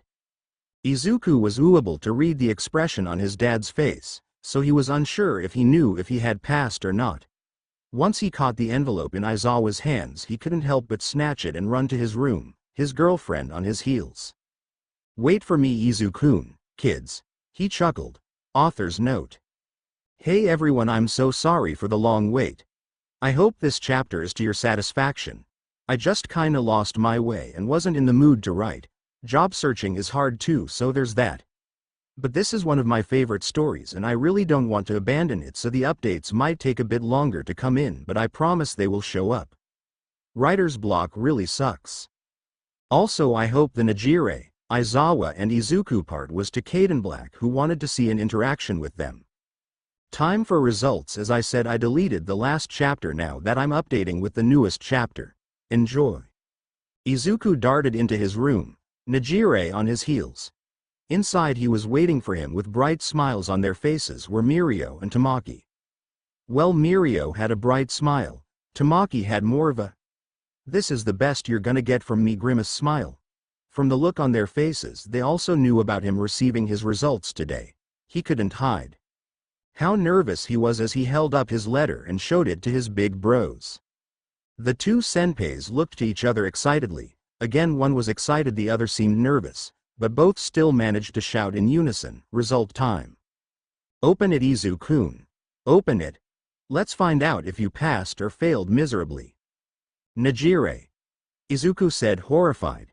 He couldn't help but look at the envelope in betrayal, wondering if all that training he did with Mirio was all for naught. Najire, not funny.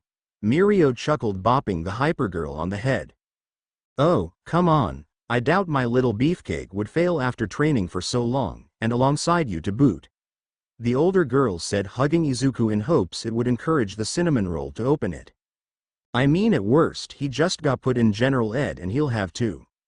"Okay, Najire, maybe just let Izubro open the letter already before he has a heart attack," Mirio says awkwardly, as he looks to the younger boy bent over breathing heavily. "I've let All Might down. I've let Mirio down, my mom, Dadzawa. Do you think I went overboard?" Najire asks, biting her lip. "A tad." Tamaki answers. After Izuku's short and brief mental breakdown, the three older teens had finally gotten the boy to calm down and finally open his UA letter. Well, technically Mirio had to do it because Izuku wouldn't let Najire stop holding him, which she wasn't complaining about. "Ready, everyone?" The four occupants in the room looked to each other before nodding and looking to see what their dear Izuku's results were. To no one's but Izuku's surprise, instead of a letter, the envelope released a metal disc. The second Mirio touched it, a square-shaped beam of light shot out from the top and into the air. "Hello. I am here as a projection," said the familiar voice of All Might, paired with his image. "Did All Might think we wouldn't know that?" Najire asked Mirio.